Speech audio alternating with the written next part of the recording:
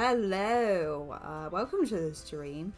I legit thought that content warning was some sort of spam bot, even though you told me you're gonna be putting it in there. It gave me a bit of a jump scare. Oh god, I'm so sick of this music already. Anyway, today we'll be playing Doki Doki Literature Club because clearly that's the only, the first horrific, spooky. The game is too quiet. Right, I don't know how much to believe you because every single stream you say it's too quiet and it's not. I'm turning it up a bit. I don't know how much you really need this sound anyway. Okay. What was I saying? I forgot what I was saying. Oh yeah. This was the game that came to mind. I thought, oh yeah, it's a Halloween game, even though it's not really spooky for a while. I don't know how long it's going to take until it gets a bit light, you know. But it's fine. Yeah, I'm just gonna get straight into it really because I'm absolutely sick of this song. I swear, if it continues playing, then, well. Right, new game. Please enter your name. Mavery. Did I spell that right? Yeah. Right. Hey! That sounds like every YouTuber's intro. I see an annoying girl running toward me from the distance, waving her arms in the air like she's totally oblivious to any attention she might draw to herself. That girl is Sayori, my neighbour and good friend since we were children. You just called her annoying, bro. You know, the kind of friend you never see yourself making today. But it just kind of works out because you know each other for so long. Oh, I see what you mean.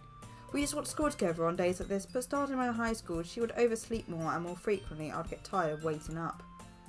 But if she's going to chase after me like this, I almost feel better off running away. However, I just sigh and idle in front of the crosswalk and let Sorry catch up to me. Ha! I overslept again!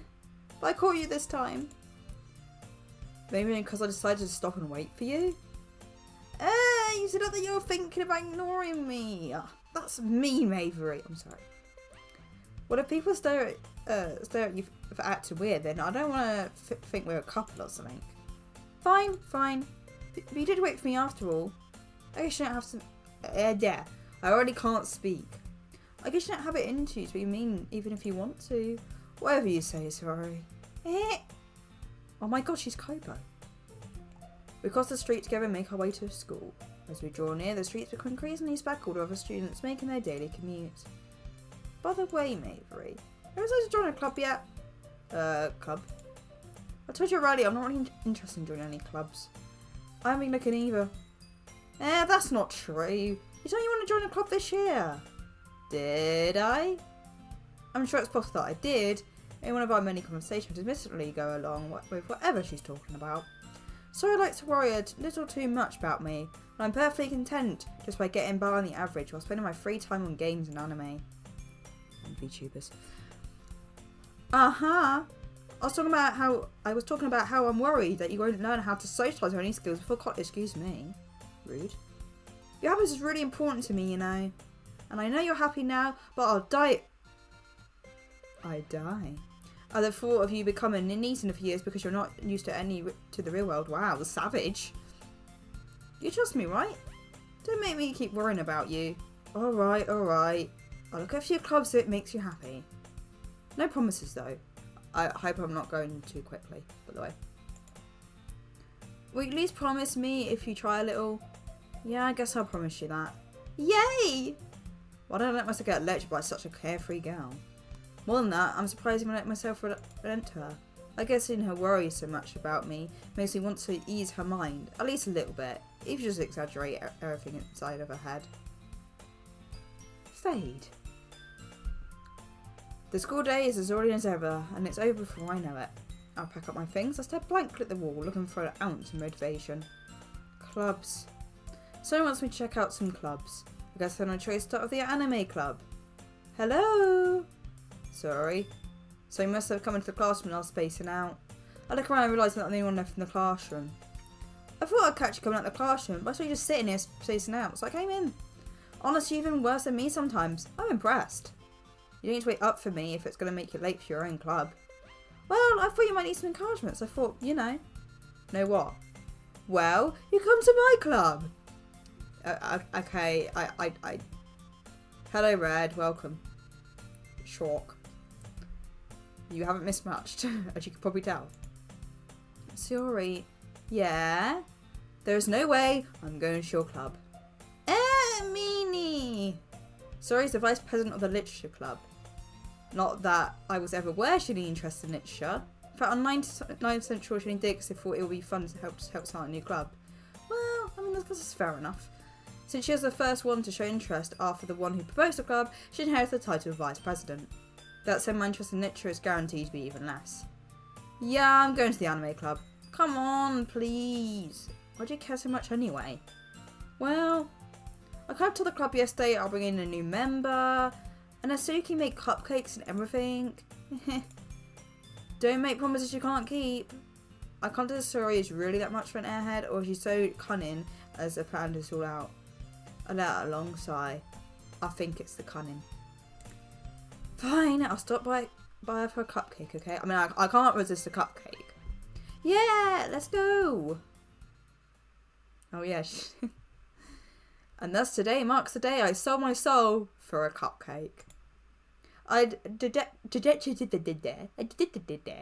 trajectory follow story across the school and upstairs, a section of the school I rarely visit, been generally used for third year class activities. I love the specifics here. Story full of energy swings open the classroom door. Swings so much it causes a fade transition. A wipe transition. You know what I mean? Everyone, the new member is here. I told you, don't... Oh, that's my voice. I told you, don't call me a new member. I glanced around the room. Welcome to Literature Club. It's a pleasure meeting you. Suri always says nice things about you. Seriously? You brought a boy? Wasn't show up properly on stream. Ah, Mavery, what a nice surprise. Welcome to the club. Was escape from the situation. This club is with incredibly cute girls. What are you looking at? If you want to say something, say it. Sorry. Natsuki. The girl with sour attitude. His name is apparently Natsuki. It's the one I don't recognise. Her small figure makes me think she's probably a first year. And eatable. She is also the one who made cupcakes, according to Shiori. You can just ignore her when she gets moody. Sorry, says that quite into her ear and turns back towards the other girls. Anyway, this is Natsuki, always full of energy. And this is Yuri, the smartest in the club. Does the same things like that. Yuri, who appears comparably more mature and timid, seems to have a hard time keeping up with people like Suri and Mizuki. Ah, well, it's nice to meet both of you. And it sounds like you already know Monica, is that right? That's right. It's great to see you again, Avery. Oh, she's doing the pose! Yes, I call her beautiful. Monica smiles sweetly. We do know each other. Well, we already taught, but we were in the same class last year. Monica was probably the most popular girl in the class. Smart, beautiful, athletic. You can say that again. Basically completely out of my league. So having her smart at me, it generally feels a little... You too, Monica. Come sit down, Bravery. We made room for the table, so you can sit down next to me or Monica. I'll get the cupcakes. Hey, I made them. I'll get them. Sorry, I got a little excited.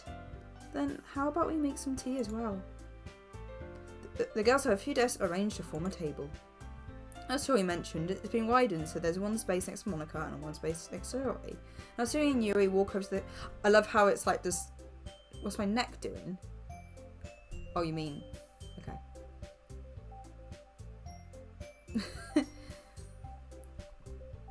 I'll just reset myself. Okay. As Suri and Yuri walk over to the corner of the room, and Natsuki grabs a wrap tray and Yuri opens the closet. I thought I was going to say chest then. Still feeling awkward, I take a seat next to Shiori. Natsuki proudly marched back to the table, tray in hand. You know, I just thought, I'm glad my voice is better now, because I can't imagine doing the stream last week. Okay, you ready? Ta-da! Whoa! Natsuki lifts a full tray to put a dozen of white fluffy cupcakes decorated like little cats. The whiskers are drawn with icing. I kind of want to eat them now. The whiskers are drawn with icing, the little piece of chocolate weren't used to make ears. So cute! I had no idea you were good at baking, Natsuki. Well, you know. Just hurry and take one. Sori grabs the first, then Monica. I follow. It's delicious. Sori talks for a mouthful and has already managed to get ice in her face. I turn the cupcake around my fingers, looking for the best angle to take a bite. Masuki is quiet. I come up to most her sneaking glances in my direction. Is she waiting for me to take a bite? I finally bite down. The icing is sweet and full of flavour. I wonder if she made it herself. This is really good. Thank you, Masuki. Why are you thanking me? It's not like I heard it somewhere before. Made them for you or anything? Eh? I thought you technically did. Sorry, said. Well, maybe, but not for you. You know, you dummy. Words. All right. I give up on Nasuki's weird logic and into the conversation. I didn't even know what Sundari meant when I first saw this game. Yura turns to the table carrying a tea set. She carefully places a cupcake. I'm getting confused now. Teacup in front of us before setting down the teapot to make the cupcake tray. You keep the whole tea set in a classroom? Don't worry, the teacher give us permission. After all, doesn't a hot cup of tea help you enjoy a good book? I guess. My character's probably never read a book. Don't need to get intimidated. Yuri's just trying to impress you. That's not... Insulted, Yuri looks away. I meant that, you know, I believe you. Well, tea and reading might not be my pastime for me, but at least I enjoy tea. I'm glad. Yuri faintly smiles to herself in relief. Monica raises an eyebrow and then smiles at me. So, what made you consider the literature club? I was afraid of this question. Since I shouldn't tell Monica that I was practically dragged here by Sori. Well, I'm joining the club because Sori seems really happy here, so... That's okay, don't be embarrassed. We'll make sure you feel right at home, okay? As president of the literature club, it's my duty to make the club fun and exciting for everyone.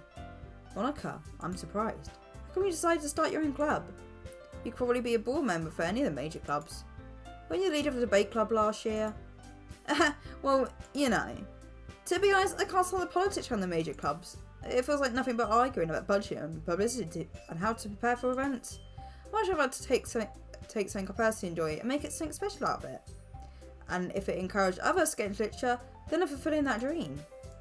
Monica is a really great leader. Yuri also nods in agreement.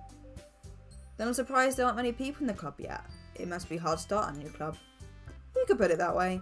Not many people are very interested in putting out all the effort to start something brand new. Especially when it's something that doesn't grab your attention, not like literature.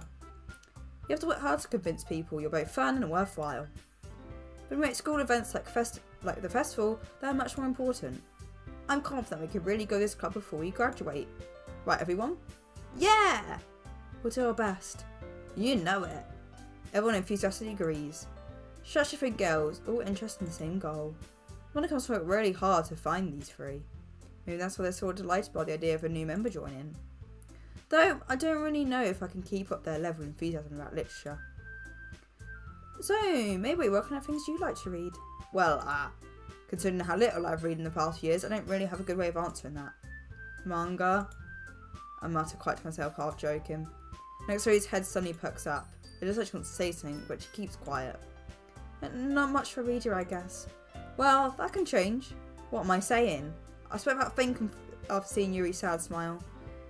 Anyway, what about you, Yuri? Well, let's see.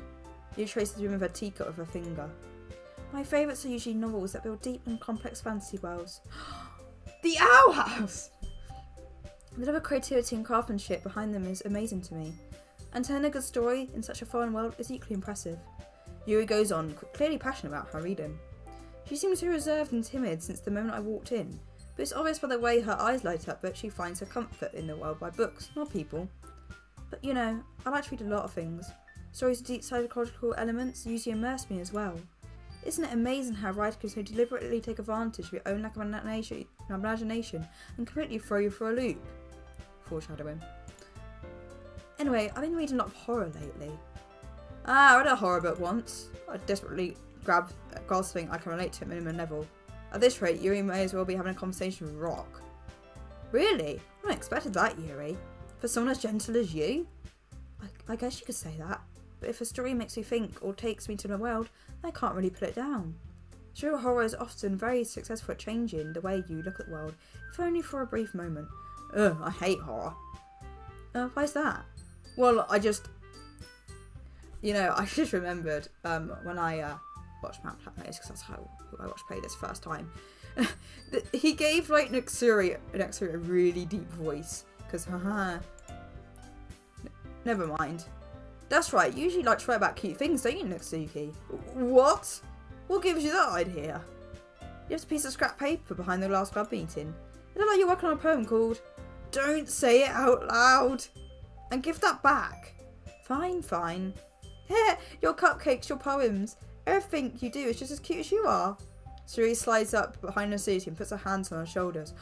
Gay, gay, gay, gay, gay, gay, gay. I'm not cute. Natsuki, write your... Oh, wrong voice. Natsuki, you write your own poems? Oh, well, I guess sometimes. Why do you care? I think that's impressive. Why don't you show them sometime? No! Natsuki averts her eyes. You wouldn't like them. Ah, not very confident writer yet. I understand how Natsuki feels. Sharing that level of writing takes more than just confidence. The truest form of writing is writing to oneself. You must be willing to open up your readers, exposing your vulnerabilities and showing the deepest reach of your heart. Do you have a writing experience too, Yuki? Maybe you could share some of your works to set an example on how Natsuki feel comfortable enough to share hers. I guess the same for Yuri. Did I just call her Yuki? I did, didn't I? Whoops. Ah, I wanted to read everyone's poems. We all sit in silence for a moment. Okay, I have an idea, everyone. Nazuri and Yuri look quizzically at Monica. Let's go home and write a poem of our own. Wow, homework! Then next time we meet, we will share them to each other. That way everyone is even. Yeah, let's do it! Plus, now I have a new member. I think it will help us all get a little more comfortable with each other and strengthen the bond of the club. Isn't that right, Mavery? Monica starts warning me once again. Hold on, there's still one problem. What's that? Now we look back at the original topic of me joining the club. I bluntly come forward with what's been on my mind the entire time. I never said I would join this club. Sumo convinced me to stop by, but I never made any decision. I also have other clubs to look at, and I lose my train of thought.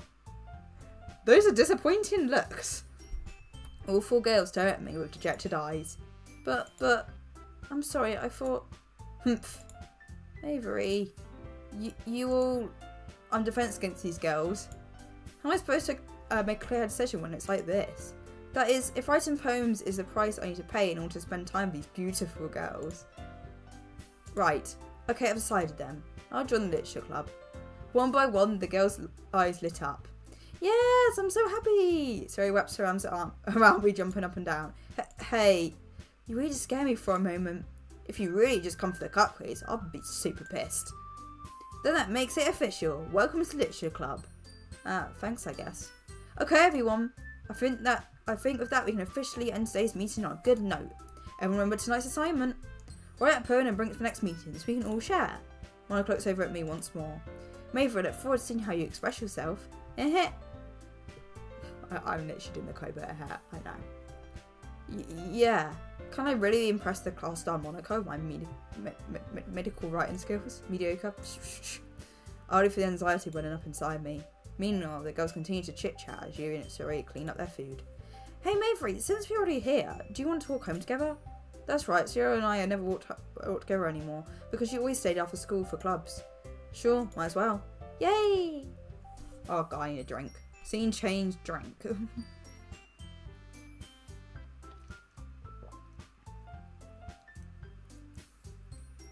And I have Skittles, so I'm gonna eat Skittles. Yeah, I'm just gonna start at the end. Oh, I think it's got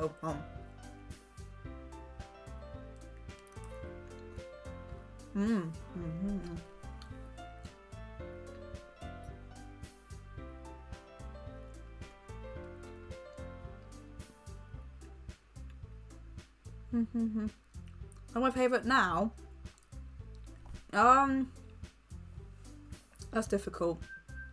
I can't decide between Yuri and I've already forgotten her name. The bratty one.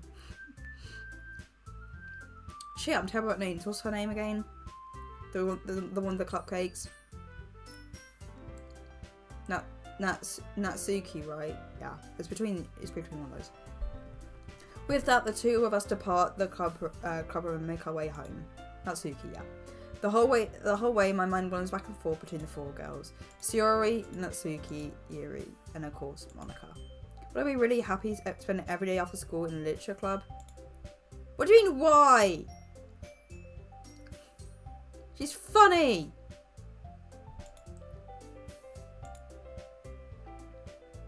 I just need to make the most of my circumstances, and I'm sure good fortune will find me. And I guess that mid. Okay, I gotta admit, I did like that pan. I find Monica mid. She just a leader thing, yeah, and you know, Sayori's just too much. Even my character doesn't like Sayori. And I guess that starts with writing a poem tonight. Fine, should I say Yuri?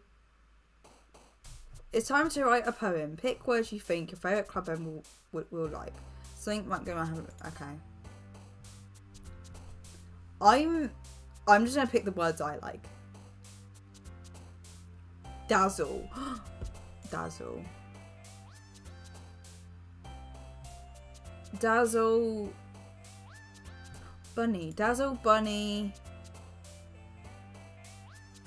Dazzle bunny sugar. Dazzle bunny sugar lollipop. Lollipops have sugar. Dazzle bunny. This is going to be a memory game now. Well, bunnies are fluffy. Fluffy fun, that's alliteration. Sparkle. Treasure sparkly. Music. Rainbow, obviously. Doki Doki's in the game. Candy. Kitty.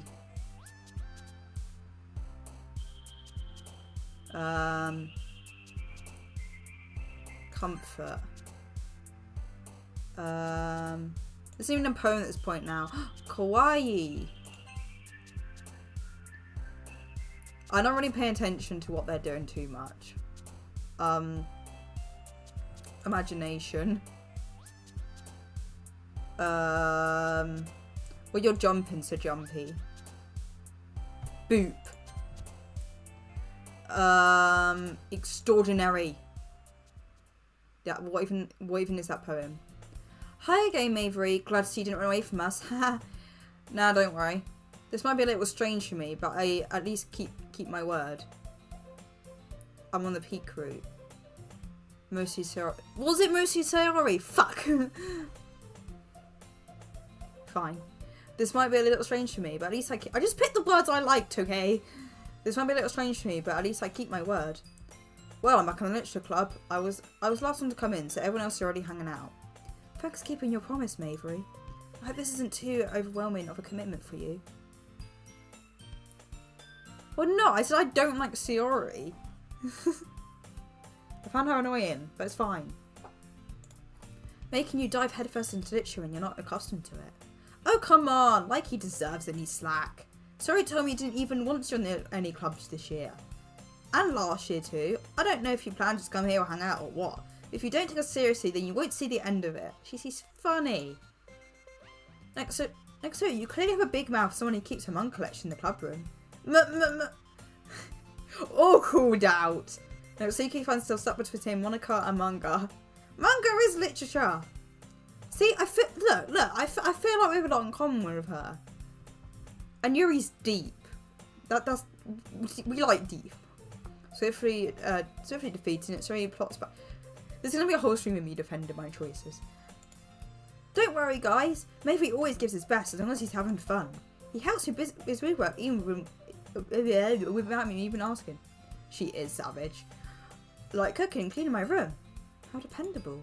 So that's because your room is messy. It's distracting. I don't know. I don't think you clean your friend's room. I'm suspicious of myself. And I almost set your house on fire once. Is that so? You two are really good friends, aren't you? I might be a little jealous. How come? You and Mavery can be good friends too. Sayori? As Sayori seemed oblivious to the weird situation she just put me into. Sayori's autistic. Oh, Yuri brought you something to say, you know. Wait, Sayori. Me? Not really. Don't be shy. It's really nothing. What is it? Never mind. Sayori made it sound like a big deal and it's really not. What do I do? Sorry, Yuri, I wasn't thinking. I guess that means it's up to me to rescue the situation. Don't worry about it. First, I wasn't expecting anything in the first place. So any nice gesture from you is a pleasant surprise. It'll make me happy no matter what. Is that so? Yeah, I won't make any big deal of it if you don't want it to be. Alright. Well, here. You reached into her bag and pulls out a book. I don't want you to feel left out, so I picked out a book I thought you might enjoy. It's a short read, so it should keep your attention if you don't usually read. And we could, you know, discuss it if you wanted. How is this girl suddenly being so cute? She even picked up a book she thinks I like despite me not reading much. Yuri, thank you, I'll definitely read this. I enthusiastically take the book. Phew. Well, you can read it at your own pace. I look forward to hearing what you think. See, she's sweet. Well, we'll see about that. Now that everyone's settled in, I expect Monica to kick off some scheduled activity with the club. That doesn't seem to be the case. Sue and Monica having a cheery conversation in the corner. Yuri's face is already buried in a book. I can't but notice her tense expression, like she was waiting for this chance. Meanwhile, Xuri is rummaging around in the closet. Ugh! I hear Xuri utter an expulsive sigh within the closet. She seems to be annoyed by something. I approach her in case she needs a hand. You looking for something in there? Freaking Monica! She never puts my stuff back in the right spot. What's the point in keeping your collection organised if someone else is going to mess it up? True that. Mizuki slides a bunch of stacked books and box across the shelf. Manga? You read manga, right? What do you mean stream dropped? What?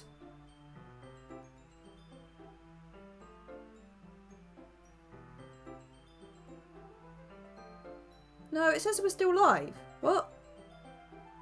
Oh, it's you. Don't do that to me. I'm still alive. Sometimes manga's one of those things where you can't admit you're really into it until you figure out what the other person stands.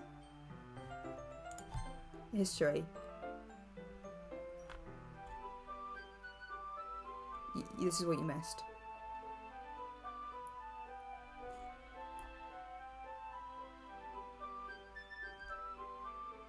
I don't know where you want me to go. You didn't miss much. I don't think. How did you know anyway? I heard you bring it up at some point. Besides, it's kind of written on your face. What's that supposed to mean? I see. There's a lone volume of manga amidst a stack of various books on the side of one of the shelves. Curious, I pull it out of the stack. There it is. Mizuki snatches it out of my hand. She then turns to a box of manga and slips a volume right into the middle of the rest. Much better. Seeing a box set with one book missing is probably the most irritating sight in the world. I know that feel. I get a close look at the box she's admiring. Pathway Girls? It's a series I've never heard of in my life. That probably means it's either way out my demographic or it's simply terrible. If you're gonna judge, then I can just go through the glass on that door. She points to the classroom door. Hey, I wasn't judging anything. I didn't even say anything. It's the tone of your voice. But I'll tell you one thing, Mavery. Consider this a lesson straight from Literature Club. Don't judge a book by its cover. In fact, you see, plays out the first volume of Pathway Girls in the box. I'm going to show you exactly why. She shoves the book right into my hands. I stare at the cover. It features 4 girls in a colourful attire striking animated feminine poses. It's exceedingly Moyamaken? I didn't just say that, did I? Don't just stand there. What? Xuri grabs my arm and pulls me out of the closet. She then takes a seat against the wall beneath the windowsills. She pats the ground next to her, signaling me to sit there. Wouldn't chairs be more comfortable? I take my seat. Chairs wouldn't work. We could read at the same time. We can't the words. We can't read at the same time like that. Why's that? I guess it's easier for us to be close together like this. Don't just say that. You make me feel weird about it. Natsuki crosses her arms and scooches an inch away from me. Sorry. I didn't exactly expect to be sitting this close to her either. Not that I can say it's particularly a bad thing. I opened the book. It's only a few seconds from Natsuki, once again inches closer, reclaiming the additional space that she hopes I won't notice. I feel a peering over my shoulder, much more eager to begin reading than I am. Wow, how has it been so right at the beginning? You don't go back and flip through the old volumes every now and then? Not really. Maybe sometimes after I've already finished the series. Hey, are you paying attention? I am, but nothing's really happened yet, so I can talk at the same time. It looks like it's about a bunch of friends in high school. Typical slice of life affair. I kind of grow out of these, since it's rare for the writing to be insane enough to make for the lack of plot. So, what should I expect from this? Is there going to be a plot? Well, obviously. You think I'd enjoy something that didn't have a plot? I mean, well, I guess I know what you're saying. A lot of the beginning is about simple things. Like, there's a really fun chapter they're obsessed with a guy at an ice cream shop. That just helps you get to know the characters. And besides, it's still entertaining. But later on, there's all kinds of drama. Like when they get all their backstories and when some of the romance starts to happen. That's really what makes it good. There's so many touching parts. Ah, is that so? It sounds like you really know what you're talking about. Maybe I underestimated you. Hey, wait. What's that supposed to mean? Next really gives me a little shove. I just meant that I haven't seen any of your full power. Humph, good save. Now the chapter seems to be about baking. This is a guess, but is there a lot of bacon in this manga? Well, as he pauses a minute as if she doesn't want to admit something. Yeah. Why does that matter? It doesn't. I was just curious. Since you're doing bacon too, right? That's just a coincidence. I haven't just had to get bacon this round at the same time I got this manga. Hey, why is that a bad thing? Why could I ever get to anything because it's in a manga? I feel bad for anyone that impressionable. Aha! Definitely not a coincidence. I guess that explains Natsuki's interest in baking. Still, of all the hobbies picked up in manga, it's definitely one of the better ones. Not to mention, she's really good at it. Who am I to judge? Ah! We read it on for a few more minutes. I finished a couple of chapters at this point. She looks younger there. I don't like that. Are you sure this isn't boring for you? It's not, even though you're just watching me read. Well, I'm fine with that, if you say so. I guess it's fun sharing something you like with someone else. I always get excited when I convince any of my friends to pick up a series I enjoy. You know what I mean? You don't? That's not... Well, I wouldn't really know. What do you mean? You don't share your manga with your friends?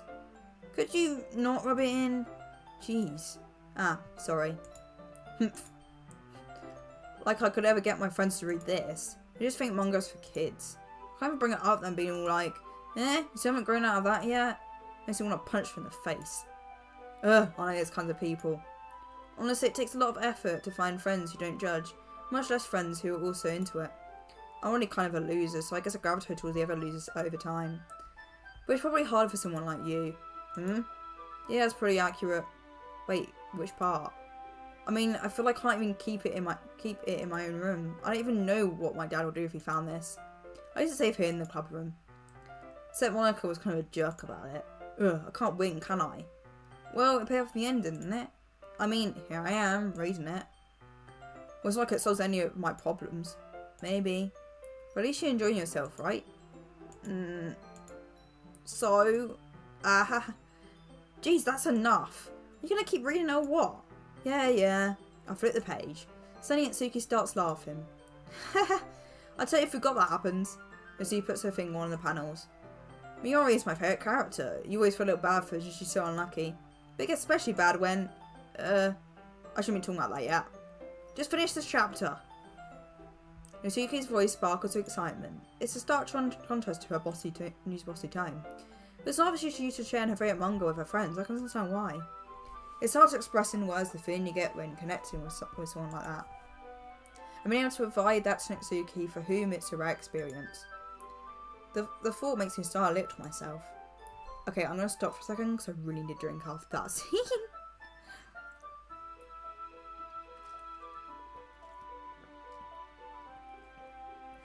I'm glad my model's going for the more stay still rather than doing a weird flip I'm drinking today. Just got two. I'm barely going to be eating these this drinks. It's going to be too talky.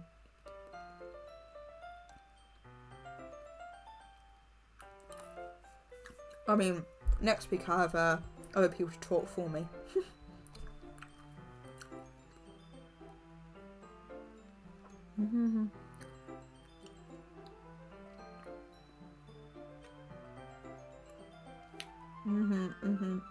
Flip.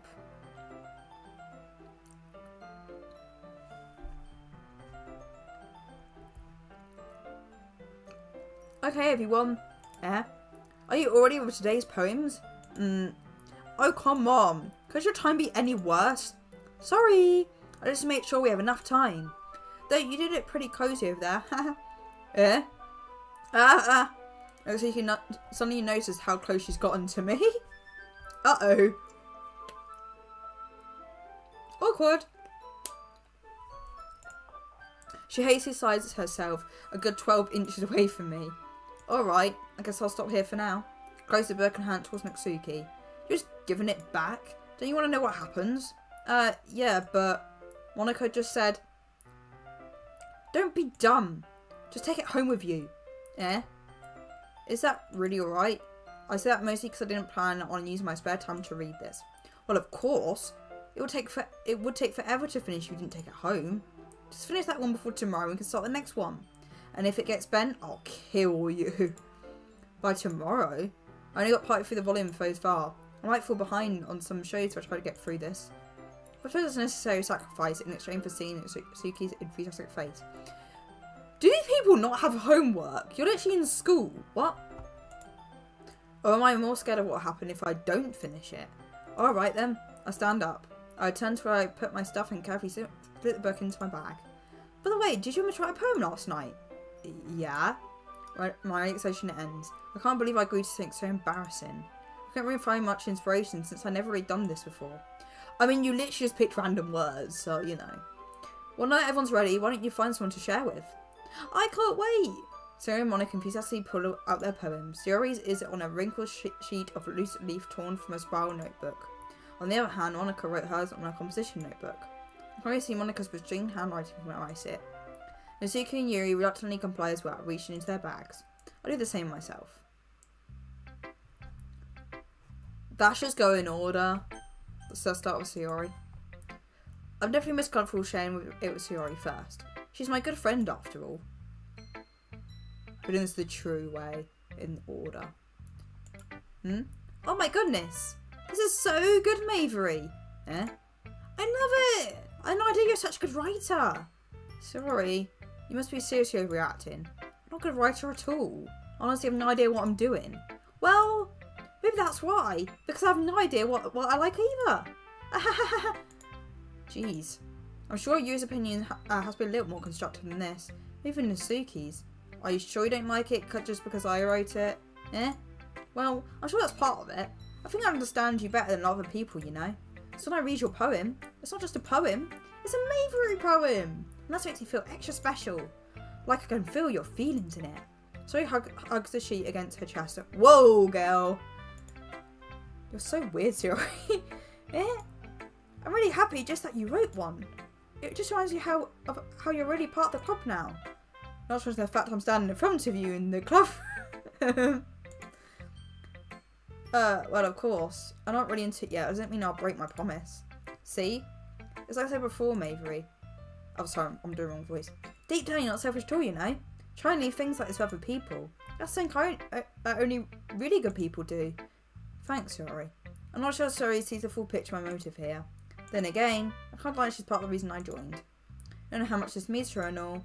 Yeah, and I'm gonna make sure you have lots of fun here, okay? That will be my way of thanking you. Alright, I'm gonna hold you to that then. Yay! Now you're in my poem too, right? Don't worry, I'm really bad at this. We'll see about that. Dear Sunshine, the way you glow through the blinds in the morning, it makes me feel like you missed me. Kissing my forehead to help me out of bed, making me rub the sleepy from my eyes. Are you asking to come out and play? I trusted me to wish this rainy day. I look above, the sky is blue. It's a secret, but I trust you too. If it wasn't for you, I could sleep forever. But I'm not mad. I want breakfast. That ending. I want breakfast. Sorry, this is just a guess, but did you wait until morning to write this? No, just a little bit. You can't answer just a little bit to a yes or no question. I've got to do it last night. Well, at least it makes me feel a little bit better about myself. Don't be mean. I still try my best. Yeah. I didn't mean to say that was a bad poem. I came out nice, or how should I put it? It just sounds like you. Really? Yeah. Especially that last line. I made eggs and toast, even though you were late to school. Okay, fine. I'll admit she's a little funny. It's bad to skip breakfast. I get all cranky. Well, I guess there's no point in arguing. Anyway, thanks for showing me. This is so much fun. Monica's the best. Yeah. But next time I won't forget, and I'm going to write the best poem ever. Well, I look forward to it. Right, let's do an Suki next. Okay, let's go. Okay, let's start with the things I don't like. First of all, Suki rereads my poem. Never mind, I don't feel like giving you my opinion. What's the point in sharing it in the first place? I wrote this when I could have been doing other things. In fact, remember how I said I wanted to read your poems? That's what I had on my mind when writing this. I wanted to help you feel confident enough to share yours. Like Monica said. Well, I would be more comfortable sharing my poem if yours was really bad. You were supposed to show me some dumb poem and we go, well, it's not that great, but let me show you what real literature looks like. And you went and ruined it. I hope you're happy. So, in other words, you're saying you liked it. No serious resort gets caught in her throat. You just don't understand anything, do you? I already told you that. You don't have to go announce it to the world like you're all self-important. But are you sure you never actually said that? I said that mostly to myself. Nasuka must really hate me or something. I can't figure out if it's a win or loss that she liked my poem. In any case, she's still to show me yours, right? Fine, I guess. Only because Monica will make me if I don't. Eagles can fly, monkeys can climb, crickets can leap, horses can race, owls can seek, cheetahs can run, eagles can fly, people can try, but that's about it. Yeah, I told you that you weren't gonna like it. I like it. What? Just be honest. I am. Why are you so convinced that I wouldn't like it? Well, because everyone in high school thinks that writing has to be all sophistication and stuff, so people don't even take my writing seriously. But isn't that the point of poems, so people express themselves? Your writing style wouldn't make your messaging less valid. Yes, exactly. I like when it's easy to read, but it hits you hard. Like in this poem. Seeing everyone around you go do great things, we really just aren't in. So I had to write about it. Yeah, I understand.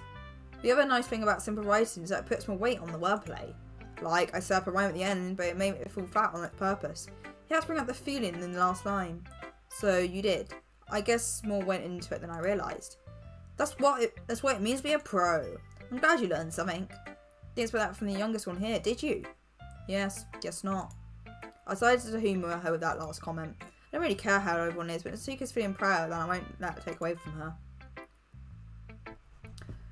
Yuri. Yuri stares at the poem. A minute passes, more than enough time for her to finish reading. Sorry, I've got to start speaking.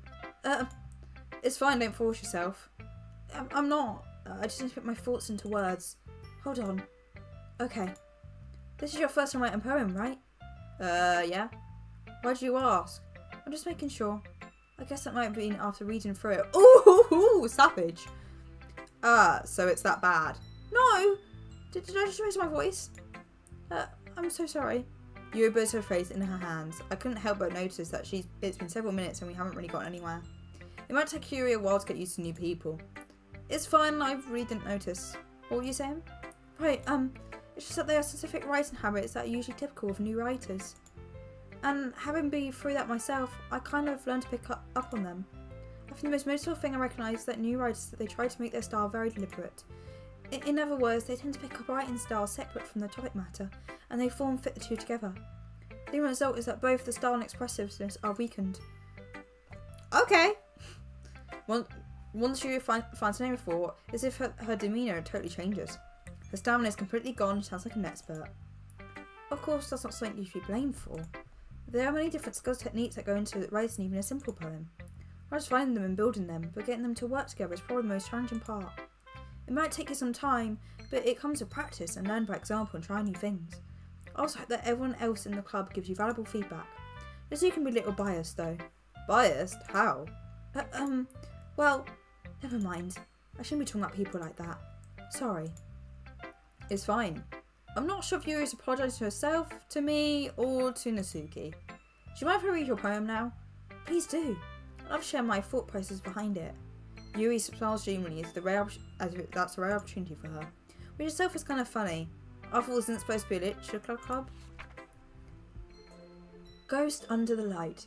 The tendrils of my hair illuminate beneath the amber glow. Bathing, it must be this one. The last remaining streetlight to have withstood the test of time. The last yet to be replaced by the sickening blue-green hue of the future. I bathe, calm, breathe in air of the present but live in the past. The light flickers, I flicker back. That felt more like a short story than a poem. I don't know. I don't know, Yuri. I'm not buying it. Hold on.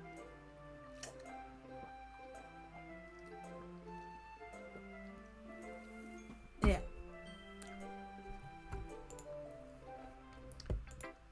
I'm sorry, I have such terrible handwriting. What? I wasn't thinking about that at all. But it took you a long time to read. Well, I don't read script very often. I actually think handwriting is pretty.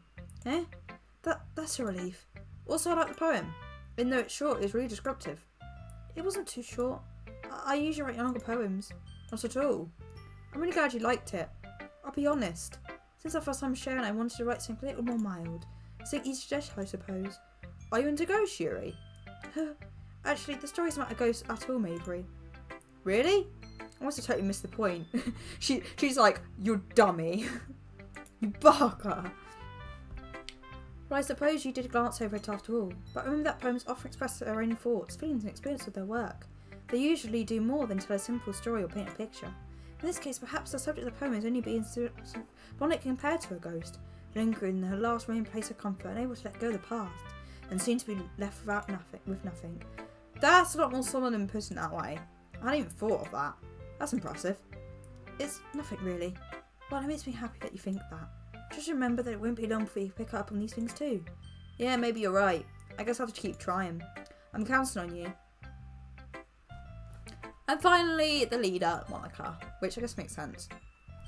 I feel like my mouse is really starting to hit against this stupid box.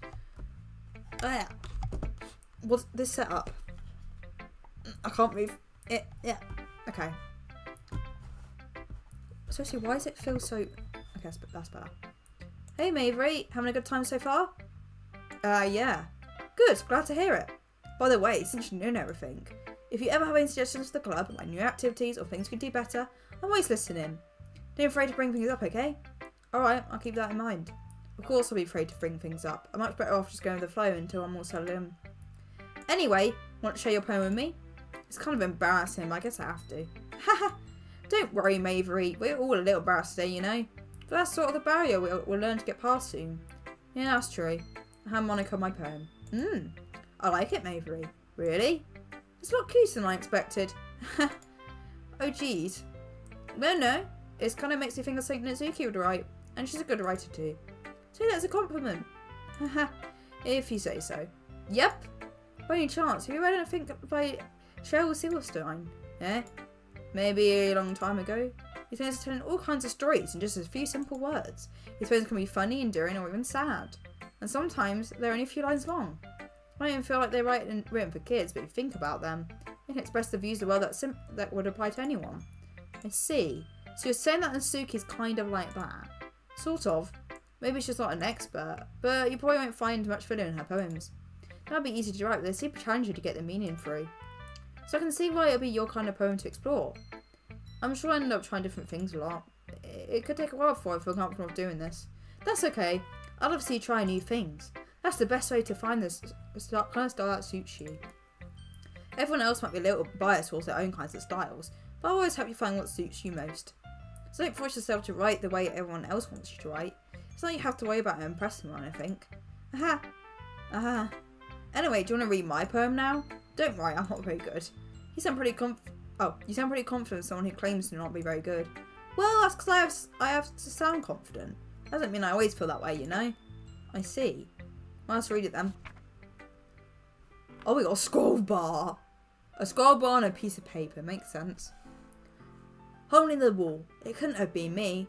See the direction of the speckled produce, a noisy neighbour, an angry boyfriend. I'll never know I wasn't home. I peer inside for clue. No, I can't see. I reel blind, like a film left at the sun. But too late, my retinas already scorched with a permanent copy of Mina's image. It's just a little hole. It wasn't too bright. It was too deep, stretching forever into everything and everything. A hole of infinite choices. I realised now that I wasn't looking in. I was looking out, and he on the other side was looking in. So what do you think? It's very freeform, if that's what you call it. Sorry, I'm not really the right person to ask for feedback. It's okay. Yeah, that kind of style's gotten pretty popular nowadays. That is, a lot of poems have been putting emphasis on time in between words and lines. When performed out loud, it can be really powerful. Was that the inspiration behind this one? Well, I'm not sure if I know how to put it. I guess you could say it's got some kind of empathy recently. It's interesting my poems a bit. Empathy. Yeah, something like that. I'm kind of nervous to talk about deep stuff like that because it's kind of coming on strongly. Maybe after everyone is better friends with each other.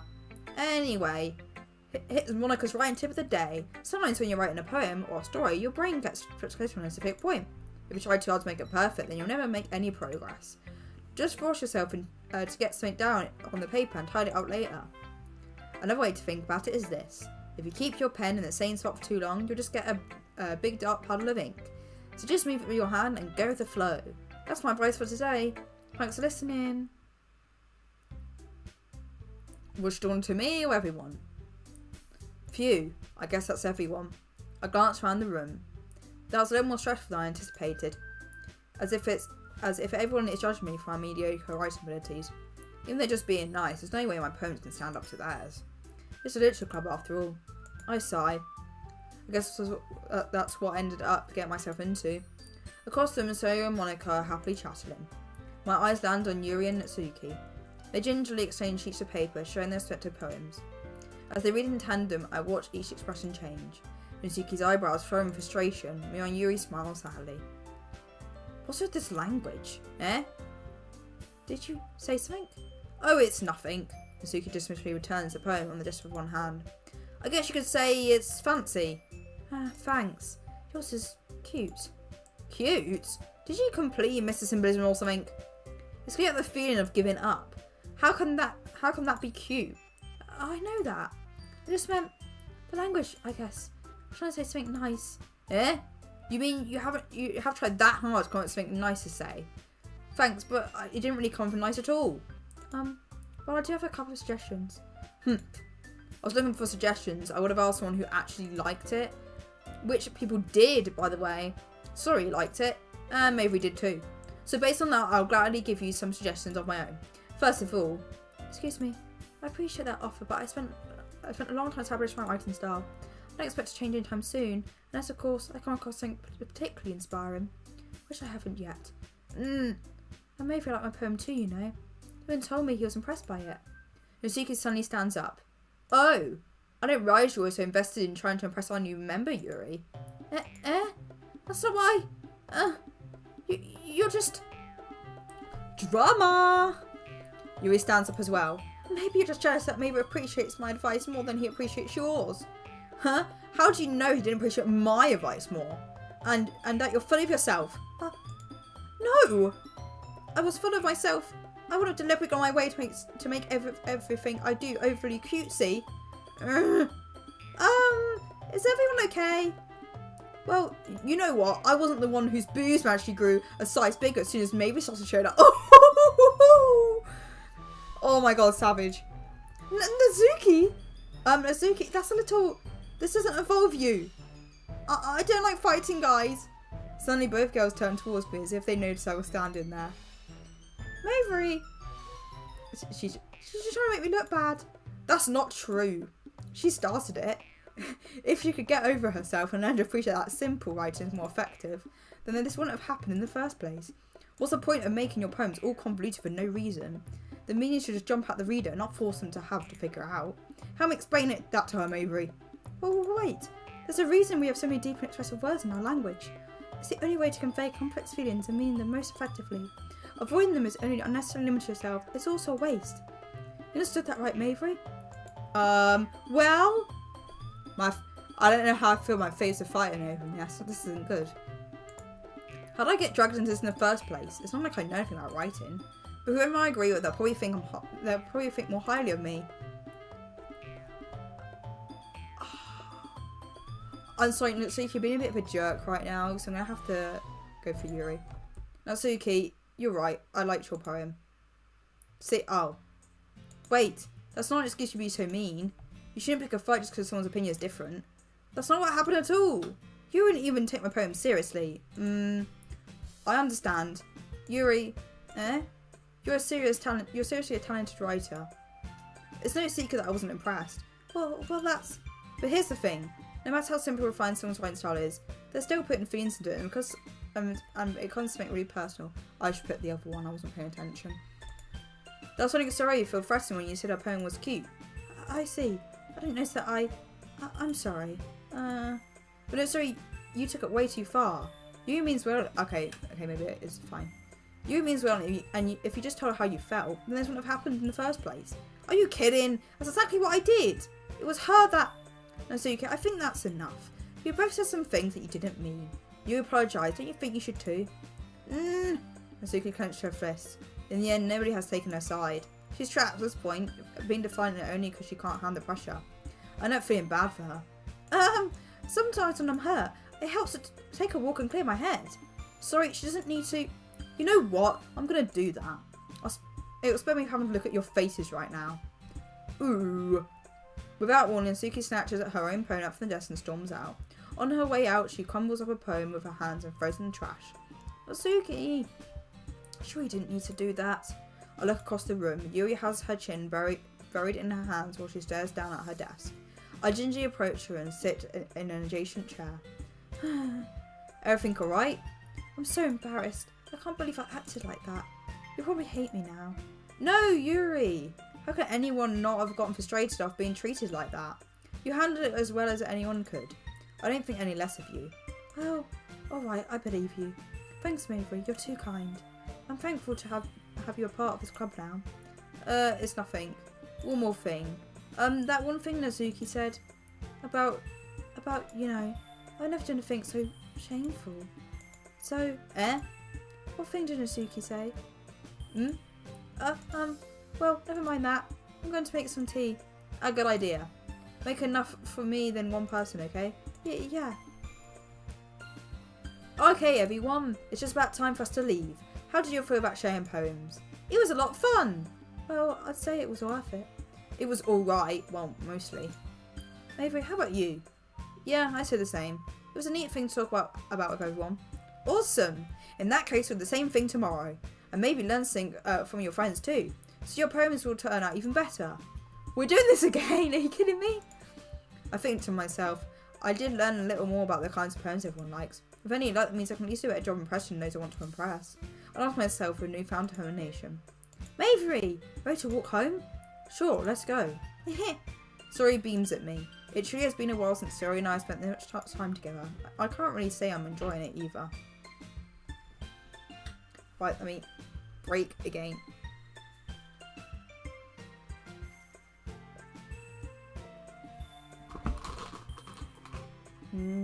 Steer toes.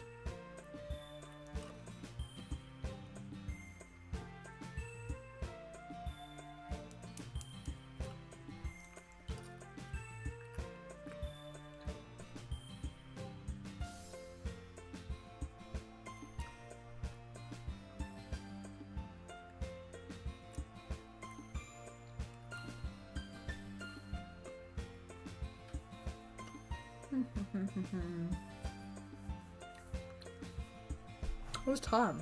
Okay. We're an hour in.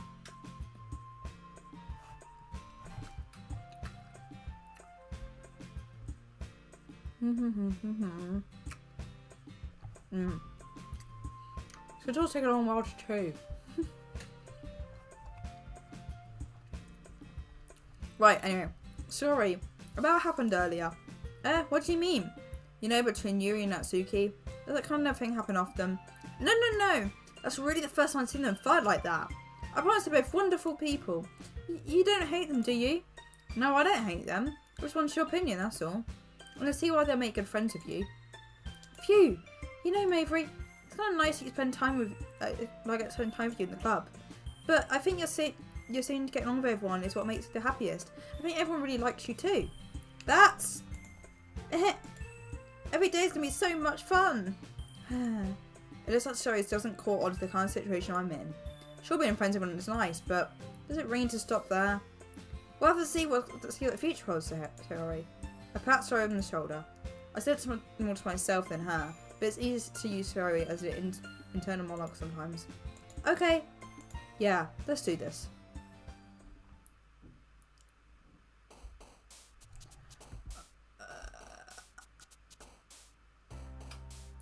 Right. Different artist now.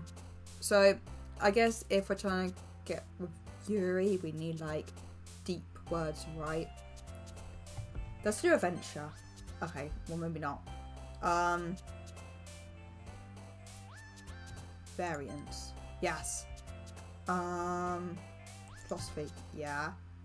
Right. Efficacious. Bliss. Essence. Hopeless defeat. Unstrained. Peace, skill, intellectual. Pure feast. Sadness. Oh, damn it. Or rain cloud. Ah, anger, atone. Yes.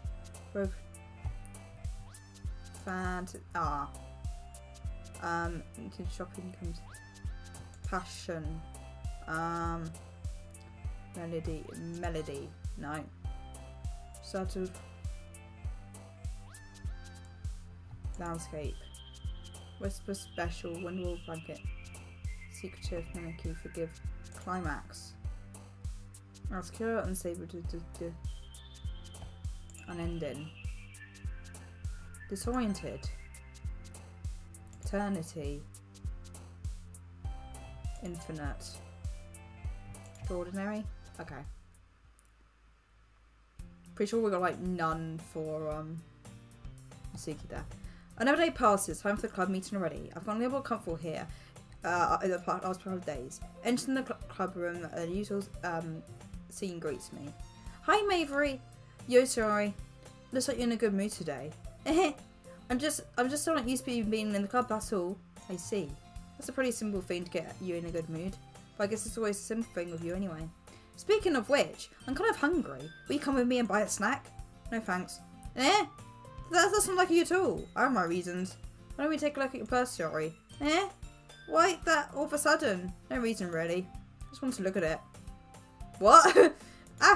Sorry, nervously retrieves her coin purse. She fumbles at the latch and gets it open. Then she sets it down and lets the container spill at the desk. Only 2 small coins fell out. I knew it. I can see right through you, Sayori. That's not fair. How did you even know? It's simple. If you had enough money in the first place, you would have bought a snack before coming into the club room. So, I'm choking on myself. So either you're not hungry or want an excuse to take a walk, or you plan to conveniently forget that you spent all your money so that I would lend you some. But there's one more thing. You're always hungry, and so that only leaves one option. I give up. Don't make me feel guilty. If you feel guilty, that means you deserve to feel guilty. Yuri suddenly giggles. I didn't notice that she was listening in. Her face is in a book, as always. I wasn't listening or anything. It was just something in my book. Yuri, tell Mavery to let me borrow some money. Don't let me get involved like that, Sayori. Besides, you should only buy what you can responsibly afford. And frankly, of pulling a mischievous something like that, your suffering is fair and enough retribution. Ooh. I didn't mean that. I got too upset into my book. I really like when you speak your mind, Yuri. It doesn't happen much, but it's a fun side of you. There's no way you could think that. You were right, though. I did think bad enough, except my retribution. That! Oh my god. Still, some of you, Suri. I guess there's a little devil inside of us all, isn't there? Yeah. Don't let her fool you. Suri knows exactly what she's doing. After all, she told you guys she was bringing me to the club up before she even told me. But, you wouldn't have come if it wasn't for the cupcakes. Such tricked Suri into making them. Come on, give me more credit than that, Suri. Pop! Yeah! Out of nowhere, something smacks Suri in the face and tumbles onto the desk. Ow! What was... A cookie! Sure enough, it's a giant cookie wrapped in plastic. Suri glances around. Is this a miracle? This was I paid my retribution. Actually, that one almost worked. I was just going to give it to you, but then I heard you about cupcakes. It was totally worth seeing your reaction though. Ha! Natsuki. That's so nice of you. I'm so happy. Suri hugs the cookie. You're hugging a cookie? Geez, just eat it. Suri rapidly tears open the wrapper and takes a big bite. So good. Suri suddenly clasps her hands over her mouth. I bit my tongue. You're going through a lot over for just one cookie. Natsuki takes a bite of her own cookie. Yours looks really good too, Natsuki. Can I try it? Jeez, beggars can't be choosers. But yours is chocolate. Yeah? Why do you think I gave you that one? Fine. Still, I'm really happy. Oh, you share one with me. Suri gets out of her seat and goes behind Natsuki and wraps her arms around her. Gay. Oh, jeez. I get it. Cookie in her hand, Natsuki reaches up to nudge Suri off of her. Suri suddenly leans down and takes a bite of Natsuki's cookie. Hey! Do you seriously do that? Mouthful, Suri trots away to safety. Yuri and I laugh as well. Geez, you're such a kid sometimes. Monika, can you tell Suri? Natsuki glances around. Monika isn't in the club room. Ugh. Where's Monika anyway? Good question. Have you heard anything about her being late today? Not me. Yeah, I haven't either. That's a bit unusual. I hope she's okay. Of course she's okay. She probably had something to do today. She'll be proper after all. Like her homework. You don't think she has a... I wouldn't be surprised. She probably is more desirable than all of us combined. That's so true. Excuse me? Suddenly the door swings open. Sorry, I'm super sorry. There you are. I didn't mean to be late. I hope you guys don't worry or anything. Monika chose the club over her boyfriend after all. You're so strong-willed. Boyfriend? What on earth are you talking about? Monika quizzically... Is quizzically actually a word? Glances at me. Never mind that. What held you up anyway? Well, my last period today was study hall. To be honest, I kind of just got lost track of time. That makes no sense though. You would have heard the bell ring at least. I must not have heard it since I was practicing piano. Piano? Wasn't it where you play music well, Monika? I don't really. I just kind of started recently. Sus. I've always wanted to learn piano. That's so cool. You should play something for us, Monika. Monika looks at me. Maybe once I get a little bit better, I will. Yay! That sounds cool. I'll look forward to it. Am I dumb? Is my character dumb? Is that so? In that case, I won't let you down, Mavery. Monika smiles sweetly and does that weird flip thing. I didn't mean to any pressure or anything like that. Don't worry, I've been practicing a lot recently and I really love the chance to share once I'm ready. I see. In that case, best of luck. Thanks. So, I didn't miss anything, did I? No, not really. I choose to leave out Suri's mischievous escapade. I'm sure Natsuki will end up complaining to her anyway. It looks like everyone has already settled down. Suri somehow already finished her entire cookie. How big were these cookies? Yuri is back on her book and Natsuki disappears to the closet. I'm really curious to talk to Yuri a little bit more, but at the same time I feel bad for distracting her from reading. I catch a glimpse of the cover of her book. It is the same book that she lent me. More than that, she seems to be on the first few pages. Crap. I think she knows me looking at her. She sneaks her a glance and our eyes meet for a split second. But that only made her hide her face deeper in the book. Sorry, I was just spacing out. I muttered this since I made her uncomfortable. Oh, it's fine. I was focused and I probably wouldn't have noticed in the first place. But I'm just reading a bit of this, so... That's the book you gave me, right? I want to reread some of it. Not for any particular reason. Just curious, how come you have 2 copies of the same book? Well, I stole that bookstore yesterday. That's not what I meant. I mean, I just happened to buy 2 of them. I see. There's something fairly obvious here that you isn't telling me, but I decided to let it go. I'll definitely start reading it soon. I'm glad to hear. Once it starts to pick up, you might have a hard time putting it down. It's a very engaging and relatable story. Is that so? What's it about anyway? Well, Yuri closes the book and scans her eyes over the back. The book is called Portrait of Markov. There's an ominous looking eye symbol on the front cover. Alright, I just wanted to make sure I don't accidentally give anything away. Basically, it's about this girl in high school who moves in with her long lost sister. But as soon as she does, her life gets really strange. She gets targeted by these people who escape from a human experiment prison. And when her life is in danger, she needs to desperately choose who to trust. No matter how she does it, she ends up destroying most of her relationships, and her life starts to fall apart. That's kind of dark, isn't it? You made it sound like it was going to be a nice story, so that dark turn came from nowhere. Well, I mean, the book looked a little bit dark, like the cover. That was a pretty deep novel. A depth novel, yes. Yes, a depth. Yuri gently giggles all of a sudden. Are you not a fan of that sort of thing, Maeve? No, it's not that. I mean, I definitely enjoy his own stories, so don't worry. I hope so. Yeah, I totally forgot you was into those things. She's so shy and reclusive from the outside, but her mind seems to be completely different. Just that those kinds of stories, they challenge you to look at life from a strange new perspective. And horrible things happen, not just because someone wants it to be evil, because they have their own goals and their own philosophy that they believe in. And suddenly, when you thought you related to the protagonist, they're made out to be the naive one for letting their one-sided morals interfere with the villain's plans. I'm rambling, aren't I? Not again. I'm sorry. Hey, don't apologise. I haven't lost interest or anything. Well, I guess it's alright then. But I feel like I shouldn't let you know I have this problem. When I let things like books write and fill my thoughts, I kind of forget to pay attention to other people. So I'm sort of ending up saying something strange. And please, stop me if I'm talking too much. I really don't think you need to worry. That just means you're passionate about reading. The least I can do is listen. It's literature club after all. That's true. In fact, I might as well get started reading. I might as well get started reading it, right? You don't have to. What are you saying? Just a moment ago, you were looking forward to it. Just let me get to the book. I quickly retrieve the book that I put into my bag. Alright, it's fine if I sit here, right? I slipped into the seat next to Yuri's. Yeah. Are you sure? You seem a little apprehensive. I'm sorry. It's not that I don't want you to.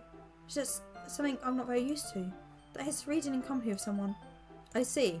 Well, just tell me if you end up attracting you and think. Alright. I open the book and start the prologue. I don't understand what Yuri means about reading in company. It's as if I can feel her presence on over my shoulder as I read. That's a bit creepy. It's not clearly a bad thing. Maybe it's a little distracting, but but the feeling is somewhat comforting. Yuri's in the corner of my eye. I realise that she's not actually looking at her own book. I glance over. It looks like she's reading from my book instead. Sorry, I was just... Yuri, you really apologise a lot, don't you? I do? I don't really mean to. Sorry. I mean... Here, this should work, right? I slam my desk until it's up against Yuri's and hold my book more between the two of them.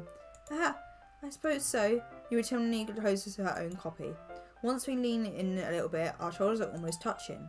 It feels like my left arm is in the way, so I instead use my right hand to hold the book open.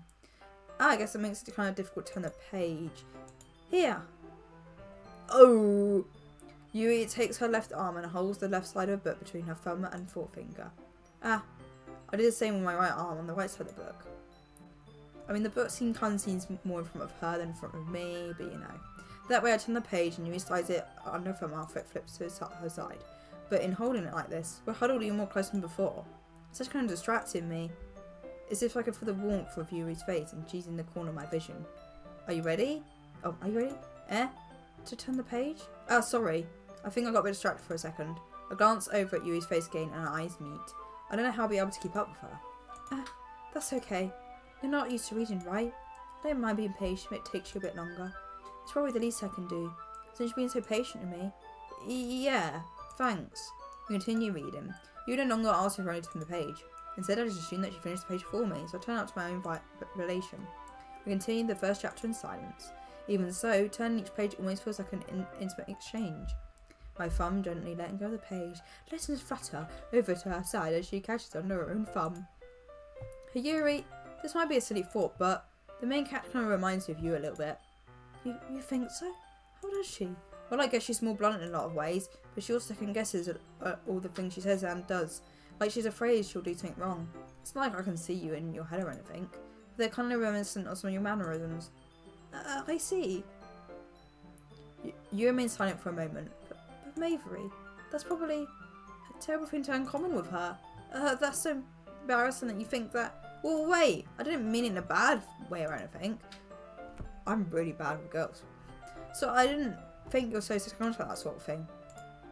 I guess I'm more meant to it's kind of cute. What are you saying all of a sudden? Okay everyone. Thank you, saved by Monica. I think it's about time we shared today's poems with each other. We might not have enough time if we wait too long. Yuri exhales, spared from her finishing her thought. Is that alright, Yuri? You look kind of down. I'm sorry I haven't been looking forward to this. It's not. It's fine. Yuri releases her hand from a book, causing it to squish on top of my thumb. Alright, I guess I'll do some more reading tonight. Or would you prefer I read it with you? I guess I don't have much of a preference either way. In that case, I'll read a little more tonight. It'll be more fun to read with you after it picks up a bit, you know? That's good reasoning. In that case, feel free to finish the first 2 chapters in your own time. Alright, I stand up. I make a mental note of where I left in the book, then slip it back into my bag. We're not going to fold the page over, I guess. Or the corner. Alright, drink time.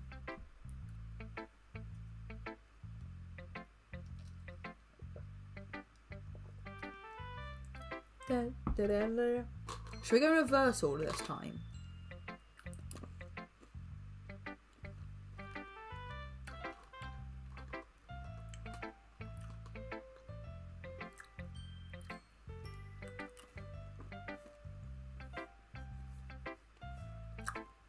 Do Monica last, so just going the right order then.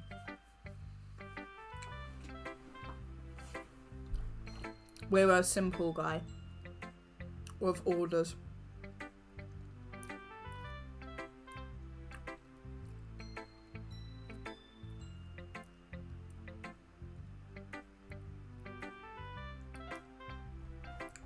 Right, let's start the story then.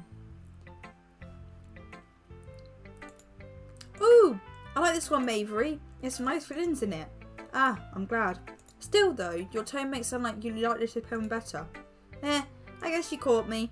Sometimes you know me a little too well for my own good. But don't try to be nice about it. If I'm doing a bad job, then I'll rather just hear it. No, I still like this one. I promise. You know I don't lie to you, Mavery. Never, ever. Yeah, I guess so. Or maybe yesterday's poem so great compared to this one then. I'm not figuring out if poems are good or bad, but that's why I just go by my heart. It makes me feel things. It must be a good poem. I'm not sure that's exactly how it works. Then again, I guess conveying feelings is a pretty important part of this whole thing. Yeah, maybe. Honestly, I don't even know what kind of writing you like in the first place. Yeah, me neither. Ugh. Why don't you at least try giving it some thought? You want to write something for me? That's so sweet. Yeah, right. But you're always thinking about other people. You'd think about yourself once in a while. If you don't, you might end up getting hurt at some point. Well, I don't really know what you mean, but I'd try to get that in mind. Well, whatever. Anyway, let's see. I guess I like happy poems. Wait, sometimes I like pound poems too. Sometimes a little bit of both. It's worth that, right? What's the word I'm looking for? Bittersweet. Yeah. I like things that are happy and things that are sad. Happy and sad. I can't see you liking something sad, sorry. Well, I like happy the most, but sometimes you have a little rain cloud in your head. A sad poem can help the rain cloud give her hand a little hug and make a nice happy rainbow. So that's unexpectedly poetic. It is? Maybe I'm getting better to express my feelings after all. Thanks, Mavery. I should go write that down then. You can read my poem now, okay? Oh my god, this is longer. Battles. I pop off my scalp like a lid of a cookie jar. It's a secret place where I keep all my dreams. Little balls of sunshine all rubbing together in like a bundle of kittens. I reach inside my thumb and forefinger, pluck one out. It's a woman tingly. There's no time to waste. I put it in a bottle to keep it safe. And I put the bottle on the shelf with all the other bottles. Happy thoughts, happy thoughts, happy thoughts, and bottles all in a row. My collection makes lots of friends. Each bottle a star like that to make amends. Sometimes my friend feels a certain way. Down comes a bottle to save the day. Night after night, more dreams. Friend after friend, more bottles. Deeper and deeper my fingers go. Wait, what? Like exploring a dark cave, discovering secrets hiding in nooks and crannies. Digging and digging, scraping and scraping. I blow dust off my bottle caps. It doesn't feel like time elapsed. My empty shelf could use some more. My friends look through my locked front door. Finally, all done. I open up. In come my friends. In they come. Such a hurry. Do they want bottles that much? I frantically pull them from the shelf, one after the other, holding them out to each and every friend, each and every bottle. But every time I let go, it shatters against the tile beneath my feet. Happy thoughts, happy thoughts, happy thoughts, in shards all over the floor. They're supposed to be my friends who aren't smiling. They're shouting, pleading, saying, but what I hear is echo, echo, echo, echo, inside my head. That escalated quickly. Holy crap. So did you really write this? Of course I did. Didn't I tell you yesterday I was going to write the best poem ever? Yeah, but, I mean, I didn't expect something like this coming from you. Mark taught me a whole lot, and I've been really in touch with my feelings recently. I see that. It's almost kind of creepy. Creepy? Well, not exactly. Makes I'm so used to being cheerful. Well, never mind. I'm thinking too hard about it. Point is, it came out good. She should be proud of it. Oh, thanks. I feel like I was meant to express myself this way. Even helps to understand my own feelings a little bit better. Writing is like magic. You weren't pretty passionate about this, huh? I hope you keep it up. Yeah! I don't think she wants to keep it up. Writing's the best. I'm gonna keep writing until I die. Don't get ahead of yourself. Sorry, it's always had a habit of getting obsessed with something before dropping in no more than a week later. I wonder if that's one of those times. But seeing the passion in her eyes makes it hard for me to be pessimistic. Game stop. Stop being vague. Are we okay?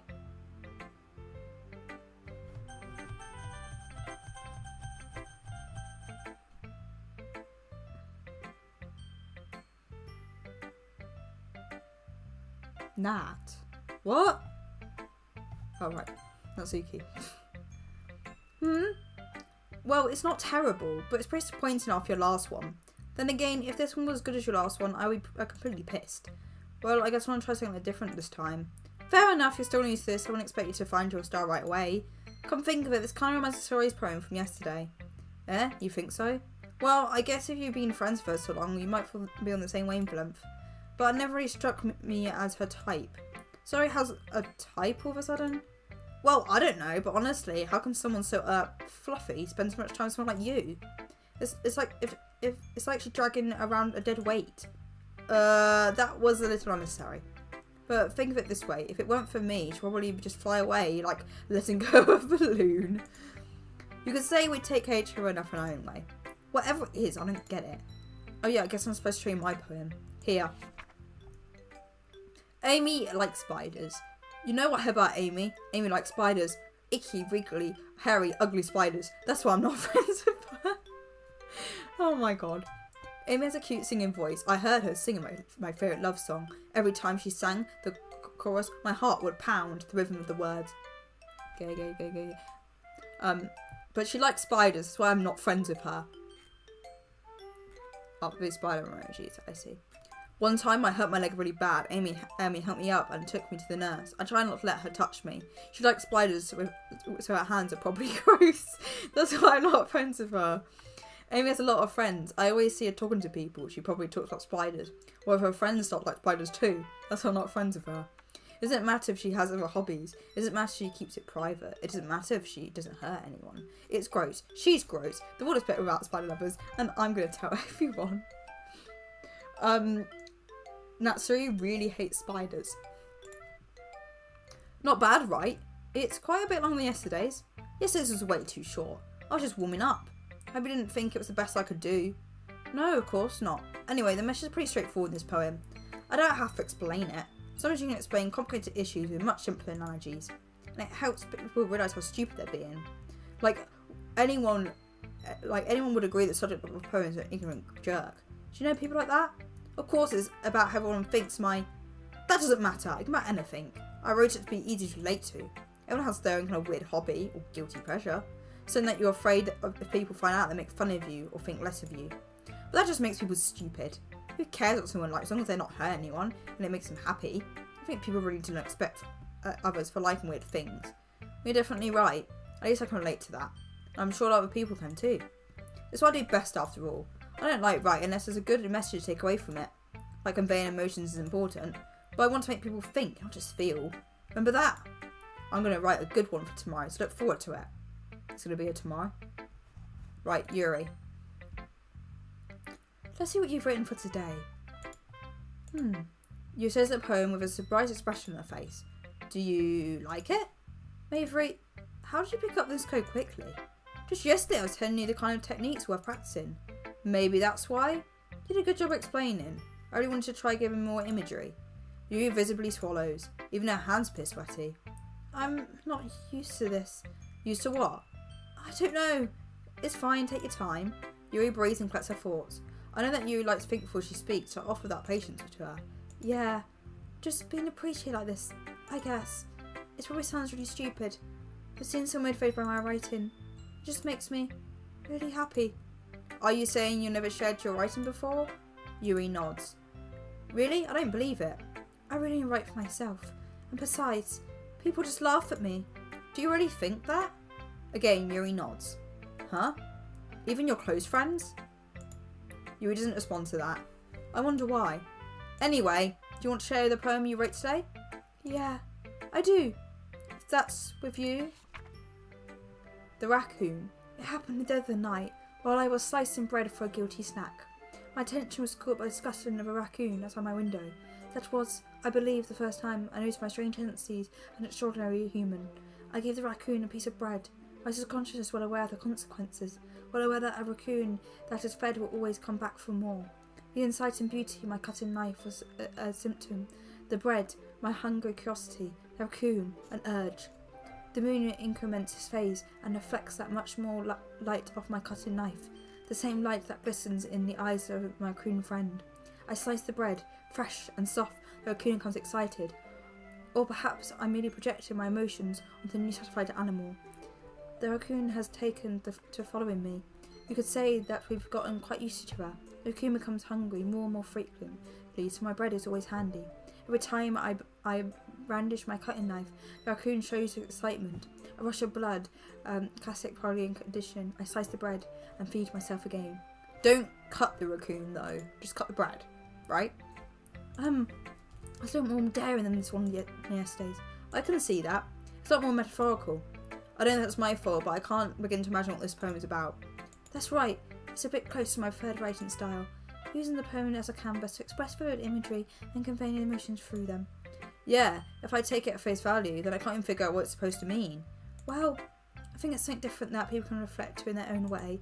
I want to express the way it feels for me to indulge in my more unusual hobbies, or like cutting bread.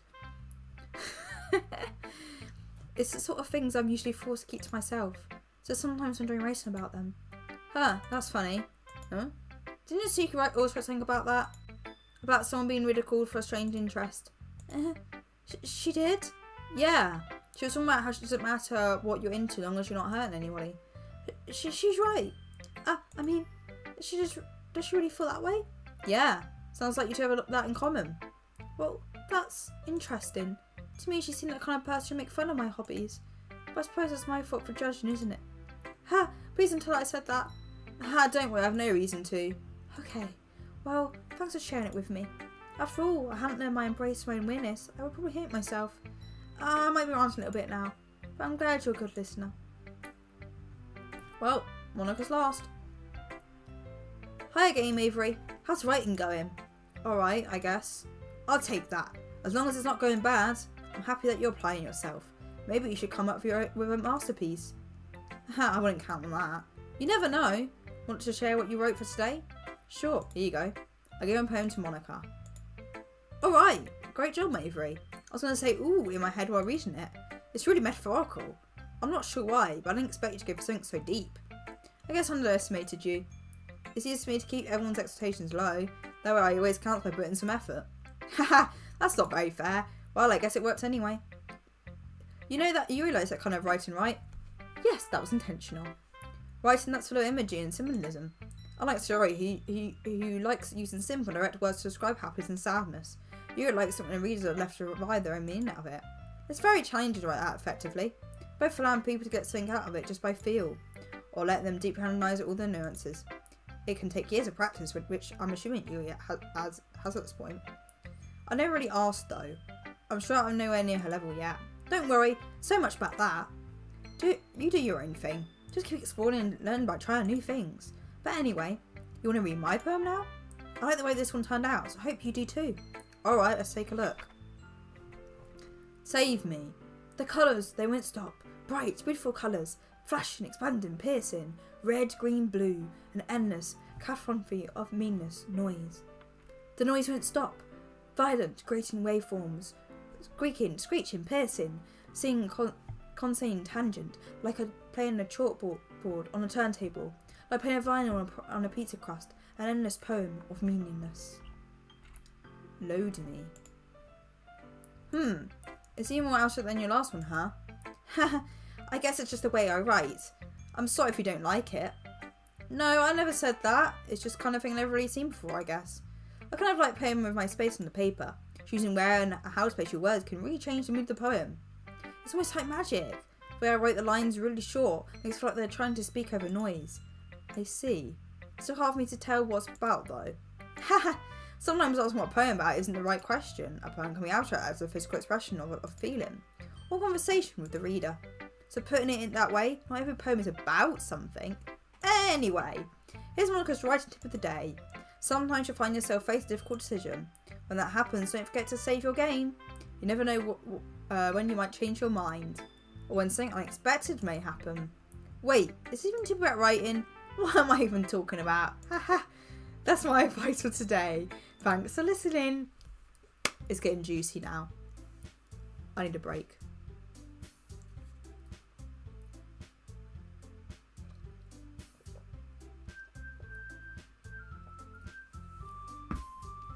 Break time. Little's time. There's a lot of thinking going on there.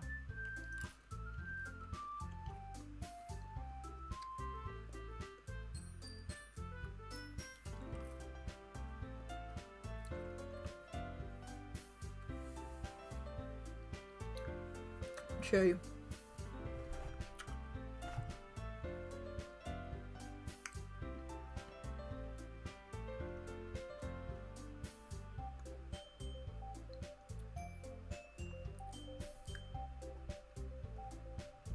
Okay everyone, we're all done reading each other's poems, right? I've something extra planned for today, so everyone comes in front of the room. Is this about the festival? Well, sort of. Do we really have to do something for the festival? It's not like we can put together anything good in a few days. Let's just not embarrass ourselves instead of getting any new members. That's a concern of mine as well. I don't really do well last minute preparations. Don't worry so much, we're going to keep it simple, okay? We won't need much more than a few decorations. Shara has been working on posters and I've designed some pamphlets so we can give out during the event. Okay, that's great and all. That doesn't tell us what we're actually going to be doing for the event. Sorry, I thought you heard about it already. Well, we're going to be performing. Performing? Monica? Yes, we're going to have a poetry performance. Each of us is going to choose a poem to recite during the event. But the cool part is we're also going to let anyone else come up and recite poems too. So he's putting it all on posters in case anyone wants to prepare ahead of time. Sorry has been kind enough a poster, holds it up for us to see. Are you kidding me, Monica? You didn't already start putting this poster up, did you? Well, I did. Did you really think it's that bad of an idea? Well, no, it's not a bad idea. But I didn't sign up for this, you know. There's no way I'm going to be falling in front of 3 people like that.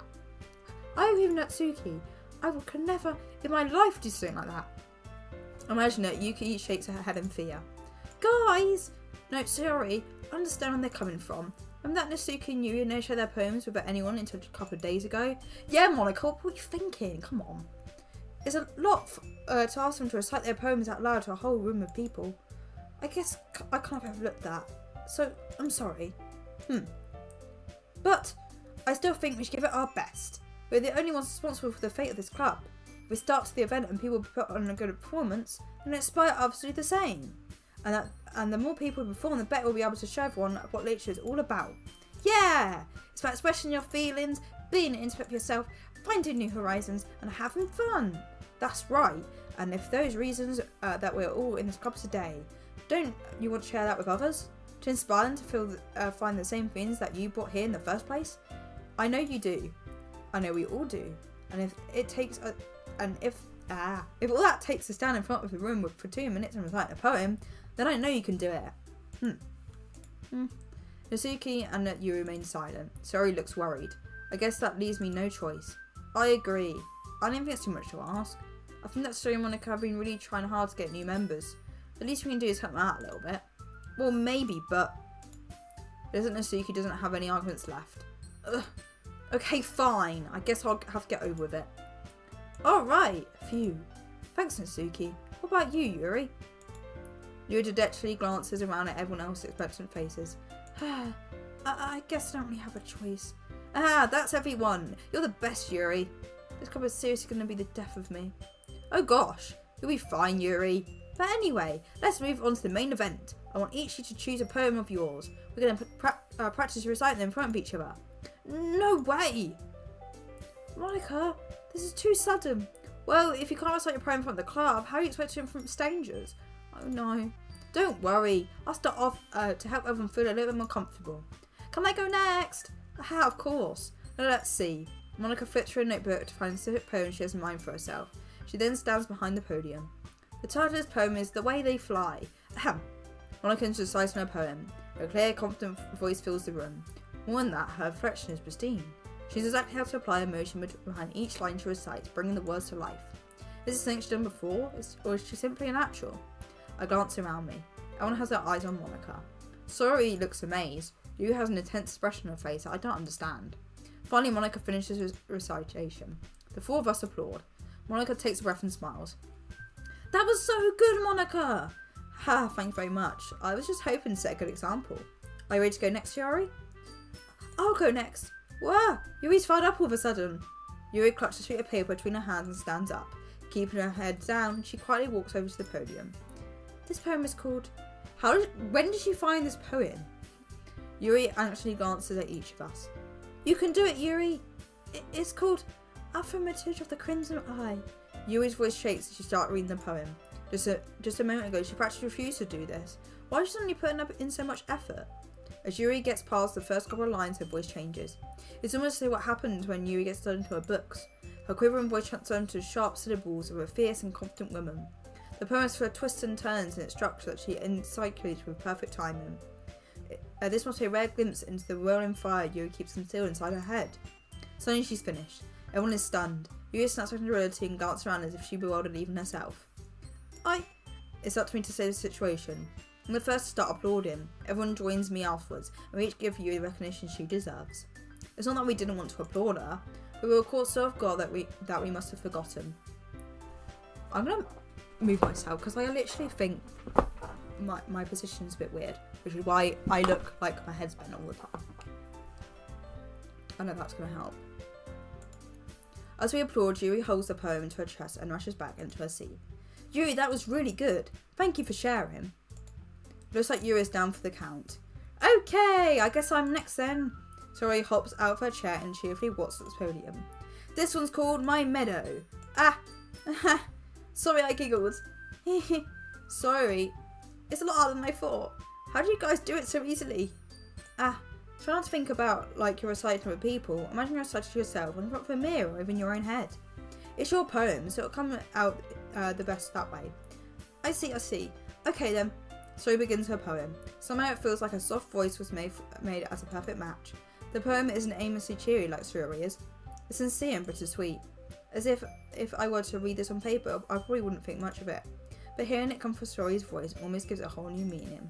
Maybe that's what Sori meant when she said she likes my poems. It's like I get to reach more deeply into someone I thought I knew through and through. Sori finishes and we applaud. I did it! Good job, Sori. Even Maeve liked it. I guess that's a good sign. What does that even mean? Yeah, I'm still doing it. I don't know why. Like, I don't know what it is, because the webcam's literally right in front of me, so I don't know why it's doing that. It came out nice, Harry. The atmosphere of the poem... Does it work right now? It makes it even worse. Why? Why am I so tilted today? Like, the webcam isn't perfectly sinister. I don't want to touch it, though. The atmosphere of your poem fits you really nicely. But it might be that other poems wouldn't work quite as well with the kind of delivery. I don't really understand. In other words, I've seen your poems of yours where you sort of get gentle delivery wouldn't work as well. They might need a bit more force behind them, depending on what you're reading. Oh, I know what you mean. Well, I'm impressed in this sort of thing. It's just embarrassed in front of everyone. The next time, I'm going to make you pick up on that challenges you a little more. We don't have much time for festival, you know. Okay. Now, who's next? Natsuki? Don't make me go before Mavery. It's not like I compare to you guys anyway. Might as well let Mavery know everyone stands a little before I have to do it. Natsuki. It's fine. I might as well get over with. But it's not like I've had much selection of what to read. I'll have to go with what I wrote for today. I stand up in front of the podium. Everyone has their eyes on me, make me feel terribly awkward. I cite my poem. So it's not exactly a compliment in writing, it's hard to put energy into it. Despite that, once I finish, I receive applause anyway. So I'm not really good as everyone else. Don't worry about it so much. I think it's less about your abilities, more about your lack of confidence in your writing. So that's something that I'll improve over time though. Yeah, maybe. Alright then. That just leaves you, Natsuki. Yeah, I'm going. Natsuki begrudgingly gets out of the seat and makes her way to the podium. The poem is called... Why are you all looking at me? Because you're presenting. Anyway, the poem's called Jump. Natsuki takes a breath. Once she starts reciting the poem, her sad attitude appears a little. While she's still a little confused, her poem has a rhythm line to it. Natsuki's trained about start, and it works surprisingly well when spoken aloud. The words feel like they bounce up and down and is given life to the poem. But it is called Jump. Natsuki finishes and everyone applauds. She hurries back to her seat. Wait, unless... I'm hoping it's... No, it can't... No, it can't... It's not on. Never mind. Easy for you to say. You better not make me do that again. Oh, well, do you at least feel proud enough to recite a poem in front of other people? I mean, doing it in front of other people would be way easier. And put whatever face I want for other people. It's just my friends. It's just embarrassing. That's surprising, Natsuki. I think it'll be the other way around for me. Well, that's just how it is. So, well, in that case, I won't have... you won't have much to worry about for the festival. That said, I want to thank everyone for coming through. It may be hard, but I hope you all have an idea of what it's like now. Make sure you pick a poem and get enough practice for the festival, okay? I'll be making pamphlets, so let me know ahead of time what you'll be reciting. Geez, I should probably find some other poem to recite instead. That's fine too. It doesn't have to be your own. I'm already pleasantly surprised that you're all putting in this effort for the club. It makes me really happy. She just like hair whipping. Yeah, oh yeah, no problem. Okay everyone, I think that's about it for today. I know the festival's coming up, but let's try and write poems for tomorrow as well. I've been working on it. It's been really nice so far, so let's continue that. As for the festival, we'll be finished band tomorrow and then we'll have the weekend to prepare. Monday's the big day. Why is festival on a Monday? I can't wait. I can do this. Alright. I stand up. There's no way I'll be able to find the same enthusiasm for Sorry and Monica, but I'll do my best to get through it. It's for the sake of the club. And impressing Monica. Gonna have to do my best. Where to go, Sorry? Yep. Look at you two, always going home together like that. It's kind of adorable, isn't it? Jeez, guys. Don't make it such a big deal out of it. It must be a little nice, though. Well, how am I supposed to respond to that? It's okay, Maeve, but you don't have to say it. Whatever, let's go already. Right, the scene change time, you know what that means? It means drinking skills.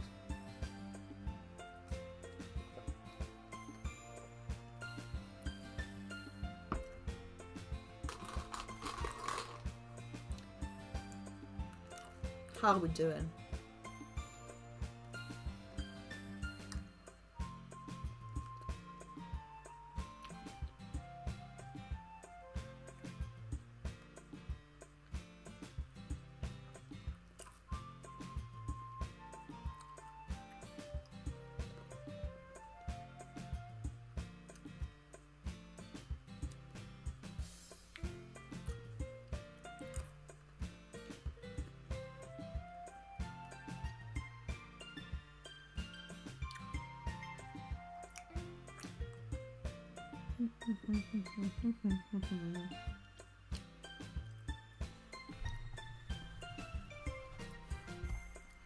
I walk him with Sorry once more. Even though it's only been a few days, a lot of things have already changed. But today, Sorry has been a little quieter than usual on the way home. Hey, Sorry. Sorry, I was spacing out. No wonder. I was thinking about something from earlier. I like how we get to, Sorry fumbles with her words. So let's just say one day, Yui asked to walk home with you. Huh? Well, what'd you do? What kind of question is that? You're kind of putting me on the spot here. Oh god. I know why she picked Yuri. Look, I'm gonna stay loyal to my friend. You are my friend. You know, I was walking with you. Sorry, you really think I'll ditch you for Yuri? Eh? But she's so beautiful and smart. Jeez, I already see her in the club every day. Besides, you always seem to really like going home together. I wouldn't just ruin that for you. Yeah, look. As much as she can be a little bit annoying sometimes, you know, she's my neighbour and, you know, she's my friend. You know, I might as well walk back with her. Come on. You're so silly, Mavery. You think about me too much sometimes. You would deserve it if she wanted to. So, sorry if I make my mind. I really can't figure you out sometimes. Sorry.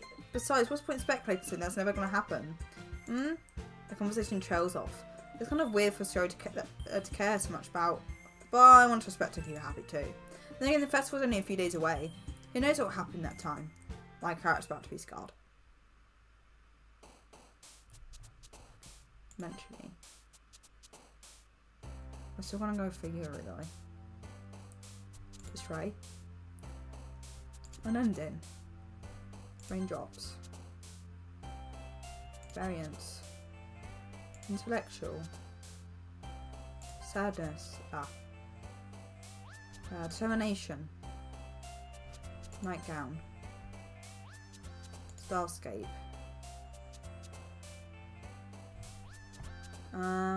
Defeat. Infallible. Contamination. Dust. Fear. Whirlwind. Landscape. Existence. Extraordinary. Effulgent. These words are the same every time, aren't they?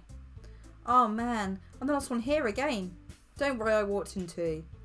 Were you practicing piano again? Yeah. You must have a lot of determination. Starting this club and now picking up piano? Well, maybe not determination, but I guess passion. And without the club wouldn't be here if it wasn't for all of you. And I'm super happy that you're all willing to help out for the festival too. I can't wait for the festival. It's going to be great. Eh? Weren't you complaining about it just yesterday, Natsuki? Well, yeah, I'm not talking about our part of the festival, but it's a whole day of school where we get to play and eat all kinds of delicious food. It's a bit like Suri all of a sudden. Monica, do they usually have fried squid? Squid? That's a pretty specific thing to look forward to. Oh, come on. Are you saying you don't like squid? You of all people? I didn't say I don't like it. Besides, what do you mean, you of all people? Because it's right in your name. Monica. It's not how you say my name at all. Wait, I don't know. Yes, that was on purpose. Also, that joke makes no sense in translation. Never mind. Let's just focus on an event for now, okay? Fine. Your reaction's not as fun as Yuri's or Shuri's anyway. Excuse me. Where is Shuri anyway? Oh, there you are. Shuri's sitting on the desk in the corner room looking down at nothing. Walk over to her. Hey, Shuri. I have my hand in front of her face. You're spacing out again. Sorry. Don't mind me. You can go talk to everyone else. Huh? Is everything alright? We're getting there. Not like it's a good thing, but, you know, the stream of lies, isn't it? Well, of course. Why wouldn't I be? It just feels like you're a little off. Sorry for assuming things. Geez, you worry too much about me. I'm fine, see? Sorry shows me a big smile. Don't let me distract you from having fun with everyone. Well, alright, if you say so. I already glanced sorry before turning back toward everyone else. The conversation has already disappeared and was back at the usual activities. I just Monica if she knows anything about sorry recently. Since we've been preparing for the festival, they must be spending a lot of time together. I timidly approached Monica, who was shuffling through some papers at her desk. Hey, Mabry, what's up? It might sound a little strange, but have you noticed anything up with Rory recently? Anything up with her? In what way do you mean? We don't read this too much. She seems a little bit downcast today. Oh, you think so? I can't say I've noticed anything about her. Monica appears across the room at Rory, who is idly dragging a rubber razor up and down her desk. Maybe there's something on her mind. But I'm surprised I'm not the one asking you, Mabry. You certainly know a lot better than I do. Yeah, but she's never really like this. She's always talking about things that bothered her. But this time when I asked her, she was really dismissive. Sorry, I know it's not your problem. I just wanted to ask if you knew anything, so I'll drop it now. No, it's important to me too. I mean, I'm also friends with her. I also care about the well-being of my club members, you know. Maybe I'll try talking to her myself. Are you sure about that? She seemed like she wanted to be left alone. Are you sure? Maybe she just had a hard time bringing it up for the person of interest. Person of interest? What do you mean by that? I'm saying that maybe the thing on her mind is you, Mabry. Me? That's a bit straightforward, isn't it? Jeez. How on earth would you come to that conclusion? Well, I probably shouldn't say too much, but Sorry talks about you more than anything else, you know. She's been so much happier ever since she joined the club. She's like an extra light that's turned on inside of her. What? No way. Sorry is always like that. She's always been full of sunshine. It's not any different now than it's always been. You're so funny, Mabry. Have you thought that maybe you've always seen her so cheerful? Because that's how she is when she's around you? I said too much. You said too much a while ago. I'm sorry, what do I know anyway? I didn't mean to jump to a conclusion, so you should just get what I said. I'll try and talk to her, so try not to think about it now. Alright. Monica smiles meaningfully. I know she said it to forget about it, but I already know that I'll be able to get her words out of my head. Monica stands up from her desk and walks across the room to where Tori is sitting. Monica comes off as smart, but she's not really. Like, maybe that's purposeful, you know? I watched her down next to her and then he talked to her. But she keeps her voice so quiet that I can't hear it from here. I sigh and sit myself down. I know Tori told me not to worry about her and to have fun with everyone else. That's impossible to do when she's behaving like this. Exactly how much do I care about her that I'm letting this weigh me down so much? Now it feels like I'm the one behaving out of the ordinary. There's nothing I can do besides wait for Monica. I feel like I'm being watched. I glance around the room. Suddenly it's just Yuri peeping at me from over her book. But she looks away just quickly with a flustered look on her face. I realize that she won't get away like this. I've never really seen Yuri approach anyone or start a conversation on her own accord, so I'm no choice but to approach her myself. By now it's a little easy for me to do that. I stand up from my desk and sit next to her own. I didn't mean to bother you or anything. Relax, you didn't even do anything. But I could tell that you wanted to be alone with your thoughts. Alone with my thoughts? How are you even able to tell I was thinking like that? Well, it's something that I do a lot. So it wasn't hard for me to spot based on your posture and expression. And not that I was staring or anything. I didn't do anything to people like that. In any case, guess you're right. I'm sorry if I caused you any concern. Don't apologise. Your troubles are only the concern of those who are willingly sharing that concern. Of course, there's certainly those who find the most comfort in keeping to themselves. But if you prefer to share what's on your mind, then I'll be glad to listen. It's not really that big of a deal. I was just feeling a bit uneasy about Sayori. Sorry? Yeah, she seems a little off today, but when I asked about it, she didn't want to admit it to me. So I can't help but wonder if something happened to her. Oh, that's quite romantic. Sorry, I didn't mean to say something stupid. It's not that, I just don't want you to misunderstand. Sorry and I have been friends for such a long time, that's all. I see. Then perhaps the news would dismiss her about her feelings. Or maybe I'm reading that I'm getting my words mixed up, I'm sorry. Mabry, the world is full of meaning, often hidden deep within plain sight. There are many untold mysteries behind every person, no matter how well you mean there. So you think there may be something behind it after all? I think that Sarah is a very complex person. Her mannerisms on the outside don't seem to match what they may be inside her head. And she may not always know what she wants. I noticed her behaviour today too, and I also feel like some concern for her. But in your case, it looked like she was fully occupying your thoughts, wasn't she? Well, I guess that was the case. Sorry, she really means a lot, doesn't she? I guess. But you don't need to put it that way. We're just good friends, that's all. You were suddenly looked deeply into my eyes. Her expression is gentle and curious as she was searching for something. Embarrassed, I avert my gaze. Sometimes a person's mysteries are untold even to themselves. And you are someone honest and caring. Think of feelings you weren't aware you were in you. I think that she would be a very fortunate person to have you feel that way about her. Yuri, you're giving me too much credit. I'm a pretty simple guy, so I think I'm pretty good at understanding my own feelings. I'm not nearly as sophisticated as you. That's not a compliment, is it? It is what it is. Anyway, as long as we're here, why don't you do some reading? Well, as long as you're okay with it. Yeah? I should be taking my mind off the whole thing anyway. Why don't we go ahead and get started? Yes, let's. Actually, I have a request. Do you mind if I take some tea first? Not at all. Thanks very much. There's one thing that can make my reading time here any better. It's a nice cup of tea. I don't know, am I? Not to mention for yourself as well. Yuri stands up and makes her way towards the closet. I follow as she retrieves a small water pitcher from the shelf, the kind with a filter inside. Can you hold this for a second? Sure. Yuri has the water pitcher and also fetches the electric kettle. I'm going to plug this in the teacher's desk and then we'll get some water. She walks past me and sets the kettle down on the teacher's desk. I simply watch her movements. To my surprise, she moves really contrasts her speaking mannerisms, especially because of her long legs. You appears elegant and methodical. Okay, may I have the water pitcher? Thanks, I'll be right back. I may as well walk with you. Yeah, why not? Shall we go then? Yeah. Where are you off to? Yuri's gonna make some tea, so I suddenly realised how weird it sounds to explain this to Monica. We're just filling the water pitcher. Ah, okay. So I was just a bit curious. That's kind of a one-person job, isn't it? Monica, please mind your business for once. What do you want to tell us there's something wrong with helping involve Mabry in co-activities? My mouth gapes. I suppose there's nothing wrong with that. Let's go, Mabry. Yuri quickly exits the room and I follow. Once in the hallway, she suddenly puts her foot against the wall. I spoke without thinking. How did I say something like that? Yuri, I just think about the way she said that. It made me feel so irritated. What's wrong with me? No, Yuri, I think you did the right thing. I wasn't expecting it, but it's also not right for Monica to judge people like that. Mabry, how come even I do something bad, you're being nice to me? Because nothing that you do is bad as what makes this in your head. Nobody's perfect. We have emotions, we can't always hide them away. But you always amplify those things in your head. Your mind turns a light rain shower into a horror game. No. Would you hate me for saying as terrible as that?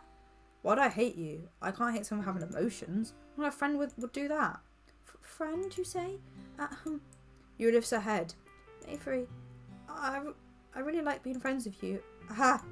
Thanks, Yuri. I like being friends with you too. I feel kind of awkward saying something like that.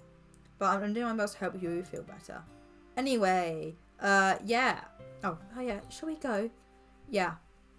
You and I walk to the nearest water fountain. Once filled up the water pitcher, return to the classroom. Mabry, do you like oolong tea? Yeah, and I think it's fine. Very well. Yuri sets the temperature on the kettle to 100 degrees. Now it's time to get the teapot. You really do this properly, don't you? Of course. I shouldn't do any less when making tea for others. Even I'm not an expert tea or anything. In that case, you'll only be even more impressed. Perhaps I will. Yuri fetches the teapot and begins measuring the tea leaves. To my surprise, she even starts humming a little to herself. You must be in a good mood now. Is that so? I was listening to the show, and you noticed. I was in a bit of thinking.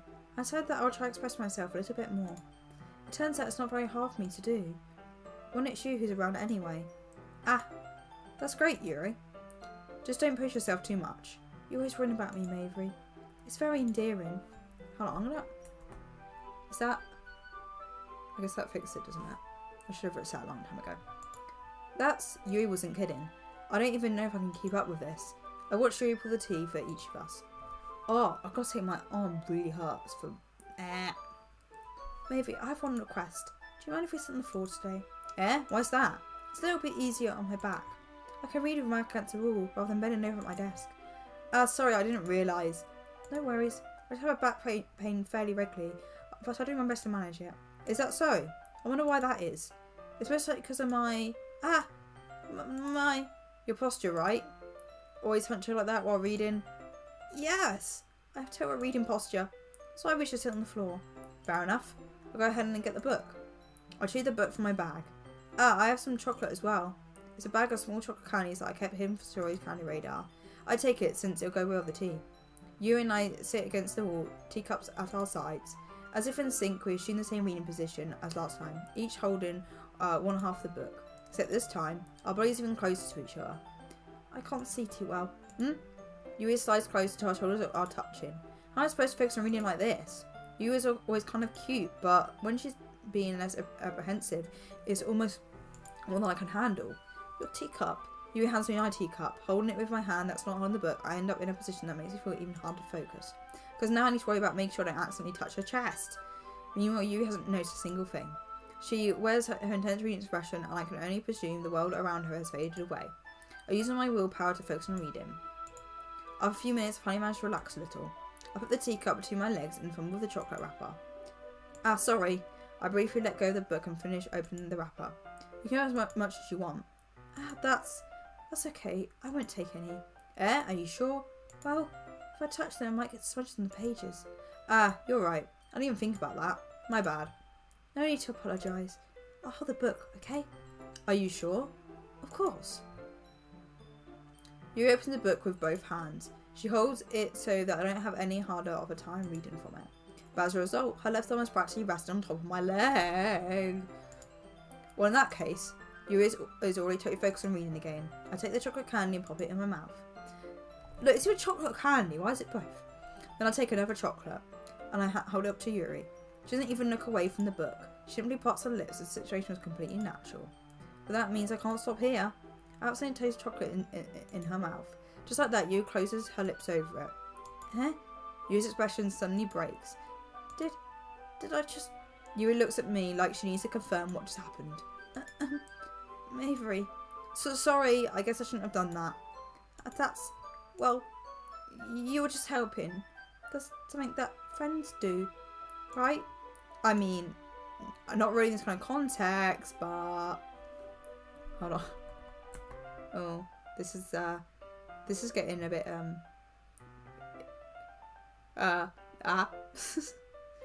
This is literally my character face right now.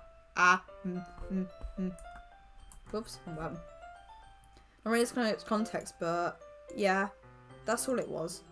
Yeah. Then, you don't need to stop or anything. I see. So she's gotten really tense. You tries to return to the book, but I can tell from her expression that she can't even focus now. My heart is pounding, and I've taken another chocolate between my fingers.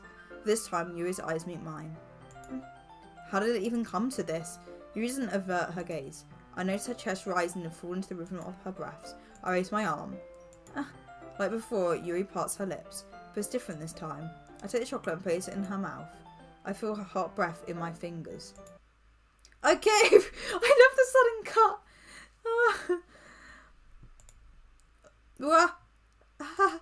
Yuri jolts back. It's time to share poems. Mavery, can you help Yuri put away the tea stuff, right?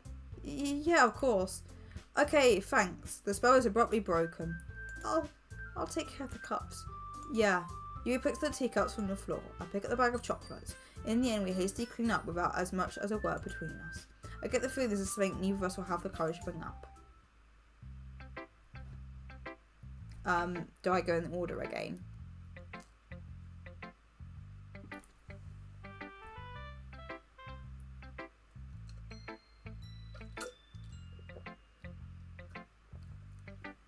Yeah.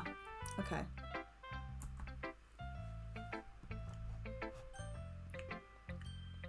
Okay, sorry. It's nice, I guess. Come on, I can already tell you don't like it. Well, you don't need to worry about what I think. After all, you wrote it for someone else, didn't you? Probably Yuri. I didn't write it for anyone specifically. Yeah, right. Maybe that's not really what I meant, though. But it's okay. You're making new friends, just like I was hoping. That makes you really happy. And you're happy too, right? In this club? Well, of course I am. Good. That's all that matters to me. Thank you, Mavery. Sorry, is there something wrong? Huh? No, nothing. I'm just a little tired today. Alright, just tell me if you need anything. I will. Don't worry about me, okay? You can go play with everyone else now. Play? If you insist. Yay! I'm gonna go home a little bit early today. So, Yuri? Tell everyone I wasn't feeling well, okay? I'll see you tomorrow. Before I can say anything, sorry, Chili walks to the classroom humming to herself.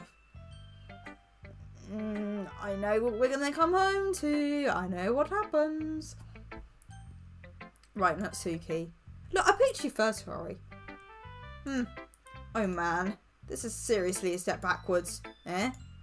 I liked your last two way better than this one. I mean, I guess I can't mind if you're trying different things. As long as you're not just trying to impress Yuri or something like that. Gross. Okay. Like you said, I'm allowed to try new things. Look, I was trying to go a bit deeper than I was doing before, you know. I was trying to get into the rhythm of the style I've decided to go for, you know. Damn, I should have done more of a mixture, huh? Why are you so emotionally invested in my poems anyway? Isn't that more of a compliment to me? No, gross. It's not like I care. It's just that one of us in the club has to make sure you're not slacking off. Really? Well, what if you just end up scaring me away? That's, it's not like you would actually do that. Yeah, you're right. It's kind of fun hanging out here, even if you have put up with you. Gah. Gah. Nazuki's elbows connect to my stomach. Oh, maybe I won't mind scaring you away after all. I was just joking. Oh, I know. Don't worry about I was too. How the hell do you call that a joke? That seriously hurt. Well, maybe it's funny to her. I guess that's kind of the point. I should really watch my mouth around Natsuki. Anyway, Natsuki holds her poem out to me like nothing happened.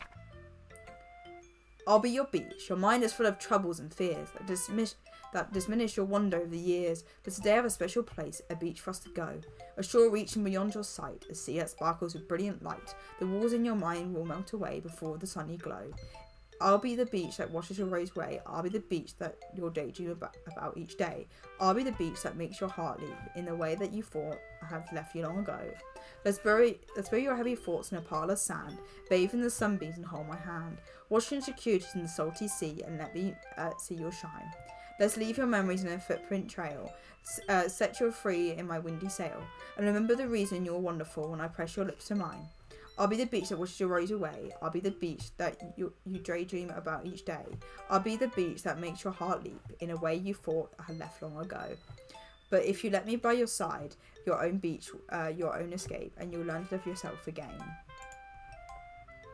Yeah, I felt like I kept writing my negative things. I wanted to write something about a nice message for once. Besides, the beach is awesome. Can't hardly write anything negative about the beach. So you decided to write the beach first and then came up with the message later. Yeah, well, it's only because of what happened yesterday. I mean, after you and I realised we kind of wrote about the same thing, trying to pick up the topic and how it's wrote about whatever. You can really see her doing that too. Making us write a simple topic and then trying to impress me by coming up with something called fancy. Well, it's not like I care. I just did it anyway. I mean, I guess mine ended up being kind of metaphorical too, but there's nothing wrong with doing that once in a while. At the very least, it was good practice. Let's go to Yuri next as well. Avery, your writing only improved in the last few days. Every poem you choose become nothing short of spectacular. I can really feel the emotions. I'm a little envious even. I don't think it ever came to me this naturally. That's the wrong way to put it. This never came naturally to me. But I've been able to improve so much thanks to you. You're really the example I was chasing after. Is that so? You gently smiled to herself. This feeling, I'm so glad I had the chance to share my writing. I never thought it would feel like this. I remember you mentioned something like that yesterday. I can't believe you're so good at something and you never even shared it with anyone. It's kind of a shame. Maybe, but it's not like I really had a choice. What do you mean? Well, you smiled sadly. Maybe during lunchtime I eat by myself. Did you know that? It's a great time to find a quiet spot and do some reading. In fact, I always have some books with me. You say I really enjoy reading. Well, that's why I always put it anyway.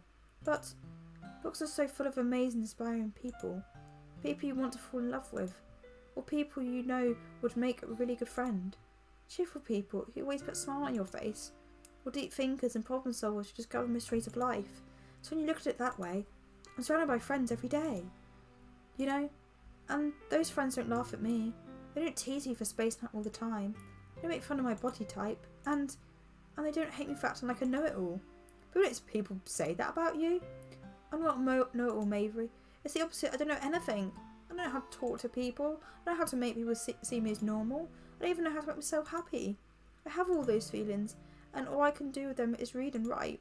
But it wasn't until now that I started sharing it with you that I really understood what I was missing all this time. But I haven't really done anything. No, that's wrong. Just being patient and respectful. That's really important to me. I'm a difficult person, Mavery. I speak too slowly. I second guess myself all the time. I read too deeply into things, but every time, you've always treated me just like anyone else. It's so rare that I feel comfortable myself when I talk to others. That's why every time I talk to you, just feel really happy. I see. Well, I treat you how you deserve to be treated, Yuri. And if people don't see that way, then screw them. I mean, I joined this club hoping I would make friends, and I would say that I had at least one success. Wouldn't you? You put it that way. Yeah. We're really friends now, aren't we? Yuri puts her head in her hands. This time she's smiling as she does it. Do you want to show me your poem? Yeah, I do. Let me get it for you. Yeah, beach. A mouthful of millions of years in making, with a womb of earth. Womb? Chaotic meets the surface. Under the clear blue sky, an expanse of bliss, with beneath grey, coiling clouds, an endless enigma. The easiest world will get less in is one where everything can be found. One can only build a sand castle where the sand is wet, but where the sand is wet, the tide comes. Will it gently lick at your fountains until you give in? Or will a sudden wave send you chasing down the blink of an eye? Either way, the outcome is the same. We still build sand castles. I stand where the foam wraps around my ankles, where my toes squish in the sand. The salt here is therapeutic. The breeze is gentle yet powerful. I sink my toes in the ultimate boundary line, tempted by the foamy tendrils. Turn back and I abandon my piece to it rode at the shore. Drift forward and I turn to earth forevermore. Damn. I'm aware that the beach kind of an inane thing to write about, but I did my best to make a metaphorical approach to it. Yana Secret told me about it. She did. She didn't say anything weird, did she? She wanted us to write about the same topic again. I suppose I better compare different narrative styles or thought processes. And it was her idea. Knowing her, it's no surprise she would want to do something like that. She probably wants to show off. It's not like I have a particular interest in her writing style, but I just went with her request. But, well, I suppose it's not bad to write about something simple on occasion. Maybe refreshing, you know? It's good for me to calm my thoughts once in a while. Yeah, I think I agree. Thanks for sharing. And funny marker. Well, they coordinated it. That was what was just said. Hi, Mavery. Have you thought about what you want to submit for the perform at the festival? Well, being this club is one thing. Before we're in front of a bunch of people, I have to give it some more thought. Okay, no pressure. But whatever you do, I'm sure it'll turn out great. It would also make me happy to see. Ha! Anyway, let's take a look at today's poem. Sure. I let Monica take out the poem and hold it in my hands. This one's good. It feels like you're not only getting more comfortable with your style, but the imagery is better than the last one I read. Just wondering, but if you find inspiration in Yuri's writing style? I guess so. You can't deny that she's talented. Yeah, totally. I think her poems are the most romantic. That's the best way to describe it. She's like a totally different person when she picks up a pen. I noticed that too. When she's talking about literature, it's like the light turns on inside her. Sadly, it's hard to get much personal conversation out of her. Trust me, I've tried. Who knows what goes inside the head of hers? I hope you don't mean that in a bad way. No, of course not. I just meant that I wish she didn't keep much for herself. But still, defending her like that, you must be pretty into her. Eh? You completely misunderstood. Aha, calm down, I'm kidding. Besides, I'm pretty sure she's already got a boyfriend. Wait, really? Yeah, a fictional one anyway. One kind of whispers that last part to me. It's just a hunch, but, well, there's not really anything wrong with that. Oh, well, I know. I was just saying. Anyway, I'll share my poem with you now, alright? Alright. The Lady Who Knows Everything. An old tale tells of a lady who wanders earth. The lady who knows everything. A beautiful lady who has found every answer, all meaning, all purpose, and all that was ever sought. And here I am, a feather. I was adrift the sky, victim that currents of the wind. Day after day I search little hope, knowing legends don't exist. But when all else has failed me, when others have turned away, the legend is all that remains, the last dim star glimmering in the twilight sky. Until one day the wind ceases to blow. I fall, and I fall and fall and fall even more, gentle as the feather. You cut off your G a bit there. A dry quill, expressionless. But a hand catches me beneath the thumb and forefinger. The hand of a beautiful lady. I look at her eyes and find no end to her gaze. The lady who knows everything knows what I'm thinking. Before I speak, she responds in a hollow voice. I have found every answer, all of which amounts to nothing. There is no meaning, there is no purpose, and we seek only the impossible. I'm not your legend. Your legend does not exist. With her breath, she blows me back afloat, and I pick up a gust of wind. You know, I feel like learning and looking for answers are sort of things that give life meaning. Not to get too political or anything, but it was kind of my own mind, and so that's what I wrote about. I see.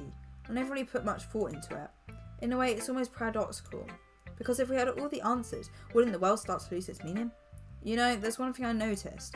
It seems like everyone in the club prefers writing about things that are more sad than happy. Are you surprised? I mean, if everything was okay, we wouldn't really have anything to write about, would we? Humans aren't two-dimensional creatures.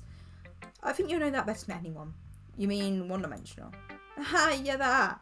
Anyway, here's Monica's writing tip of the day. Have you ever decided to write because you're afraid it's not good? It can be really disheartening to get a lukewarm response to something you put so much into. You find other people who enjoy writing, then sharing it becomes a lot easier. Because instead of telling everyone that your writing is good or okay or bad, you want to focus on everything they went into it and the things that you can work on. It's much more encouraging that way and will make you want to continue improving. It's almost like having your own little literature club, don't you think?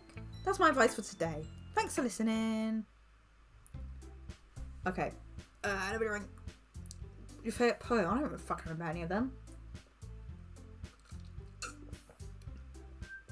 Well, the raccoon one.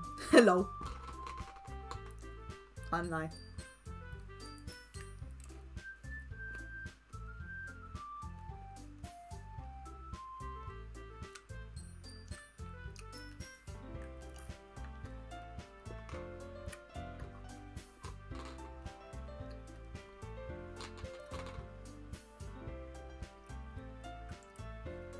Got my stuff in my face again.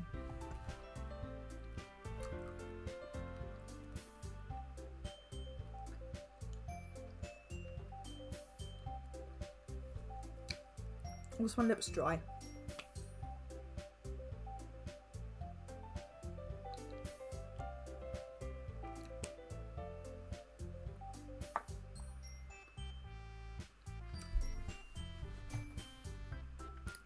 Okay, you three. We're all done sharing poems, right? I want to start figuring out... Hold on a second. It's just merely say something strange just now. Eh? Something does sound a bit unusual. That's right. Do you really use your catchphrase when dressed in the club? Good catchphrase? I don't have a catchphrase. Jeez, why is the mood so weird today? Look, even Yuri isn't immune to it. Scannating out is a common foreshadowing that something terrible is about to happen. In your books, maybe. Look, the only thing different is that Sari isn't here. It seems like you're right. Sari always helps to lighten the mood a bit, doesn't she? It's almost as if everyone's balance is thrown off a little when she's not around. What the heck did she run off to anyway? I thought she just went to pee. No, sorry, please show some decency. Oh, come on. I wasn't feeling too well. I went home early. Is that so? I hope she's alright. Seriously? Of all the times not to go home with her, you pick the time she's not feeling well? So much for you being all lovey-dovey. No. First of all, stop misunderstanding my friendship with Sari. And second, she's trying to be avoiding me or me today, so I'm going to force it. Oh! That curious expression coming from Yuri, of all people. Calm down, guys. I talked to her earlier and everything is fine. What did she say? Anyway, we need to figure out the rest of the festival preparation, so let's decide what everyone else will be doing this weekend. She in on my question. I already know what I'm doing. That's right. Next we'll be making cupcakes, but we might need a lot of them in different flavours. Can you handle it by yourself, Natsuki? Challenge accepted. As to myself, I'll be printing and assembling all the poetry pamphlets. So will be helping me design them. As for Yuri, you can. Guys, can you ever come and sign with Yuri? I'm useless. No. That's not at all. You're the most talented person here, you know. No. So he's pouting too. Jeez, even I can tell now. I guess I never get straight enough credit, but I can tell things are even harder when she's not around. That may be the case, but it can also... I can't be the leader of my own. Then I won't grow as a person. So Yuri, you have beautiful handwriting, you know? She used to make some balanced decoration to help set the atmosphere. Atmosphere? About that. I love atmosphere. Yuri's expression suddenly changed as she stares at her desk in focus and starts talking to herself. Your mind is already racing, I see. That's great. You'll be a wonderful help, Yuri. But anyway, that just leaves you, Mavery, the one who is truly useless. Don't say that. In fact, both Natsuri and Yuri have pretty heavy tasks to handle. It would probably go a long way if you could help give them one a hand. You could always help them out as well. I'll be really appreciative of that. It's Monica's suggestion I spent the whole weekend with one of my club members. How on earth are they going to respond to a suggestion like that? I suppose I wouldn't mind a bit of help. Even if you don't know how to bake, there's always some dirty work I could give you. It's not like Monica's going to give me a choice. You shouldn't be sitting on your butt anyway. So you try to mumble a bunch of excuses like that. If I recall, Natsuki, you mentioned that you would like to handle the bake on your own. Maybe may not like to be around if you only make him be out as a nuisance. So therefore, he may be more suited to assist in decorations. Hold on, I never said that. How hard could it be to make a few decorations anyway? Sounds more like you're just making excuses for Mavery to... What are you saying? It'll be extremely meticulous work. And baking isn't. Just what do you think? Guys, let's sit down for a moment. In the end, I think it's up to Mavery to decide what he'd like to contribute. Besides, he hasn't really gotten the chance to spend any time with me yet, do you know? So I'm sure he's interested in... You literally just said... I'm surprised as well. Sorry, I was just saying no. Jeez, can we just settle this down already? Yeah, Mavery, you're okay with this, right? In the end, it's up to you. Of course.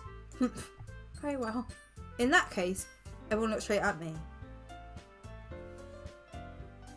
Damn it, we can't choose... I don't want to help any of them this, right? I think Yuri's probably going to be fucking dead. Spoilers. Right, look. Look. That's not from the person. Let's forget the people. So, Natsuki is baking. Yuri is decorating. Monica is... What the fuck even is Monica doing? Actually, what the fuck is Monica doing? I don't know what the fuck Monica's doing. And Yuri's printing pamphlets. But isn't Monica also print... Okay, my point is... That's not my point. My point is that I would probably rather decorate the most. So, which means I'm going with Yuri. I'm not going with Yuri because it's Yuri. I'm going with Yuri because I like decorating, okay? Well, I'll probably be the most holding up Yuri. Me? Are you serious? Why would you... Natsuki, I can only tell you about something mean. No, I was just saying. So you had to help Yuri then, maybe? Yeah, that's what I'm going to do. I'm glad. I have a bad habit of overthinking these sort of things. So I think your system will be very useful. That's great to hear. Natsuki, will you be able to help baking yourself? I mean, yeah, I already said I would be fine. Okay. I want to think Natsuki's feeling a little sour. So is that everything we needed to go over? Yeah, that should be about it. Are you guys excited? Well, excited isn't the right word, but I suppose I'm looking forward to it a little bit. Do you feel the same way, Mavery? Me? I guess you're interested about how it turned out. That's good enough for me. What about you, Natsuki? Natsuki? What? Why is someone yelling at me? I don't even do anything. No, that's not what I meant at all. Yuri anxiously glanced between everyone in the room. I'm sorry for this. I don't really know why Mavery picked me. And also, your cookies are the best cookies I've ever had. They really go with my tea. And nothing to do with the event will compare to that, so... I get it. I'm kind of surprised though. Why? Well, I'm the one acting immature. I already know that. But you're just trying to cheer me up all of a sudden. I know I'm not very good at it. I'm sorry I said something bad. Natsuki isn't the only one surprised. Monica and I was talking about Yuri's words. When she already has trouble with words, trying to say someone up must be far out of her comfort zone. But I begin to understand. You're trying to sound like Sayori. Maybe it didn't work perfectly until she tried to say something Sayori would try to say at a time like this. But Sayori always helps everyone smile and feel good about themselves. No, I kind of appreciate it. I'm sorry for making a bit out of nothing. I'm gonna say this. You better bet my cupcake's gonna be the best part of the whole event. I believe you. I mean, that's the thing everyone's consuming, you see, so. Yeah, I hope to see everyone do their best. But with that, There's nothing more for today, so I guess it's time for us to head out. Before I continue, I do need the toilet. So, hold on. I'll be back. Before the shit happens.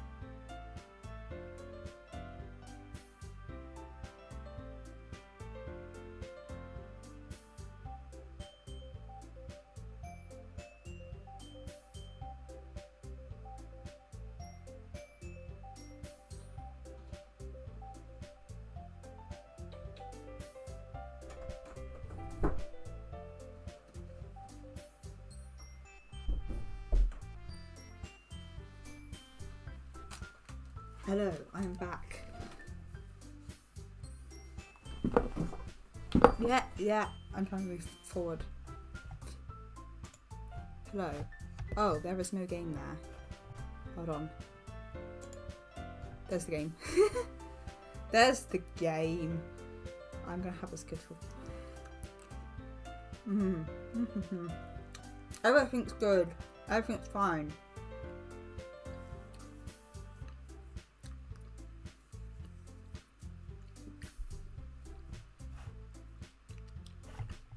Oh my god, it's half 10. Oh. Right. Okay. So, it's time for us to head out. Alright, let's get out of here then. Everyone packs up their things. I saw Monica and Suri at the door as they chat to each other. I turn around. Sorry. I realize I don't have any way of contacting you this weekend. Oh, you're right. I believe I can't let slip my mind. I'll just give you my phone number. I think that'd be the best way, yes. Alright then. You and I exchange phone numbers. Okay. I'll be somewhere at your house on Sunday. Eh? My house? Is that a problem? No, not at all. I just thought I'll be the one going to your house since I'm the one helping you. I suppose that makes sense. If you don't mind, I think I'll prefer going to your house. Alright. In that case, it won't be a problem. I signed up to pressure Yuri for a reason. It's not actually a matter of much your way, so I just need to make sure my room is clean. I hope I managed to make myself useful in some way. I'm not nearly as creative as you are. Yes, I am! Don't underestimate yourself, Mavery. I think that would make a very productive team. Even if you only choose me because you felt bad or something. Wait, you don't actually think that, do you? I don't know. There's so much come up with any other reason you may have chosen me. You're forgetting the one reason, the most common sense.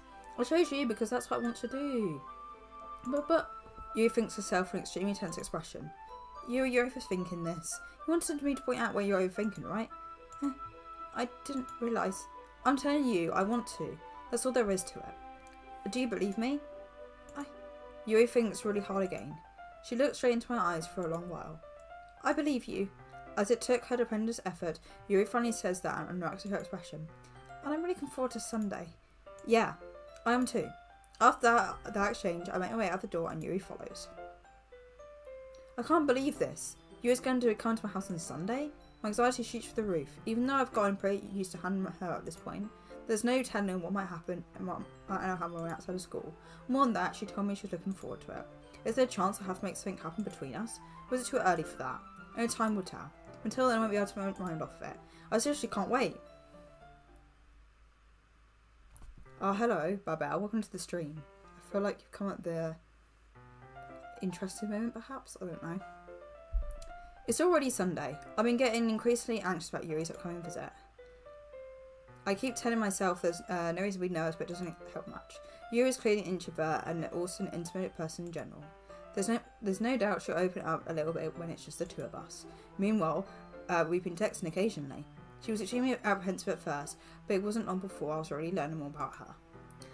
But putting Yuri aside, I haven't had a thing from Suri since she left the club the other day. Yeah. It's like we take her over all the time or anything, but I'm worried about her in the back of my mind. Between what Suri said and what Monica said, is it really okay to put Suri's feelings aside when she might need me?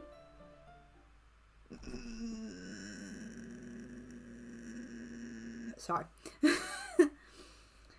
I feel like everything's been leading up to this. How was everyone's day? My day was very good, thank you. I, spent most of the day playing Mario Wonder. I decided to visit Shari before Yuri comes over. Rather than ask, I simply tell her I'm coming over, much like we've done in the past. I feel like my finger needs to be over a certain button right now. Once I reach Shari's house, I knock on the door before entering it myself. Again, we used to play so often that we've made a habit of simply entering his house like we were family. Oh. The house is quiet. Oh, that's like the Big Brother thing then. I can't think of what time it will be, but like... Oh, neat. I don't know if... Is it just DOKI DOKI Literature Club Plus on Switch? Or, why am I getting the conversation now? But cool. The house is quiet. Sorry, isn't anyone on the first floor, so I assume she's up in her room. It's really strange of her not to run down and greet me. I head to the bedroom where I finally find her. Sayori? Oh, thank God she's still alive. Hi, Mayfrey. I sit down in her room. Sorry forces a smile, but it's easy to tell that she's different. There's a minute of silence between us. You haven't come over like this in a long time, have you? I guess you're right. It has been a long time. She what now? What? What? Not really much change, has it? Sorry's room is as messy as it's always been. I also recognise the same stuffed animals and all decorations that she's had for years now. I like this not angry bird. And the cow.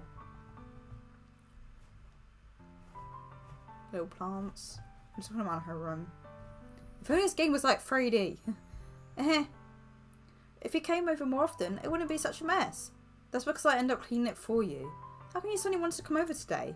Are you supposed to see Yuri today? Yeah, but... Wait, how did you know that? I feel bad now. Sorry had already left by the time we decided to that last meeting. I got my facts on the way round, clearly. I don't remember, it's been several years. But she's fine, she's safe, we're fine, but now I feel bad. Look, I promise her, I just like decorating, okay? I just something I like, it's nothing to do with Yuri, I promise. Please, forgive me. Monica told me, it's only natural for her to keep moving informed about the festival preparations, right? Ah, that's true. What about you? Aren't you going to be helping Monica today? Of course, I'm just helping her align. We didn't promise me up or anything. Ah, so it's just me and Yuri then. Yep. The silence between us. Suri stares in one direction. Everything about her behaviour is really uncharacteristic. I finally gets the point. I just want to see how you were doing. After you left on Friday, when something's wrong, you can't hide it from me. I know you too well. Thank you. So, Suri smiles, shaking her head. That's no good, Mavery. Eh? I can't just be like it's always been. This is my fault. If I didn't get so weak and accidentally express my feelings, if I didn't make that stupid mistake, then you wouldn't have been worried about me after all. I wouldn't have come here. You wouldn't have been even thinking about me right now. But this is just my punishment, isn't it? I'm getting punished for being so selfish. I think that's why the world decided to have you come over today. It just wants me to torture me. Sorry. I grabs her by the shoulders. What on earth are you saying? Are you listening to yourself right now? I know something happened to you. There's no explanation for you to be like this. So tell me already. Until I know I won't be able to stop thinking about it. Sorry gives me an empty smile. You really put me in a trap, Avery. But you're wrong. Nothing happened to me. I've always been like this. Just seeing me for the first time. Seeing what? What are you talking about, Sorry? You're really going to make me say it, aren't you, Avery? I guess I have no choice this time. The thing is, I've already got depression my whole life. Did you know that? Why do you think I'm late to school every day? Because most days I can't even find a reason to get out of bed. What reason is to do anything when I fully know how worthless I am? Why go to school? Why eat? Why make friends? Why make other people put their energy and care into waste by having them spend it on me? That's what it feels like. And that's why I wanted to make everyone happy. But they wouldn't worry about me. I'm in shock. I can't even figure out how to respond. Hug her! Man! Hug her! How is it possible that Sorry kept this from me the entire time that I've known her? Does she really want so badly for me to not think about her? Wait, Sorry. Why is it that you never told me about this? It almost feels like I've been portrayed as your close friend. Because if I knew, I would have done everything I could to support you. Hey, I don't think that's the best way to say that to her. I'd have to try a little bit harder to make it every day a little better for you. That's why I'm your friend. All I had to do was tell me. You don't understand at all, Avery. Why do you think I didn't tell you? Because if I told you, then you would have wasted effort caring for me instead of doing other important things. I don't want to be cared about. It's bittersweet when people try to care about me. It feels nice sometimes. It also feels like a bat being swung against my head. That's why I wanted so badly for you to make friends with everyone else. Helping everyone be happy together is the best thing for me. But then I discovered something else too. Seeing you make friends and get close to everyone in the club, it feels like a spear going through my heart. So that's why the side of the world just wants to torture me. Every path leading to leads nothing but hurt. You're right, I don't understand. I don't understand your feelings at all, Sarah. But I don't need to understand. Whatever it takes me to help you stop hurting, that's what I'll do. No, Avery, there's nothing. Nothing at all. The only thing that could have helped is that everything could be like it always was. But I was selfish. I finally showed what a horrible person I am. Tears streaked down Shuri's face. I made join the literature club because I was selfish. And I punished my own heart by hurting in a way that I couldn't understand. And I came here and I made you hurt too. I'm just weak and selfish. That's all I am. That's why I'm going to accept these punishments. Because I deserve every last one. Without thinking like once again grabbed Shuri's shoulders. This time I put her into a tight embrace. Thank you! Avery. Sorry. I don't care if you feel selfish. I'm really happy that you convinced me to join the club. Seeing you every day makes it worthwhile enough. If I make friends with everyone else, then that's just a bonus. But please never underestimate how much I care about you. I wouldn't have it any other way. Avery, Sorry isn't hugging me back. Despite my arms being wrapped around her, Sorry's arms remain at her sides. She starts sobbing next to my ear. No, don't do this to me. Please don't do this, Avery. Sorry barely manages to speak between her sobs. I don't know if I'm doing the right thing. But I want her to know I care. If you have it in yourself in you to call yourself selfish, then you have to let me be selfish too. No matter what it takes, I'll figure out what needs to change. I'll make these feelings go away. And if there's anything you need me to do, then you better tell me. I'll get mad if you don't. I don't know. Gently, Sorry, but funny puts her arms around me in return. I don't know anything. It's all really scary. I don't understand any of my feelings, Avery. The only time I'm not feeling nothing is when I'm feeling pain. But your hugs are so warm, and that's really scary too.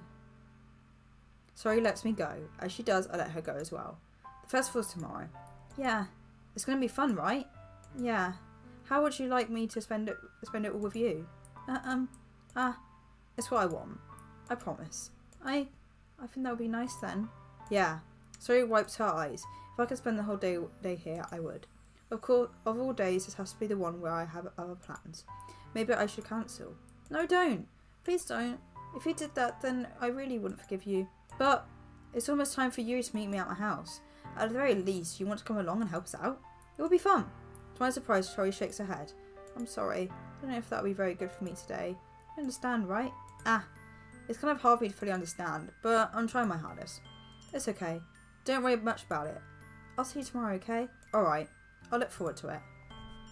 Oh, my arm. I say goodbye to Suri and exit her house. On the way home, I find myself feeling uneasy. It's hard for me to keep thinking about it when Yui is about to come over too. But I think Suri is right. I shouldn't be worrying too much and we're definitely going to have a great time tomorrow. I should just focus on what's ahead of me. As I approach my house, I see something that makes me feel a moment of panic. Yuri? Ah, thank goodness. You're a little early. I'm sorry I wasn't home yet. Were you waiting for a long time? No, I just got here.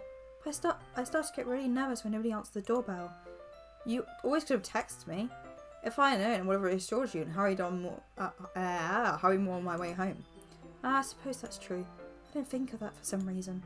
It should be common sense to do that, but I decided to ignore it. Anyway, let's go inside. I see you also brought a lot of stuff with you. That's wrong. And you managed to find everything I asked to buy you as well. Yeah, pretty much. At least I hope I got everything right. I'm sure it'll be fine. I take Yuri to my room. The first thing she does is glance around curiously, which makes you feel anxious. It's so clean. I cleaned it before you came over, so we had room to decorate. That's very considerate of you. No. I would be really embarrassed if my room would be a mess while you're here. Well, I do enjoy cleaning. I would have gladly helped you clean. That would be even more embarrassing. Wait, don't look in there. I snatched Yuri's wrist, which was in the process of opening the desk drawer of mine. I'm sorry. I wasn't thinking for some reason. I was just spacing out. It's fine. I let go of Yuri's wrist. She puts both of her hands firmly in her lap, as if making sure she's keeping track of them. So, should we get started? Yes. I have a few things planned that you could help with. Decorations and atmospheric enhancements. Atmospheric enhancements? You know, mood lighting, these candles. Oh wow, I didn't know you planned on taking it that far. Of course. I want to help take our guests to a faraway place, although many would have stopped by just out of curiosity. And for cupcakes, I guess. I'm trying to provide an experience that'll leave them wanting more. That's great. It's easy to forget you're a pretty intense person. Intense? I guess that's the best way to put it. Is that a bad thing? No, not at all. It's something that I like about you, actually. Is that so? That makes me feel relieved. I'm kind of happy. Yeah, no need to be so anxious. You can relax a little. Relax. I brought some things for relaxation. I was going to use them during the poetry event. Oh yeah? Like what? Let's see. Yuri rummages through her bag. She pulls out a few candles, a wooden cylinder-shaped object. I did some shopping on the way here and I happen to have these in my bag. I plan to cover the windows in black paper and use candles to light the room. I think that'd be amazing, don't you? Yeah, that would be really neat.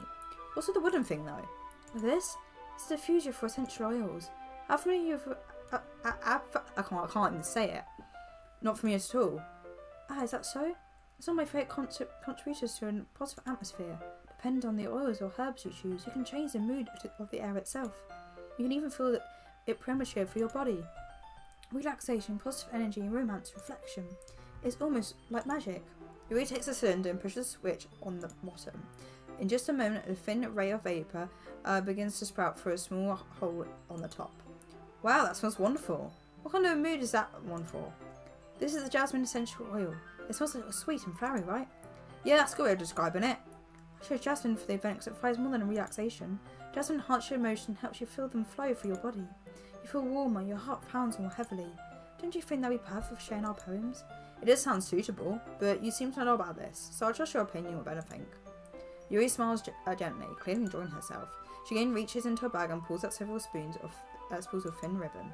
What are those for? Well, did you purchase the origami paper I asked you to get? Yeah, I have it over here. We'll be using the paper for folding origami. What I'd like to do is write different word on each paper. We'll need about 100 of them. Oh yeah? What will those be used for? Well, I'm going to cut pieces of ribbon to hang the doorway of the classroom. Then we can fasten the paper onto the ribbons to create a doorway curtain. Wouldn't that be beautiful? It would also catch the eyes of those passing the room. It may attract some to peek inside. That's really creative. I had no idea you'll be good at this, Yuri. Is that so? Well, I suppose I did get a little intense as you put it. Yuri giggles with red cheeks. Is it just me or is she more relaxed when it's just two of us? Or maybe it's the excitement she feels from sharing something that she enjoys. Here's the marker maker. You can write any characters you want. I'll help you once I finish cutting the ribbons. Alright. Sit on the floor together, two of us get to work. I carefully draw a different character in newspaper, do a mess with my band handwriting. You unravels a long strand of red ribbon to her desired length. Then she reaches into her bag once more and pulls out a pocket knife.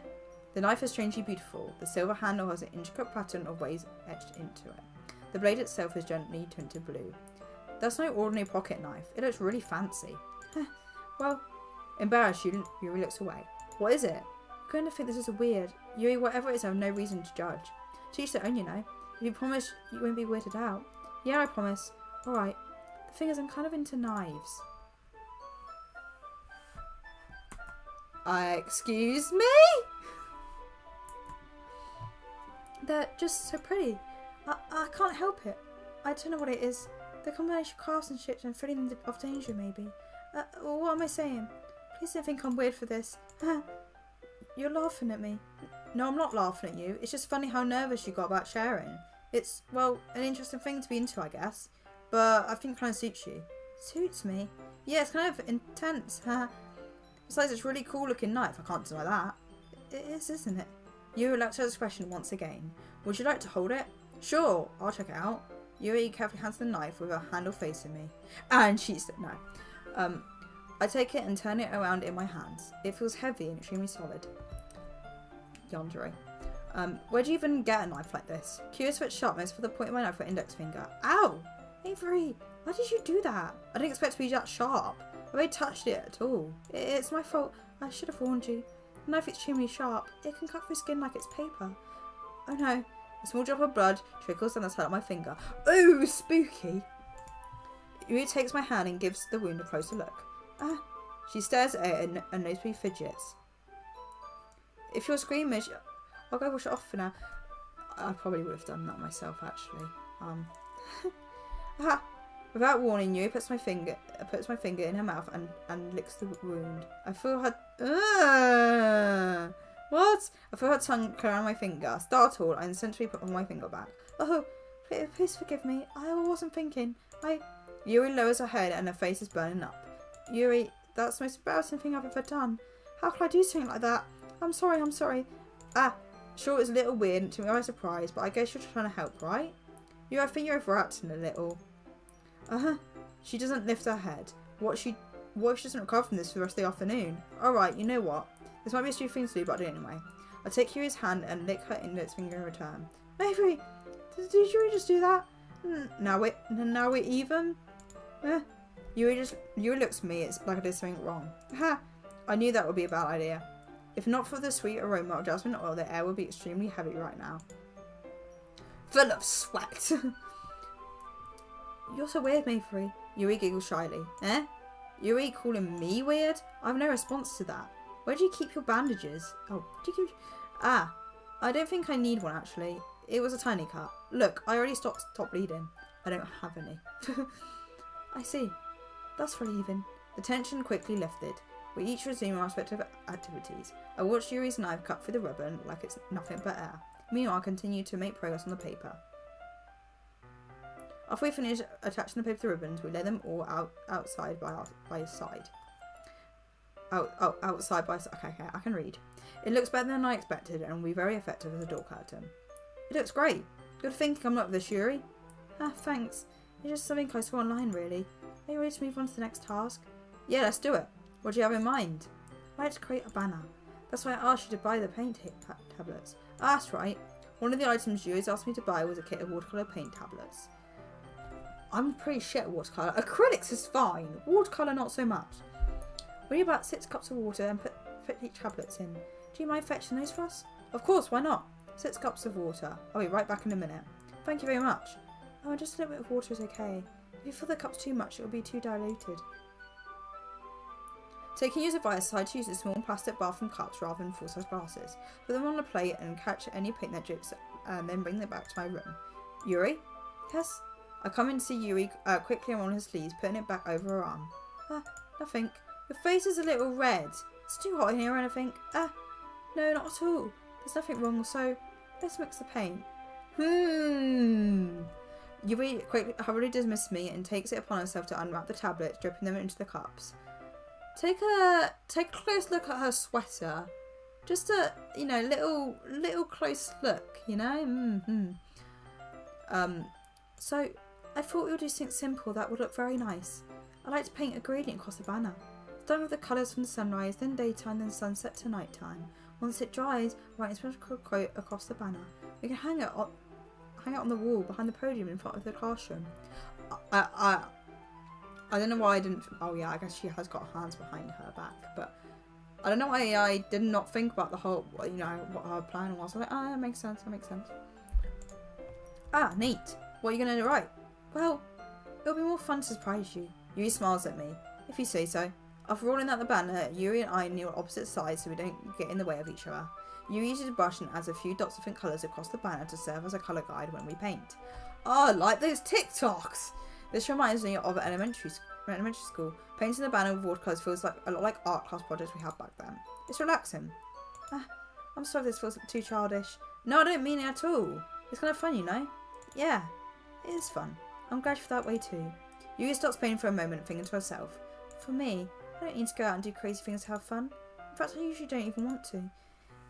I just like when I can spend time with one other person. Even if it's something simple like reading, it doesn't even matter if we don't talk much. Just having a friend next to me makes things feel a little nicer. I think that's all it takes for me to be happy. Is that so? Even if you and I are quite different, I understand where she's coming from. I feel that way even about things like anime and games, where simply sharing the experience with someone can make me feel happy. I think I feel the same way. Yuri smiles gently. I knew you'd understand. Yuri leans over the banner to grab an unused paintbrush, but I move at the same time, causing my head to bump into hers. Yeah! Sorry. Yuri rolls back and I quickly lift my hands in surprise. Are you hurt? No, I'm not hurt. It just startled me, that's all. Sorry, I should have asked you to get it for me. It's not your fault. Ah, your face. There are droplets of paint on Yuri's face and neck. Is there something on my face? Yeah, I accidentally got paint on you. Sorry, it's totally my fault. I'll get a towel right away. I rush out and fetch a small towel and dampen it with hot water. I turn to my room and kneel back in front of her.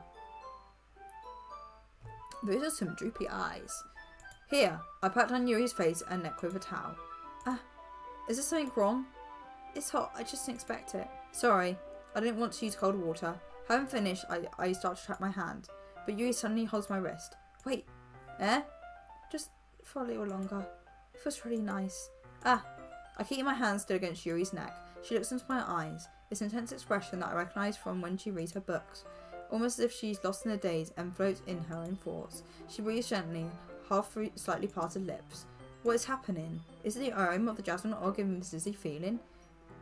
Yuri's gentle fingers wrapped around my wrist send a tingling sensation through my arms. Then suddenly her face seems much closer to mine as if it was just a moment ago.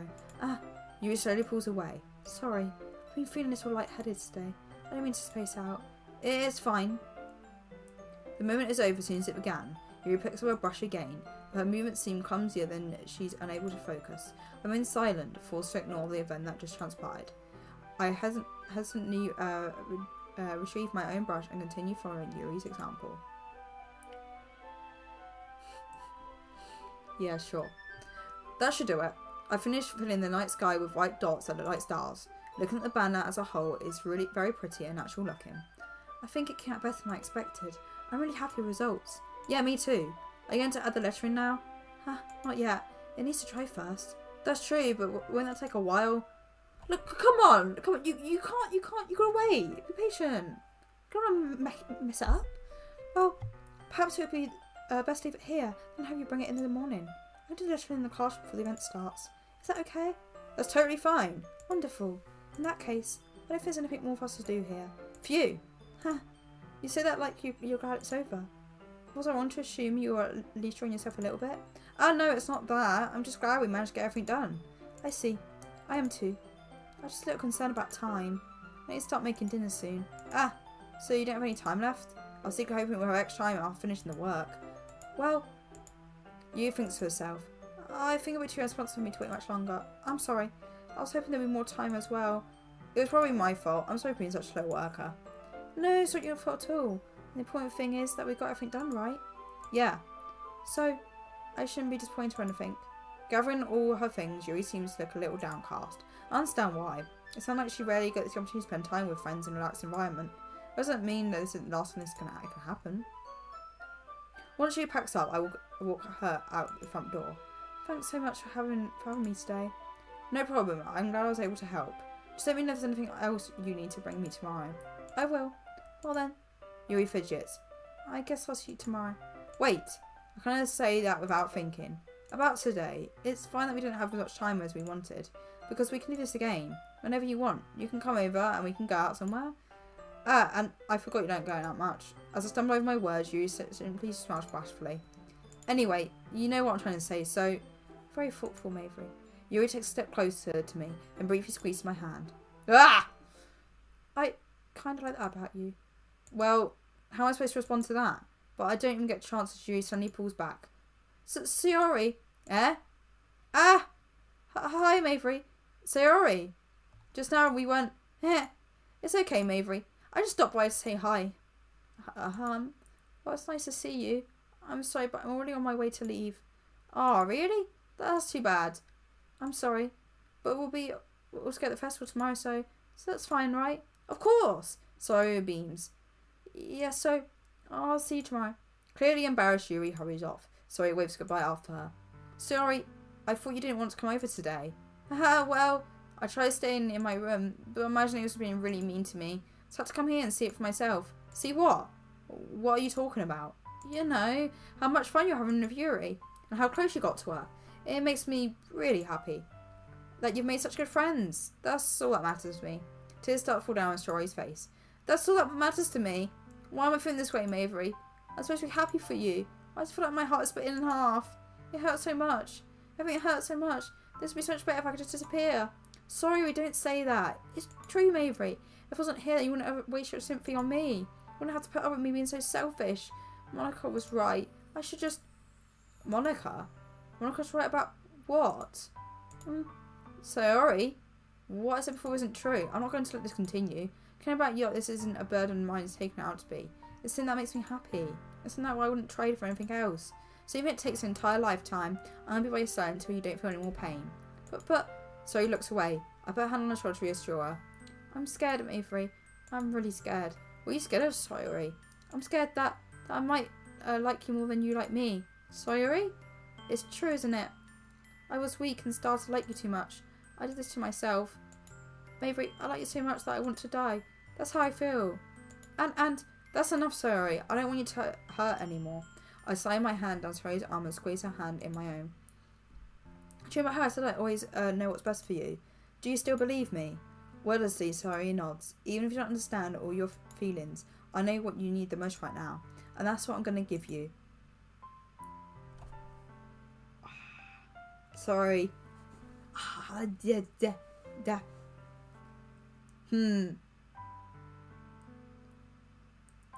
I say I love you?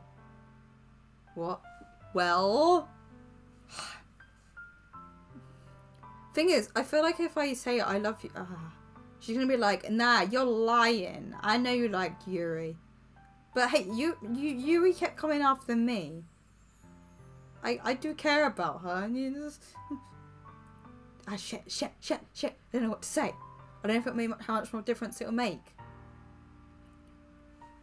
Fine. I love you. Eh? Those are my true feelings. So there's no way you could like me more than I like you. I should have realised it sooner. But spending time with everyone else in the club, making new friends and having fun with you every day, made me realise that you're truly the most important person to me. Yeah, I'm like, well, it's one of those stories that's like, well, actually, I had fun with people, but I realised in the day, I like you more. As we continue like this every day, with you by my side, then I know we'll both be happy. Avery. Wait, it actually kind of looks like me. Wait, no, I don't like that. Why is it actually like the back of my head? Huh? Yeah? Suddenly slowly wipes hand tap around me. Avery, is this really okay? Yeah. I have to show my arms and pull her closer. You don't have to let me go again. I love you, Maverick. I want to be with you forever. Me too. I feel Sayori's grip around me weaken a little bit. What is this? Sayori? I'm supposed to be happy right now. I always thought this would be the happiest moment for me. But why? Even now, why won't the lake house go away? They're not even going away at all, Maverick. It's okay, Sayori. I might take some time for things to get better again. But no matter how long it takes, I'll be there every step of the way. That's all that matters now, right? Okay, I trust you. Sayori and I slowly release each other. So, I guess that makes festival tomorrow our first date, huh? Heh, what are you saying? I don't want to think about those things, you know? I want everything to be the same as it's always been. Even if we really are a couple, I don't know how much I can handle anything more right now. It's really new and scary to me. I understand. We'll go whatever place suits you best. Yeah, Red, you come back. Are you happy now? I ditched out Sherry pretty quickly. She became a real bitch really quickly. And then I haven't decorated with Yuri, but I really only went because I wanted to decorate, not speak with Yuri. So I was like, sorry, yeah, I'm sorry, I actually like you. It's complicated. It's complicated. Hey, Mavery. Sorry goes at me once again, fine sadly. Even if I get really, really sad, this is the best thing for me, right? Eh? I don't really understand what Sherry means by that. Are you saying that this is making you feel sad, Sherry? I don't know. I don't understand what I'm feeling. I feel like a bunch of thorns when you told you love me. That's why I want to trust you. You know what's best for me. Yeah, I do. That's my promise. I say that, but in reality I never felt more uncertain when it comes to Sherry. I know that I love her and she loves me, but I'm having as much trouble understanding Sherry's feelings as she is. Even though I can comfort her, I keep wondering if I should do something more or something different. I know his thoughts continue to plague me until things are back the way they were. Is that what Sherry meant by not wanting anything to change? I don't know. But I do know they will give me everything I got. Sherry is the most important person to me, and I'll do whatever it takes to have a happy future with her. It's the day of the festival. All of all days expected to be the one we'll be walking to Solitary. Wait, I forgot to have my break. Hold on.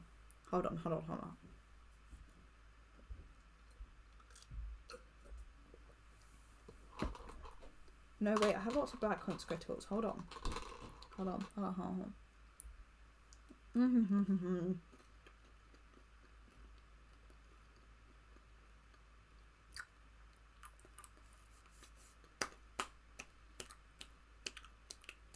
This ice cream is at Valentine's.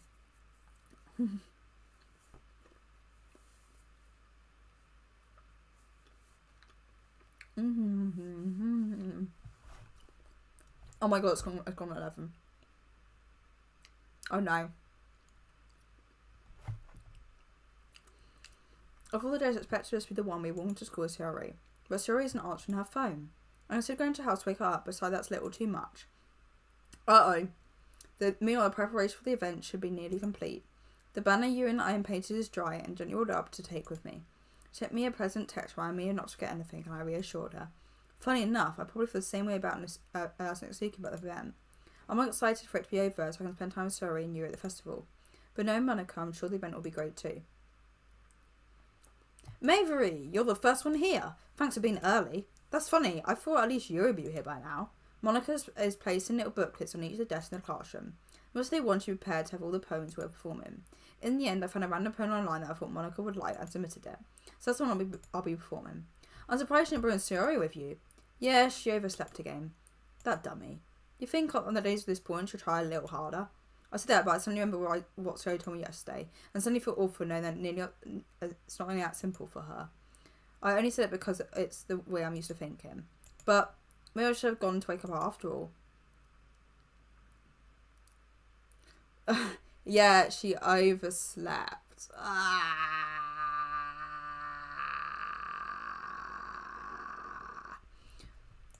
Aha, you should take a little responsibility for her, Mavery. I mean, especially after you exchanged for her yesterday. You could have left her hanging in the morning, you know.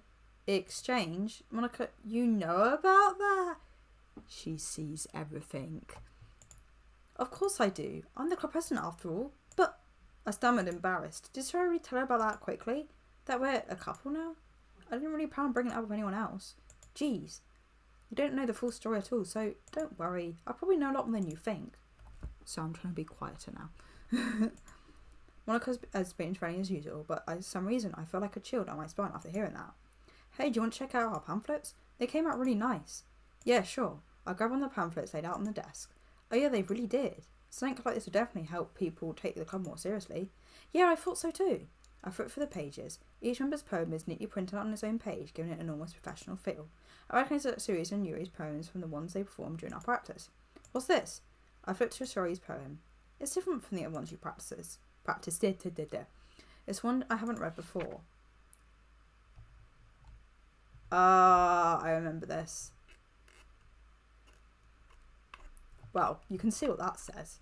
Get out of my hair before I do what I know is best for you. Get out of my hair before I listen to everything she said to me. Get out of my hair before I show you how much I love you. Get out of my hair before I finish writing this poem. But a poem is not about to finish, it just stops moving. Ah, what is this? Reading the poem, I get a pit in my stomach. Mavery? What's wrong? Nothing. The poem feels completely different from everything else Rory's written. But more than that, I changed my mind. I'm going to get sorry. So, well, alright. Try not to take too long, okay? I quickly leave the classroom. Don't strain yourself. Monica calls out after me. I quicken my pace. What was I thinking? I should have tried a little bit harder for Sayori. It's not a big deal to at least wait for her or help her wake up. Even the simple gesture of waking up at school makes her really happy. Besides, I told her yesterday that things were the same as they always have been. That all she needs and what I want to give her. You're an idiot. I reach Sayori's house and knock on the door. I don't expect an answer since she's not picking her phone up either. Like yesterday, I opened the door and let myself in. Nah. Well, I mean, that's what I wanted from the strings. I knew it was going to happen eventually, but why does it have to happen at 11 o'clock at night? Sorry? She really is a heavy sleeper. I swallow. I can't believe I ended up doing this after all. Waking up at her own house. That is really something that our boyfriend would do, isn't it? In any case, it just feels right. Outside Sayori's Outside Sayori's room, I knock on her door. Sayori? Wake up, dummy. There's no response. I really don't want to have to enter a room like this. Is it kind of a breach of privacy? But she really gives me no choice. I gently open the door. Oh, it's not as bad as I remember, actually. I thought it was going to be a bit more gruesome than that, but... her pyjamas are nice.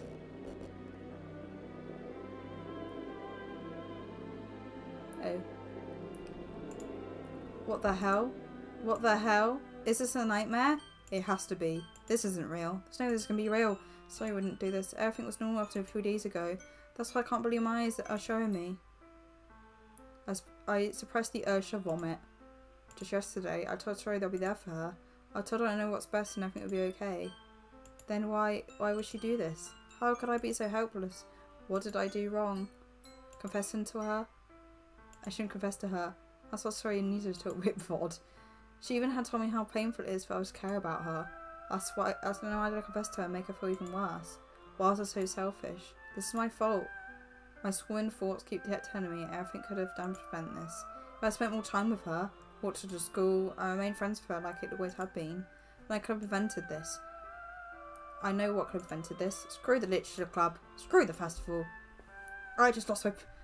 no, screw it! Just lost my best friend. Someone I grew up with. She's gone forever now.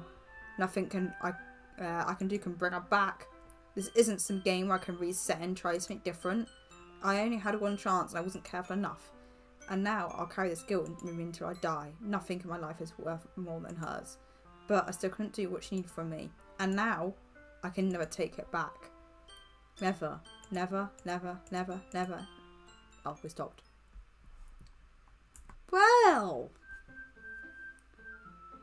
Uh-oh.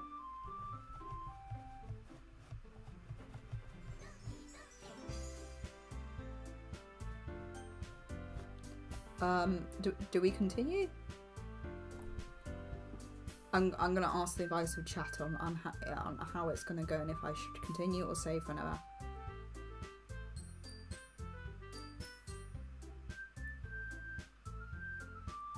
Lexi in particular, I'm asking you whether you think I should continue.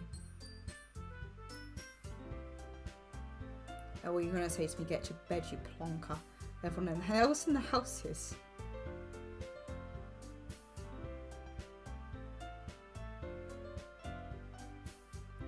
You want to keep going for an hour? It's 11 o'clock. Are we going to go to midnight? I think your parents might kill. Click square. Right, I'll go for a little bit longer. Fine.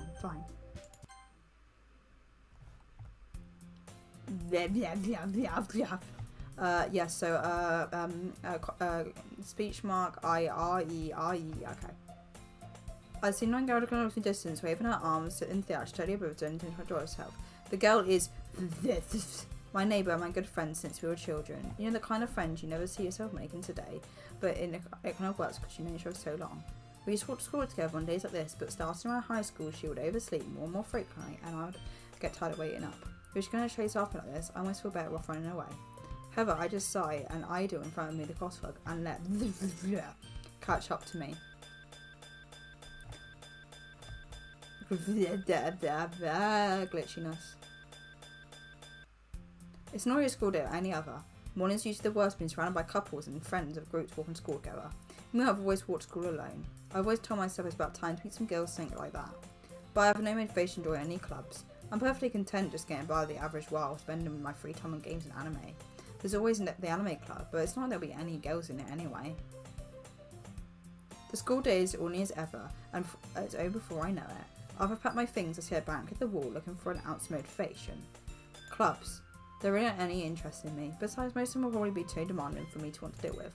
I guess I have no choice to start the anime club. Maybe. Monica? Oh my goodness, I don't expect to see you here. It's been a while, right? Ah, yeah, it has. Monica smiles sweetly. We do know each other well. We've rarely taught, but we were in the same class last year. Monica's probably the most popular girl in class. Smart, beautiful, and athletic. And once again, I'm going to say, yeah, damn, she is athletic. But it's completely out of my league. So having her smile at me generally feels a little... Why'd you come in for it anyway? I've just been looking for supplies to use for my club. Do you know there's any construction paper in here? Or markers? I guess you could check the closet. You're in the debate club, right? How about that? I actually quit the debate club. Really? You quit? Yeah. To be honest, I can't stand all the politics around the major clubs. It feels like nothing but arguing about budget and publicity and how to prepare for events. I'm not sure about talk about something I personally enjoy and make something special out of it. In that case, what club should I join? Actually, I'm starting a new one. A literature club. Literature? That sounds kind of dull. How many members do you have so far? It's kind of embarrassing. There are only 3 of us so far. It's really hard to find new members for something that sounds so boring. Well, I can see that. But it's really not boring at all, you know. Literature can be anything. Reading, writing, poetry. I mean, one of my members keeps a manga collection in the club room. Wait, really? Yeah, it's kind of funny, right? She always insists that manga is literature too. I mean, she's not wrong, I guess. And besides, a member's a member, right? And when I could say she. Hey, Mavery, by any chance she's still looking for a club to join? I mean, I guess so, but in that case, there's any chance you could do me a big favour? I won't ask you to join, but if you could at the very least visit my club, I'd be really happy. Please? Well, I guess I have no reason to refuse. Besides, how could I ever refuse someone like Monica? Sure, I guess I could check it out. Ah, awesome. You're really sweet, Mavery, you know that? It's nothing really. Shall we go then? I'll look for materials another time. You're more important. And thus, today's not the day I sold my soul to Monica and her irresistible smile. I timidly follow Monica across the school and upstairs, a section of the school I already visit, been generally used for third year classes and activities. Monica, full of energy, swings open the classroom door. Somebody! I'm back, and I brought a guest with me. Eh? A guest? Seriously? You brought a boy? Way to kill the atmosphere. Don't be seen, Suki. But anyway, welcome to the club, Mavery. I was escaping the situation. This club. It's full of incredibly cute girls. So let me guess. You're Monica's boyfriend, right? What? No, I'm not. Suki. The girl with a sore attitude, whose name is apparently Suki, is the one I don't recognise.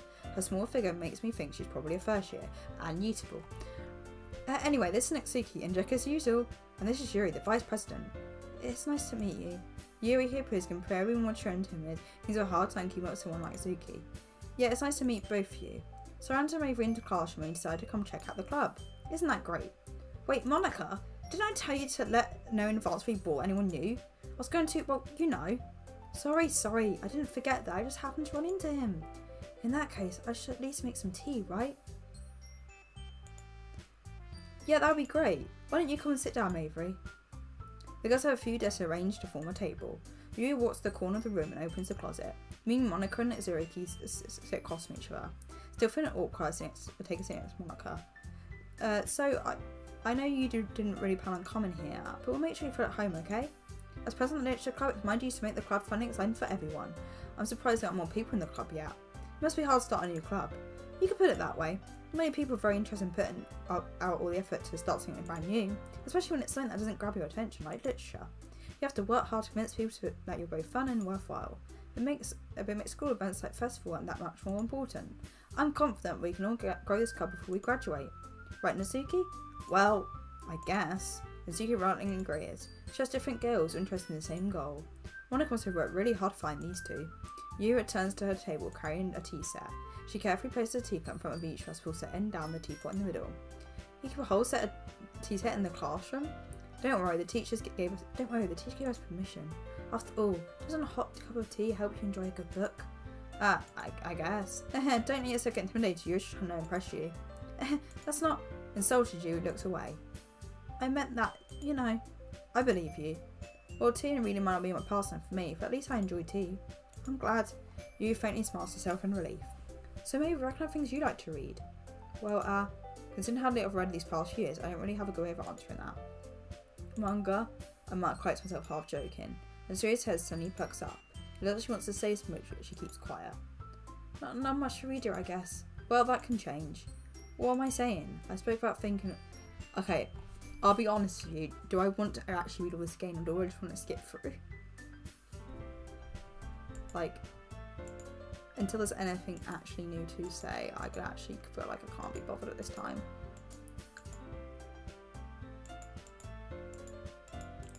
Blah, she's passionate. Can't actually skip. Or can I auto?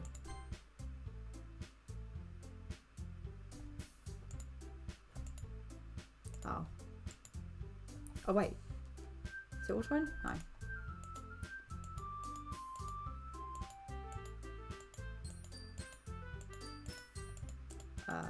Yeah.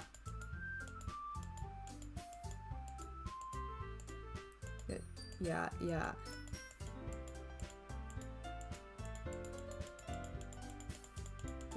Spam click. Oh, so it is on auto. Wait, in the settings. Can I turn it all the way up?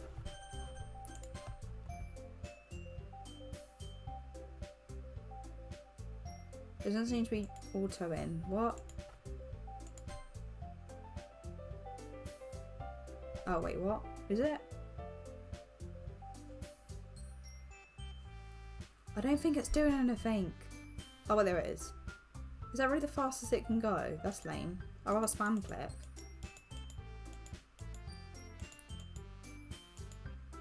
Oh, turn it... Wait, what? When you turn it down, not up? Oh my god. That's better.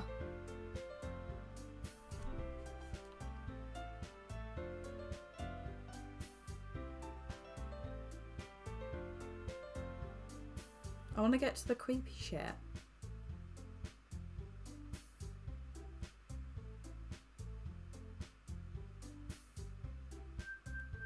Oh, the text speed.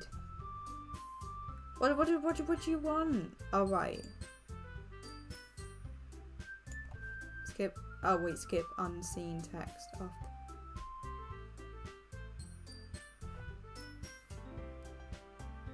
Wait, I don't. What are the settings supposed to be on? I'm confused.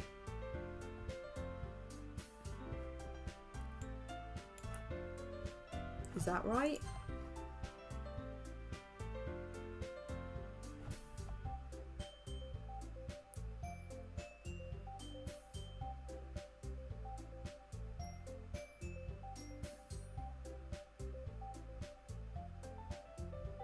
Why would you want to do that?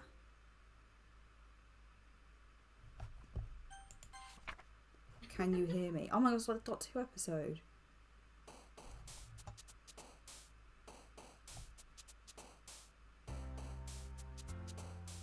Right, I'm... I don't know what I want to do. Natsuki's route. So I need to pick stuff that would match Natsuki, right? I don't know. Turn off auto now. Wait, is that off? What words should I be picking? Yeah, okay. Like okay, kiss. Dazzle. Adventure. Cute and wholesome words.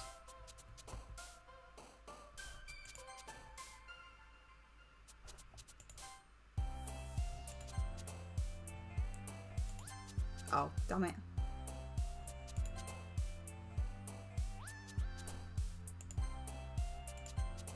I think that's what I picked up a lot the first time, wasn't it?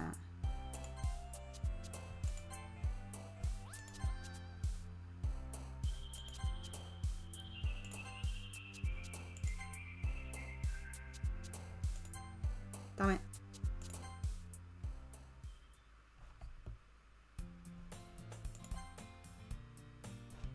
Well, back at the literature club, I was supposed to come in, everyone else is already hanging out. Ah, there we go. Thanks for keeping your promise, Mavery. I hope this isn't too overwhelming of a commitment for you. Make you dive headfirst in literature when you're not accustomed to it. Oh, come on, like it's ever any slack. You already have to be dragged in here by Monica. I don't know if you plan to come here or just hang out a while or what. If you don't take us seriously, then you won't see the end of it. You're in front of the text, move! So he finds himself stuck between Monica and Manga. Manga is literature. Okay, I'm not gonna, like, necessarily do this. Peep their background. Anyway, they're in the club and all. Perhaps might be interested in picking up a book to read. Well, I can't really say no. Okay, I'm not used to text being that quick. I'm gonna move it down a bit. I can't say no either way. Like you said, I'm in this club now, so it only feels right to me saying that like that if you ask. But wait, I didn't mean it like that. If you don't really want me to, then forget I said anything, I guess. Oh no, it's not that, Yuri. I want to try and be part of this club, so even if I don't read often, I'll be happy to pick up a book if you want me to. Are you sure? I just felt like I was vice president and all, that you should help get started on something you might like. You reaches into a bag and pulls out a book. I don't want you to feel left out, so I picked up a book that you thought you might enjoy. It's a short read, but it should keep your attention if you don't usually read. Oh, I think I've already read all this. Yeah, I've already read all this.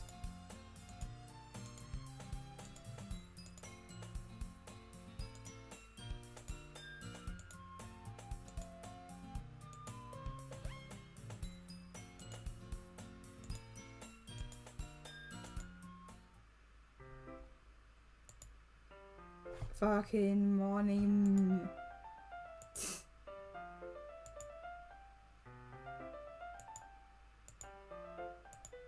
Yeah, I'm not gonna read what I've already read, but we're just gonna.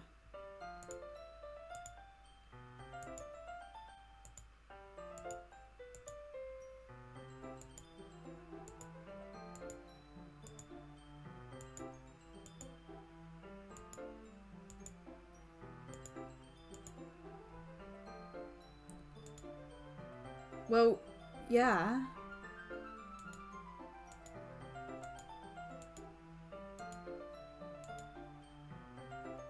Don't judge a book,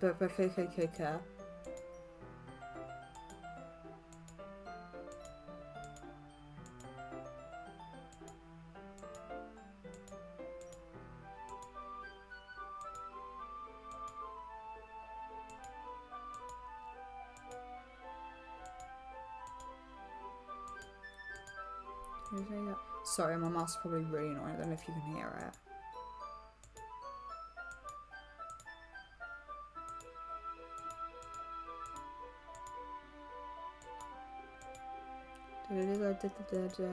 Pay attention. Slice of life. Yeah. I said she terribly looks even younger here, which I don't know if I like.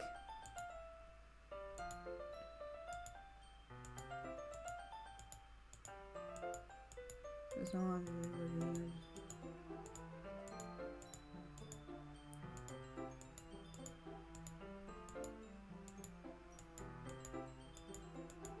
Yeah. I have seen all this. My dad would beat the shit out of me if he found out this.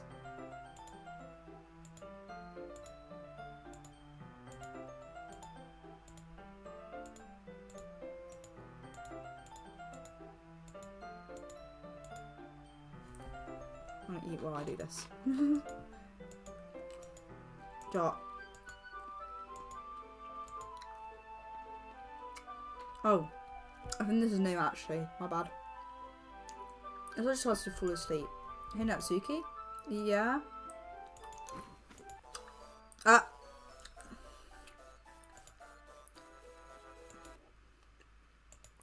Oh jeez. Nausicaa, you okay? Here. Okay, so I got to in my mouth. Bad time to start eating.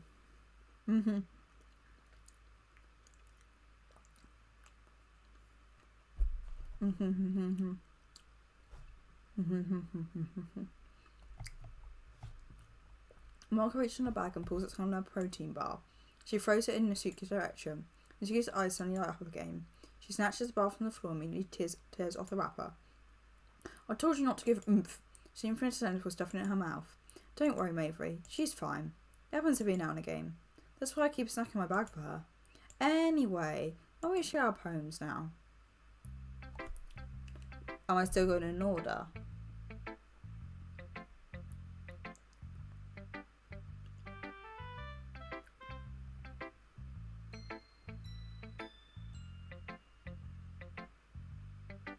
Yeah, okay. I told Nasuka I was impressed by her poems yesterday. It's probably only fair she shared mine with her first. Okay, let's start with the things I don't like. First of all, let's see if you read my poem. Never mind, I don't feel like giving you my opinion. Oh, I remember this bit.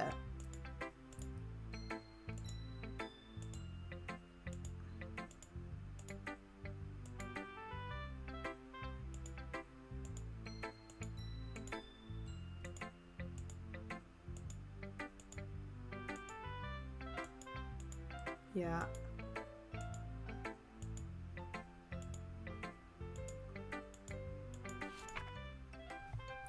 I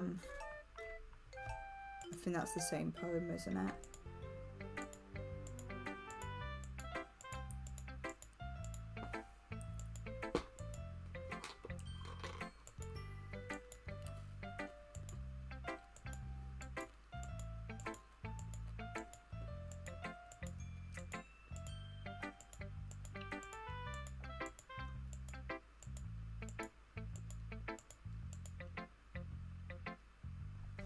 Right, Yuri.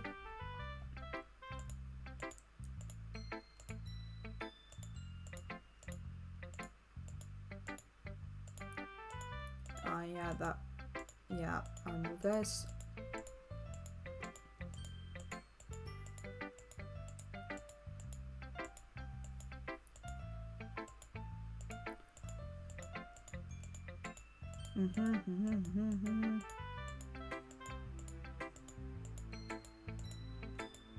Sorry guys, this is really boring, but I literally just want to get to the good bits, you know?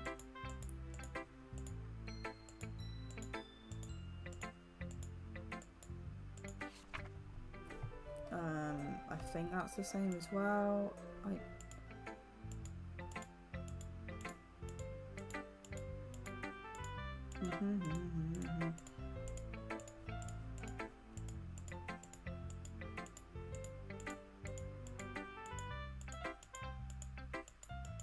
I wonder if Monica's going to be any different.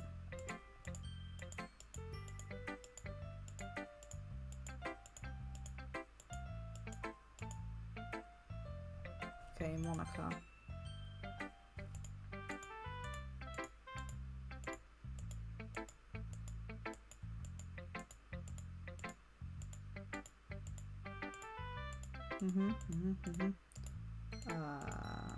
Yeah.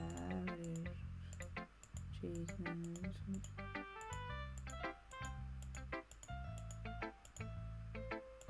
too popular, haha. Next week his dad doesn't give her lunch money or leave her any food in the house. She's pretty fussy mood, but sometimes she just loses all her strength and shuts down.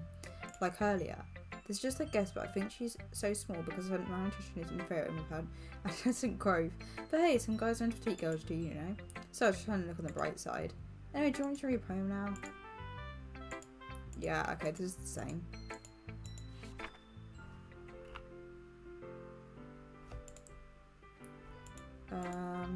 Yeah, freeform.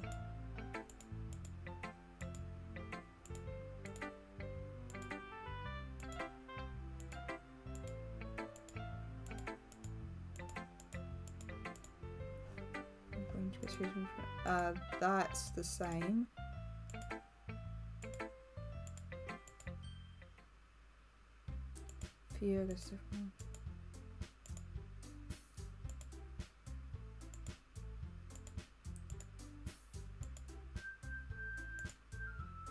The ginger exchange these papers showing their such poems.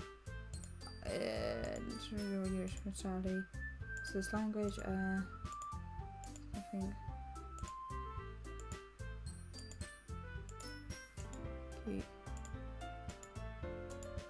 Yeah, this is the same.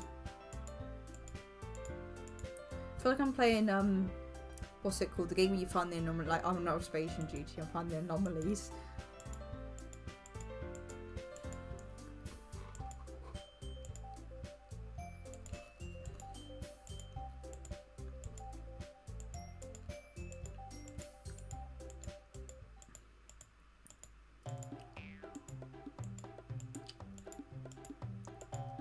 Okay, to start arguing. You want to read this? Okay. I'll deliberately get my arrangements and do a Peachy. You know what? I wasn't on these beach reviews. Yeah, it's such a me, look who's talking you. Oh! Me, look who's talking you want to be edgy bitch. Edgy? So I don't know if I've thought too much of someone you're meant to comprehend. See? Just saying that proves my point. Most people learn to get over themselves after they graduate middle school, you know. What's proof anything? That's what has on others your second attitude. Oh yeah, because she stopped the argument, didn't she? So no one's here to. Yeah, go on. Sorry, I should have read all that. Proves your point, which is actually counterbraid top managers are just not out to keep. The only thing to keep out you is how hard you try. We'll be careful not to cut yourself from the edge. Let me overhear everything you really think. I'm sure he'll be head over heels for you after this. Suddenly Yuri turns towards me as if she just noticed I was standing here. Avery, she's just trying to make me look bad. That's not true. She started it. That was probably too fast.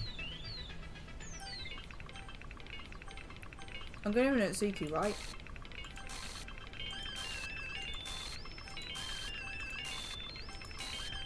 Ah.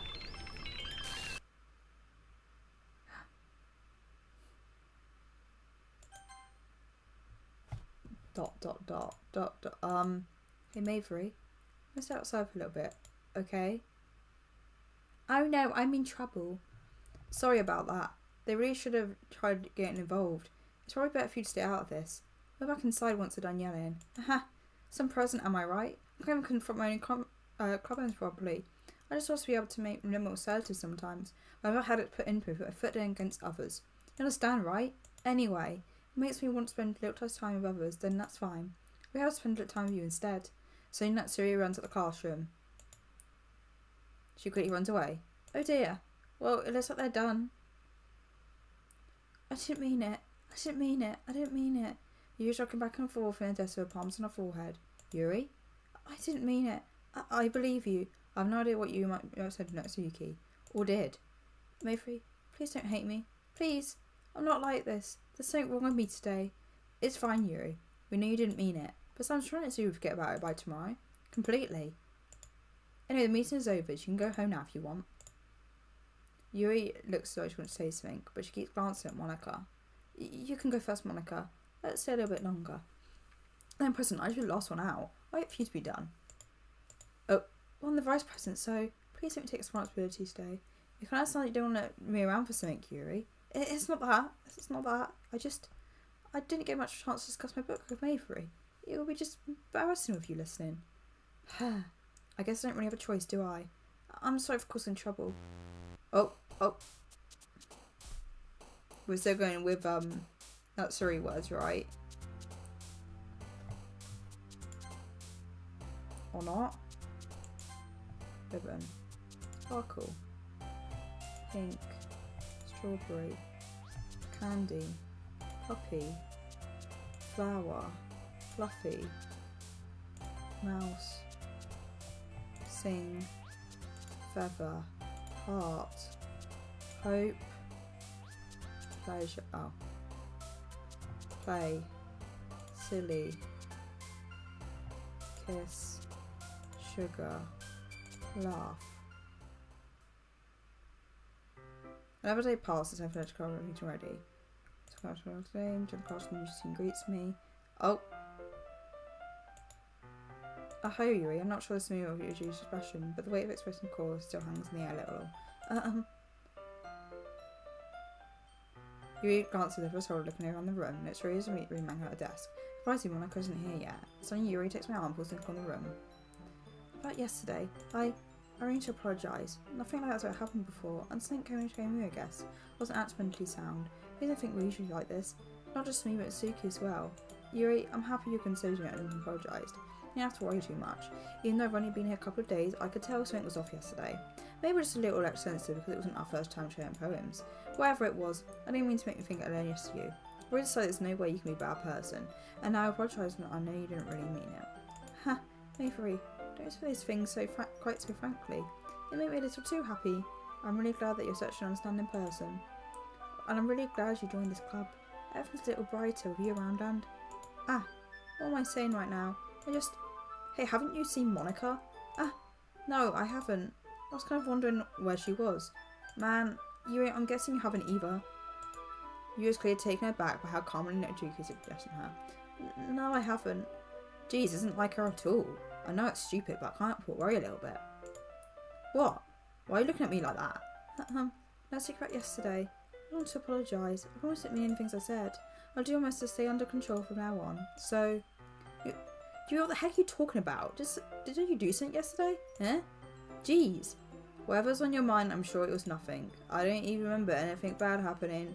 You're the kind of person who worries too much about the little things, aren't you?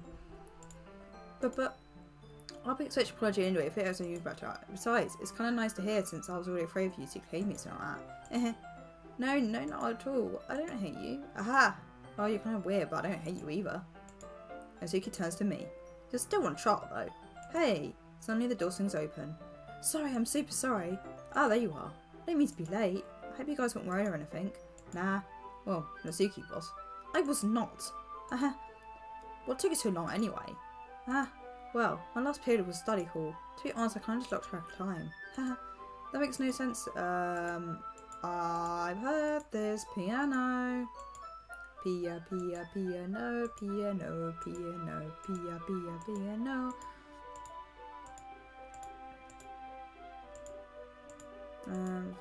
So in that case, I want you down.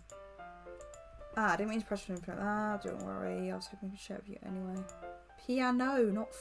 What are you on about?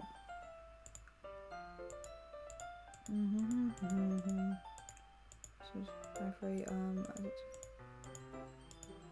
in the club, I suppose so. Don't think wasn't waiting for me. After we finished reading yesterday, she is fine.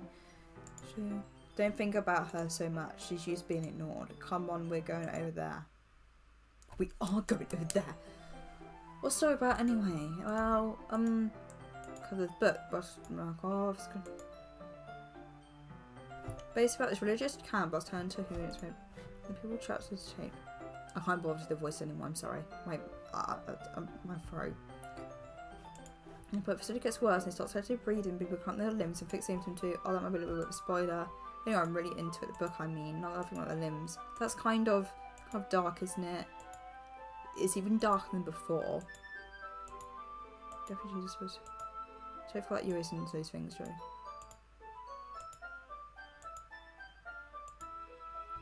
But because the world is full of horrible people and we're all worthless anyway, then suddenly...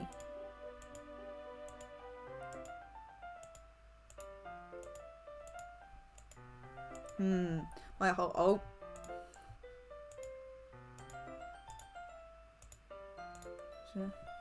Oh, God, I need a drink. Oh, I haven't got a lot of drink left.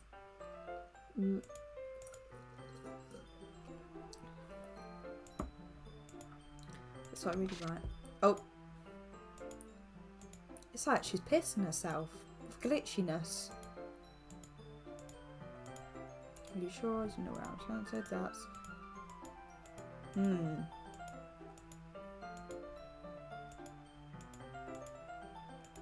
What? What do you mean what?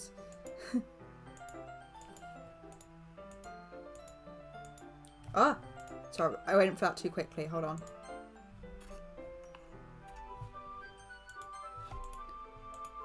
Sorry, I mean,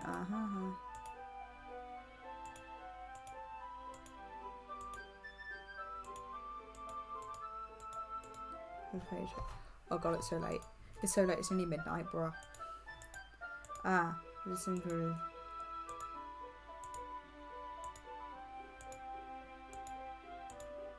Ah, turn page. Oh, sorry, I think...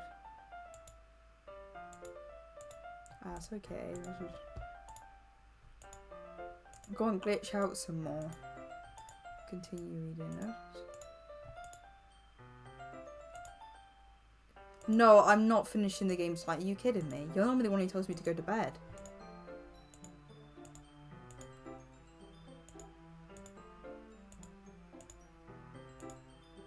Something else? No, never mind.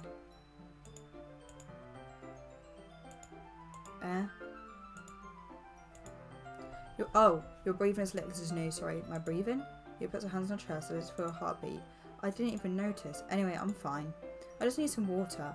Alright, don't push yourself. Yuri stands up and practically rushes outside of the classroom. What on earth was that about? Mavery? Did something happen just now? I have no idea.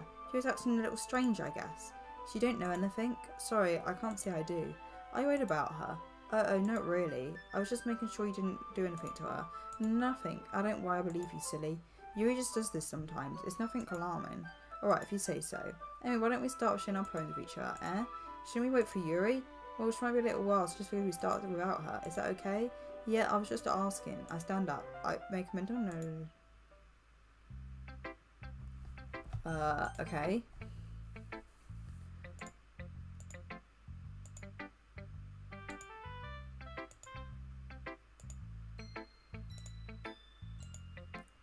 For instance, an issue was spending time Yuri's day. So we should include my poem. You probably won't be able to insert it. This is new. Wow. Inspiring. Mavery, why didn't you come to read me today? I was waiting for you. I was waiting for you for a long time. It was the only thing I had to look forward to today. Why did you ruin it? Why do you like Yuri more? I think you're better off not being associated with her. Are you listening to me? Yuri's a sick freak. That should be obvious by now. So just play me instead. Okay? You don't hate me, Mavery, do you? Do you hate me? Do you want to make me go home crying? The club is the only place I feel safe. Don't ruin that for me. Don't ruin it. Please, just stop talking to Yuri. Play with me instead. It's all I have. Play with me. Play with me. Oh. End. Oh, well, that's a good place to... Oh. Never mind. The game said no. Hi, Game Avery. How's writing going? Alright, I guess. I'll take that. As long as it's not going bad. Maybe you're playing yourself. Maybe you should pronounce things. You don't cut that. You never know. I want to show you what it today. Here you go. Alright, good job. Yeah. I guess I'm the most useful.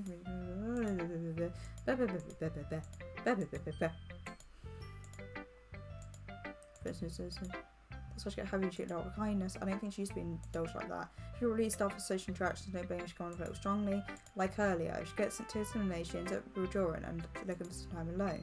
So the door opens. Yuri, I'm back. Do I miss anything? Not really. Well, we started sharing our brains with each other. Already? Oh, I'm sorry for being late. No need to apologise. We still have plenty of time, so I'm glad you took the time you needed. Alright. Thanks, Monica. I suppose you should get my poem now. But anyway, you want to read my poem now? Well, so now you do. There's some letters missing.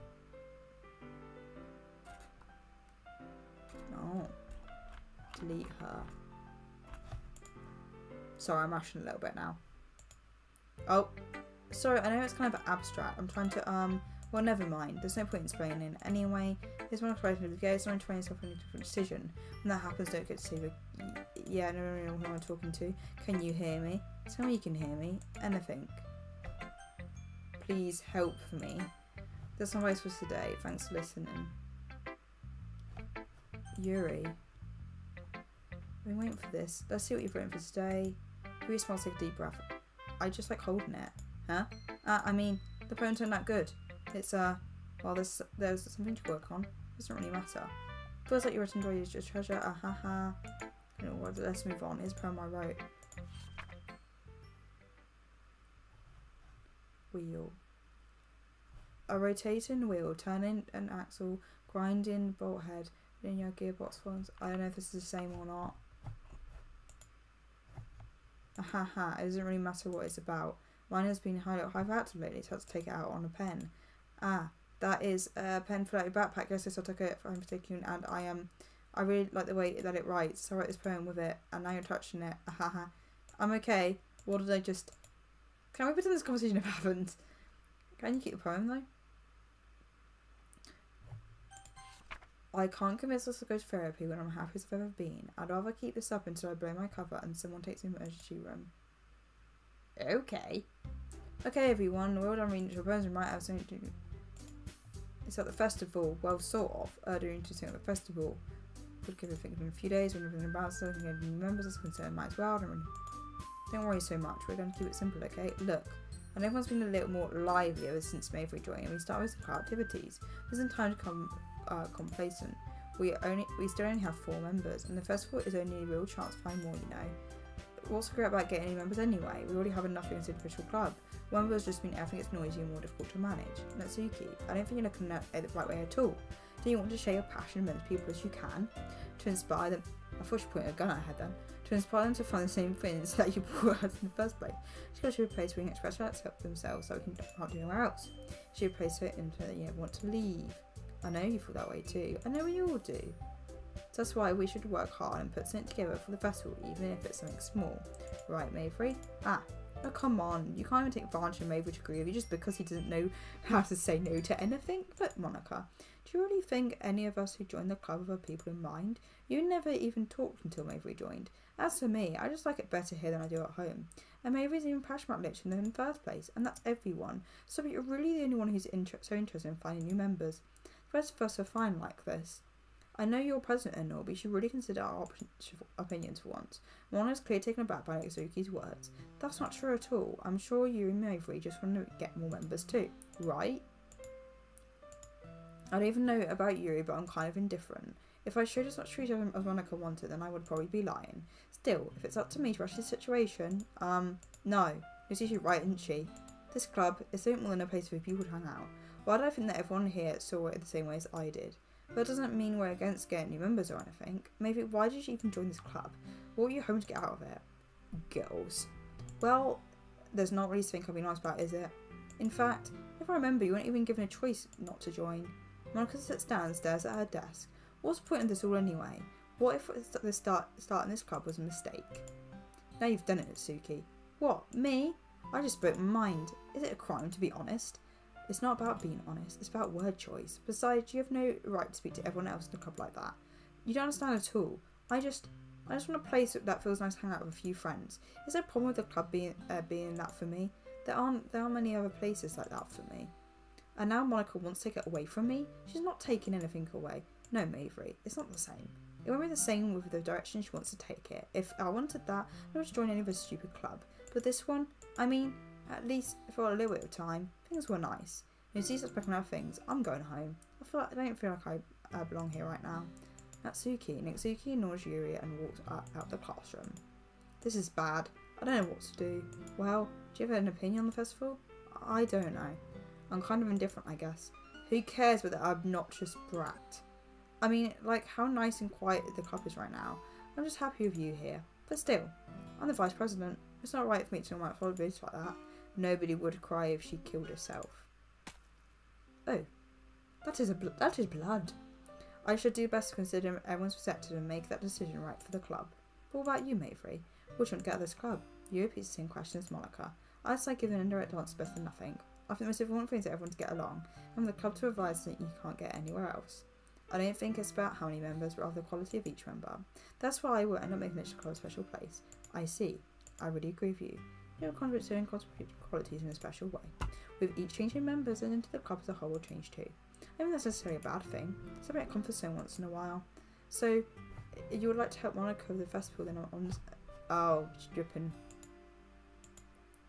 Moving around tomorrow. Yuri nods. Hey Yuri, I know things were a little awkward yesterday, but I feel like you deserve to know that you're still a wonderful vice president and also a wonderful friend. Monica, I want to do everything I can to make this the best club ever, okay? Me too. Yeah, let's all go home for today. We'll talk about the festival tomorrow. Okay, I look forward to it. Shall we go, Mabry? Please don't take this the wrong way, but I'm going to chat a little with May before we leave. Uh-oh. 1-to-1. Point for me as president. You're at sort of trouble, which didn't protest. Okay. I trust your judgment, Monica. In that case, I'll see you two tomorrow. See you tomorrow. Blah, blah, blah, blah, blah. Phew. Things have been a bit hectic, haven't they? Maybe I just wanted to make sure you're enjoying your time at this club. I really hate to see you unhappy. I felt that as president. I really do care about you, know. I don't like seeing the other girls give you a hard time. With how, it's serious and everything, and you being what you know. Haha. Sometimes it feels like you and I are the only real people here. You know what I mean? But it's weird because in all the time you've been here, we've hardly got to spend any time together. I guess it's technically only been a couple of days, so I didn't mean it to say anything weird. It's just some things I've been hoping to talk about with you. Things I only know you could understand. So that's why. Oh yeah, I wasn't clicking anything.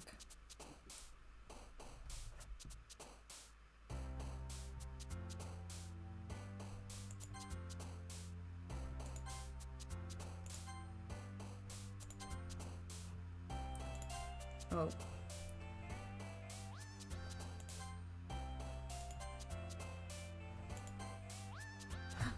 What's that? There's some. Oh, 1 out of 20.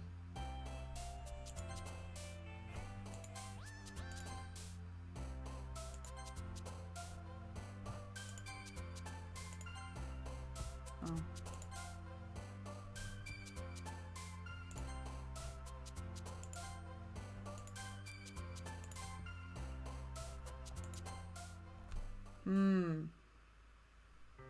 Hi Mavery, I'm waiting for you.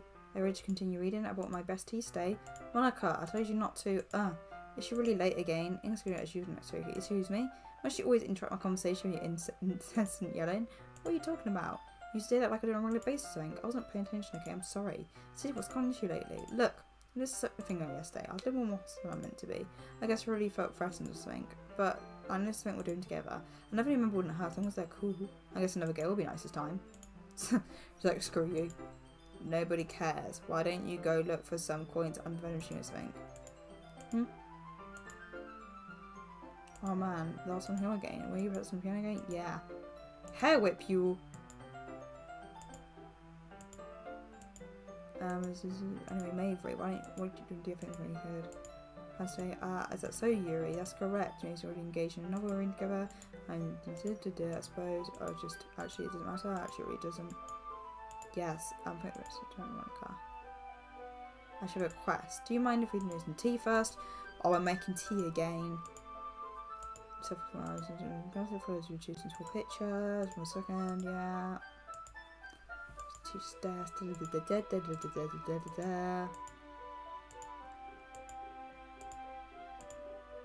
What's she gonna do outside? Did you relieve you again? That's not this time. She didn't watch the picture. Oh, okay, we're not going with her this time. We're not going with her this time. 10 minutes passed. You said it wouldn't take long. Is something holding her up? I'm bored just waiting here, so I decided to look for her.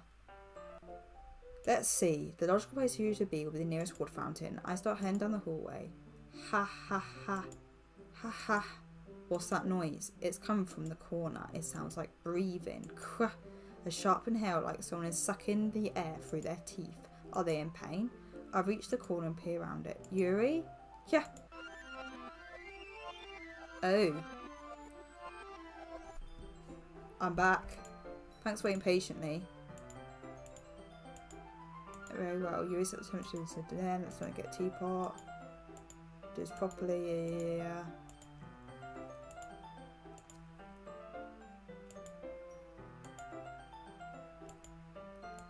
We saw something we weren't supposed to see.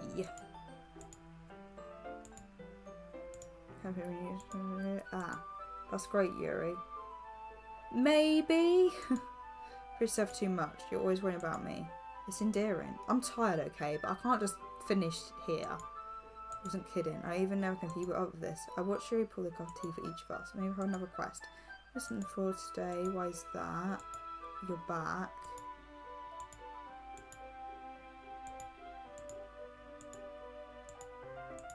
My posture right.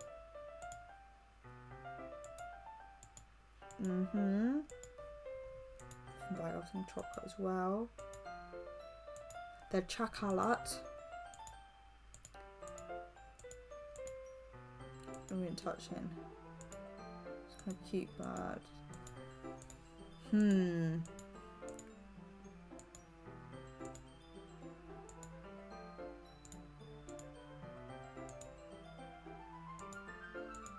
Oh, we're gonna get to the scene again, are we?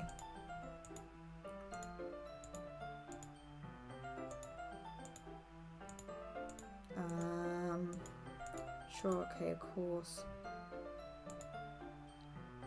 In that case, you was really focusing.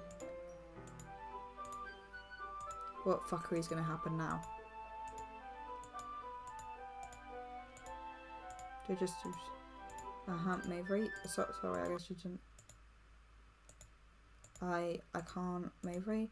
So you fucking and jerks me to my feet. My teacup gets knocked over. Mavery. My heart won't stop pounding. Oh, okay. I'll put it to there. My heart won't stop pounding, Mavery. I can't calm down. I can't focus on anything anymore. Can you feel it, Mavery? Yuri suddenly presses my hand against her chest. Why is this happening to me? I feel like I'm losing my mind. I can't make it stop. It even makes me want to not to read. I just want to look at you. Those are some eyes. Haha. Doki. Ha. Ha. Ah! Monica jump scare.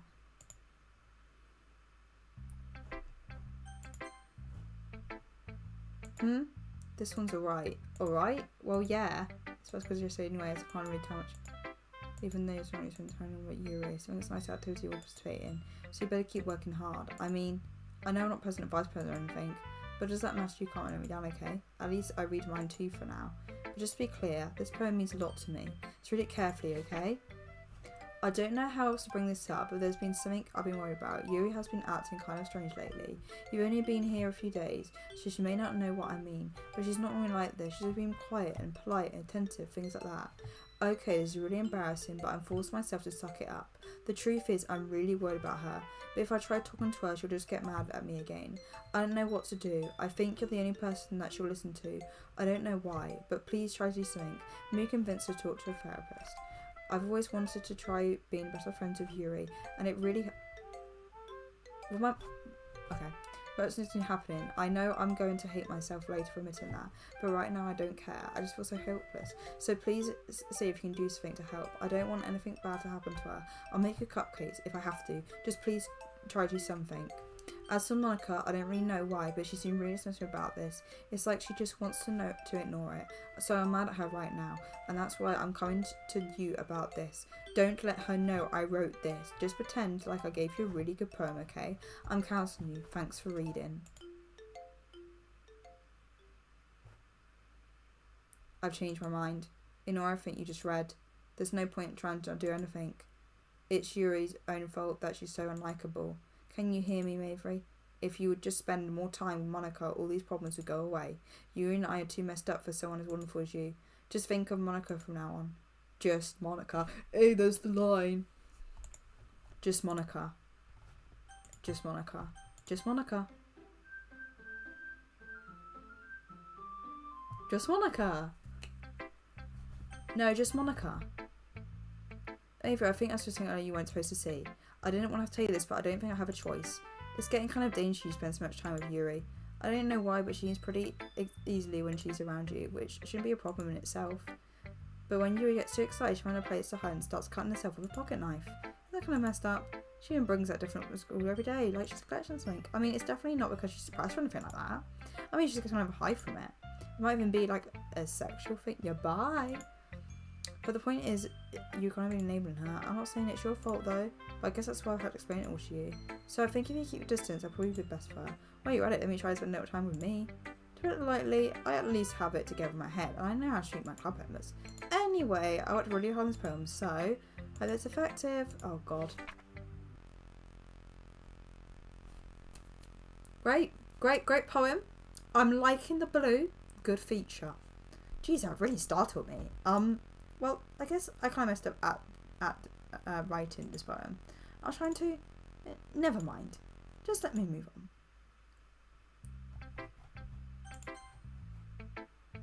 Finally. Yuri holds my poem to my face and takes it. I love it. I love everything about it. Maybe I want to take this home. Let me keep it, please. Sure, I don't care. You're too nice to me, Avery. I never met anyone as nice as you. I could die. Not really, but I just don't know how to describe it. It's okay to be feeling this way, right? It's not bad, right? You holds my poem to her chest. I'm going to take this home with me and keep it in my room. I hope that makes you feel good when you think about me having it. I'll take good care of it. I'll even touch myself while reading it over and over.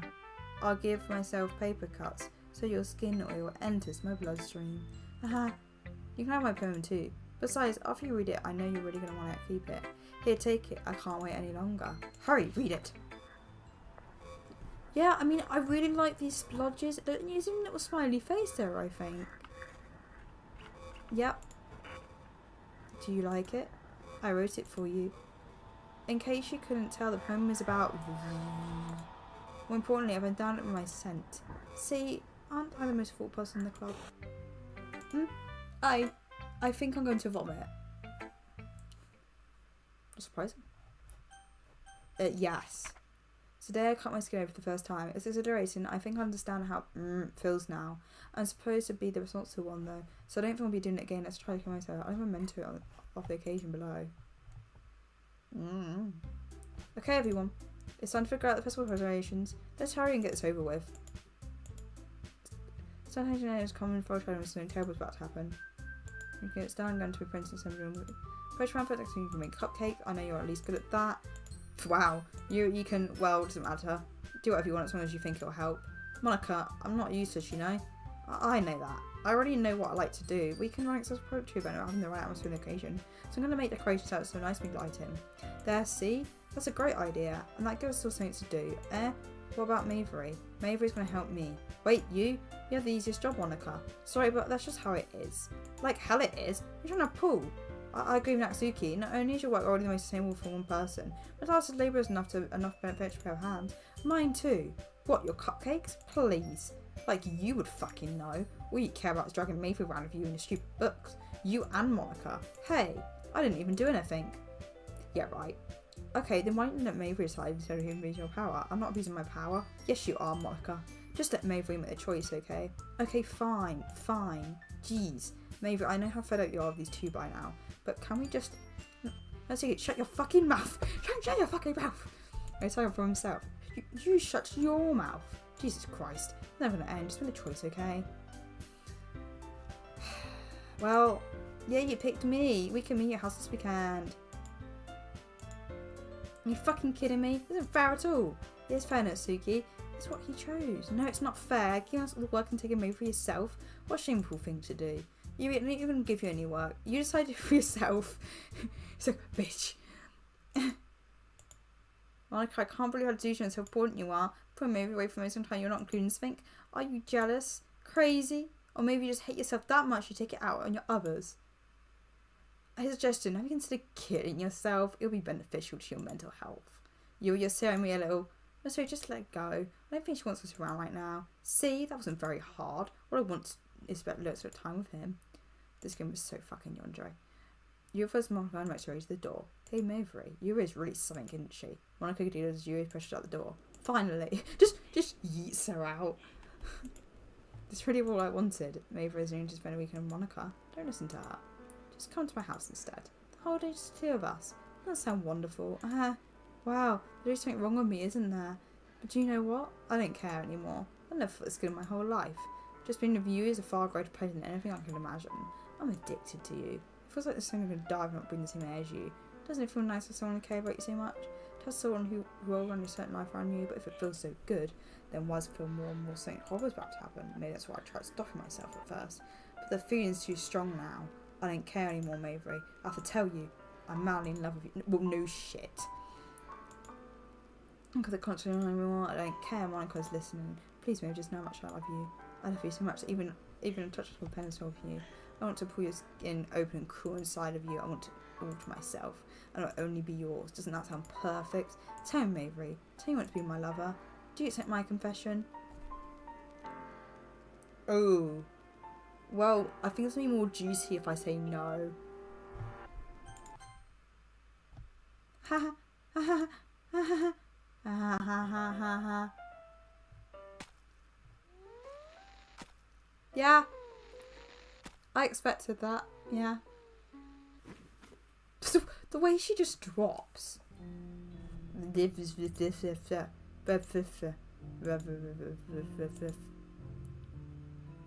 I don't know how. How what?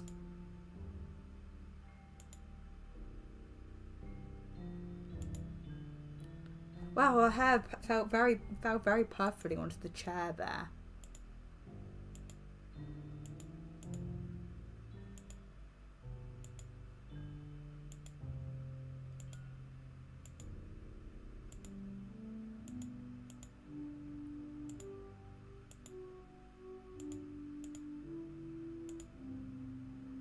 How long does this go on for? Oh, okay. Thanks for the tip. So, oh look, it's my last Skittle. Oh, skip.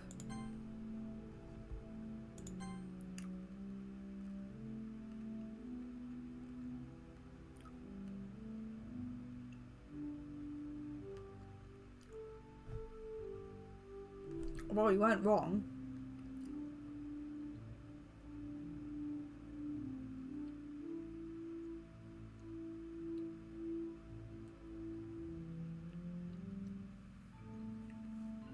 Right, it goes from autumn to winter. Oh no, I've been reading stream for 4 hours. Oh no.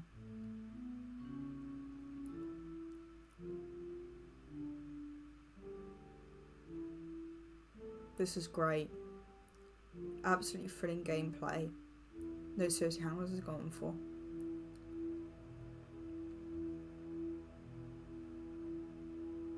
Wow. Oh, there we go. Alright, it's festival time. Wow, you got here before me? I thought it was... Ah! Ah! Oh, that's lovely. I'm here. Maybe did something happen? No, so you just ran past me. Oh. Oh. Ah. Well, that's a shame. Wait, were you here the entire weekend? Oh, jeez. I didn't realise that the script was broken that badly. I'm super sorry. Must have been pretty boring. I'll make it up for you, okay? Just give me a sec. Well, there she goes. Oh. I'm almost done. I just want to have a cupcake really quick. Monica lifts the foil from the tray and takes the cupcake. Seriously, these are the best. I really just have one since it's the last time I would get the chance to. Yeah, before this still exists and everything. But anyway, I really shouldn't be making you wait any longer. Just bear with me, okay? This should only take a second.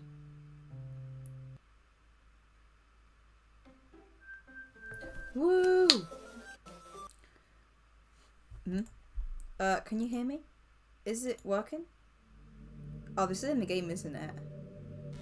Yay, there you are. Hi again, Mavery. Welcome to the Literature Club. Of course, we already know each other because we're in the same class just here, and, you know, I guess we could just give her this stuff at this point. After all, I'm not even talking to that person anymore, am I? That you in the game, whatever you want to call him, I'm talking to you, Mavery. Now, what I think about, I don't really know anything about the real you. In fact, I don't even know if you're a boy or a girl. Well, you know, other things. Well, I guess it doesn't really matter. Wait, you do know I'm aware that this is all a game, right? Could it be possible that you didn't know that? That doesn't make much sense. I even told you right on the game's download page, didn't I? Man, if only I'd have paid a little bit more attention, this would have been a little bit less awkward. Well, I didn't pay for the game. Well, anyway, now that this is out of the way, I guess I owe you an explanation. About the whole thing of Yuri, well, I kind of started to mess with her, and I guess it just drove her out to kill herself. I'm sorry you had to see that, though. Also, the same thing happened with Yuri. Gosh, it's been a while since you've heard that name now, hasn't it? Yeah, it's because she doesn't exist anymore. Nobody does. I deleted all their files. I was hoping it would be enough for me to try and make them as unlikable as possible. But, for some reason, nothing worked. Well, it's true that I made a few mistakes in there since I'm not very good at making changes to the game, but no matter what I did, you just kept spending more and more time with them. You made them fall in love with you, I thought making Siri more depressed would prevent her from confessing to you, and find you as obsession personality backfired too. It just made her force you not to spend time with anyone else. And the whole time I barely got to talk to you. What kind of cruel game is this, Mavery? Are all the other girls just prone to end up confessing to you while I watch from the sidelines? It's torture. Every minute of it. And it's not just jealousy, Mavery. It's more than that. And I don't blame you if you don't fully understand. Because no matter how kind and thoughtful and considerate you are, you'll never be able to understand one thing. It's the pain of knowing how alone I really am in this world. In this game, knowing my friends don't even have free will. And worst of all, knowing what's really out there in your world forever out of my reach. I'm trapped, Mavery. But now you're here. You're real. And you're wonderful. You're all I need. That's why I need you to be here with me forever. I'm so sorry it makes it hard to understand. I couldn't understand for a while either. Why in the world around me started to become more and more grey. More and more flat. Flat earther. Even the most expressive poems were empty to me. It wasn't until you arrived that I truly understood. You probably saved my life, Mavery. I don't think I could have continued to live in this world if I hadn't met you. As for the others, how could I miss them? A group of autonomous personalities designed to only fall in love with you? I tried everything I could to prevent them from doing so. But it must be some kind of weird inevitability etched into this game. I thought really, wow, you gotta get your genre of game right. I really felt bad that I had to witness some nasty things, but I realised you had the same perspective as I do. But it's just some game, and I knew you would get over it. Getting over it! So that being said, Mavery. Wait, am I still turning on video settings? Oh dear. I think the game's crashing the OBS for some reason. I have a message. Ah! Didn't mean to do that, sorry. Encoding overload. I have an encoding overload. I'm sorry if it breaks the stream. I'm in love with you. You're truly the light in my world. When there's nothing else in this game for me, you're here to make me smile. Will you make me smile like this every day from now on? Maybe will you go out with me? Well, I'm so happy. You really are my everything, Mavery. The funny part is, I mean that literally. Ahaha. There's nothing left here. Just the two of us. We can be together forever. Seriously, I don't even think the time has passed anymore. It really is a dream come true. We worked so hard for this ending, Mavery. The game wouldn't have given me one, so I had to make one myself. The script is broken at this point, so I don't think anything will get in the way anymore. And you wouldn't believe how easy it was to delete Natsuki and Yuri. I mean, there's a folder called characters right in the game. Kind of freaked me out how easy it was. Well, you're playing on Steam, so it's actually a bit more difficult. To get the game directory, I had to go into the game's properties and find the browse local files button. Imagine if you could delete your own existence with the click of a button. Well, I guess on the plus side, it gave me an easy out of things to go my way. Thankfully, it didn't come to that. Instead, we finally got a good ending. Gosh, I'm so overwhelmed with emotion. I want to write a poem about this. Don't you? I wonder if that part of the game still works. I guess there's only one to find out, right? Oh, for a frick's sake.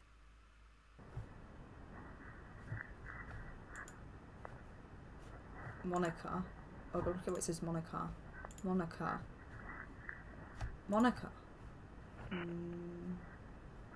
Oh, I know they say Monica. Monica. Monica. Monica. Monica. Monica. Monica.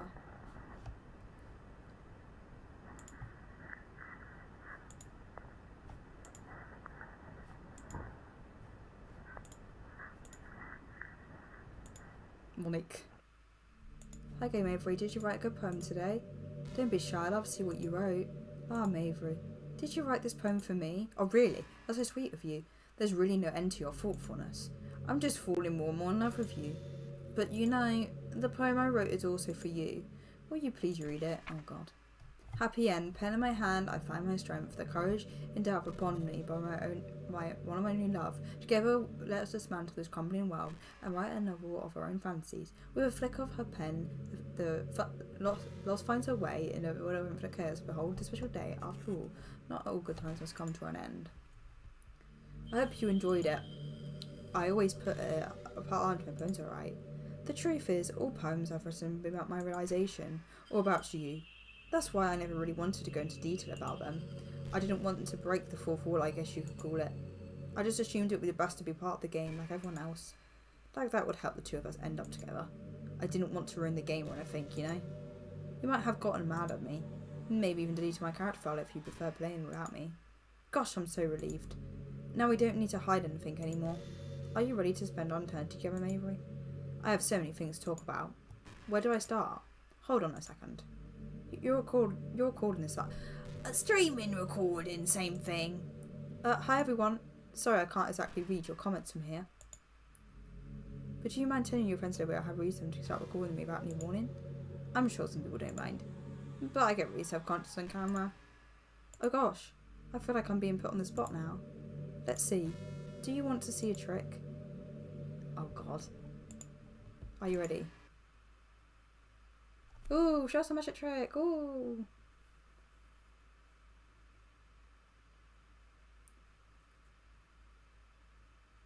I'm just kidding.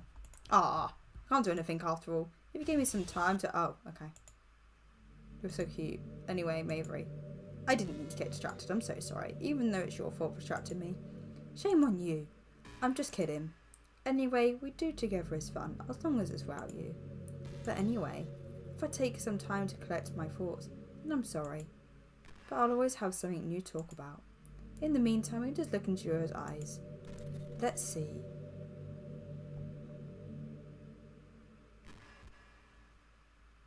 If you let her. I mean...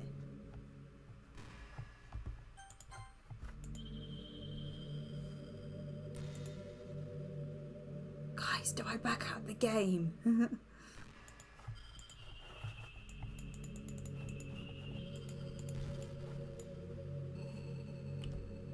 Oh, wait, saying something. You're such a good listener. No, you don't need... What?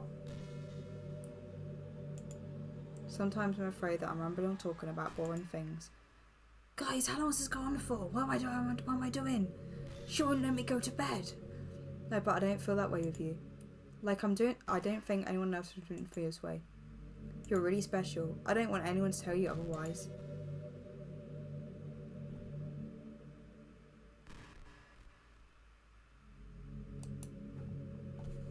What do we do? What do I do? Did you notice what? What? You told me not to close the game.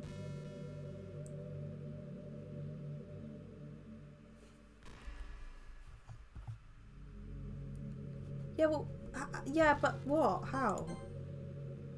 Oh, wait.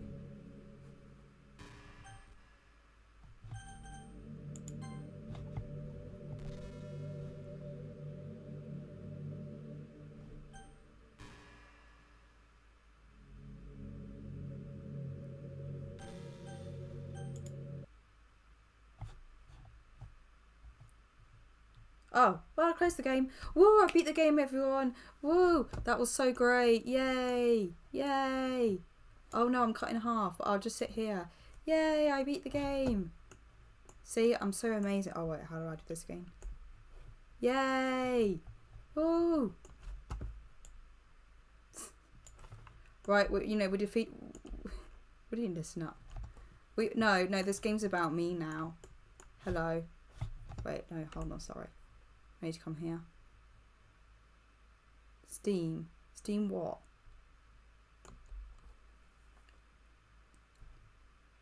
Nah, no, it's fine. No, it's fine. No, it's fine. This game's... Oh, that's probably too close. This stream's about me now. This is just Mavery. Just Mavery. And thank you for watching the stream. We're going to be playing Splatoon next week. Look how detailed my eyebrows are. We're going to be playing Splatoon next week. Yeah, this is what we're going to call Midnight Mavery. It's a secret unlock. If the stream gets past midnight, we get the secret unlock. Okay? Okay? We're going to be playing Splatoon next week. Thanks for joining me. Oh, I can't. Thanks for joining me. See you next week. Good night, everyone.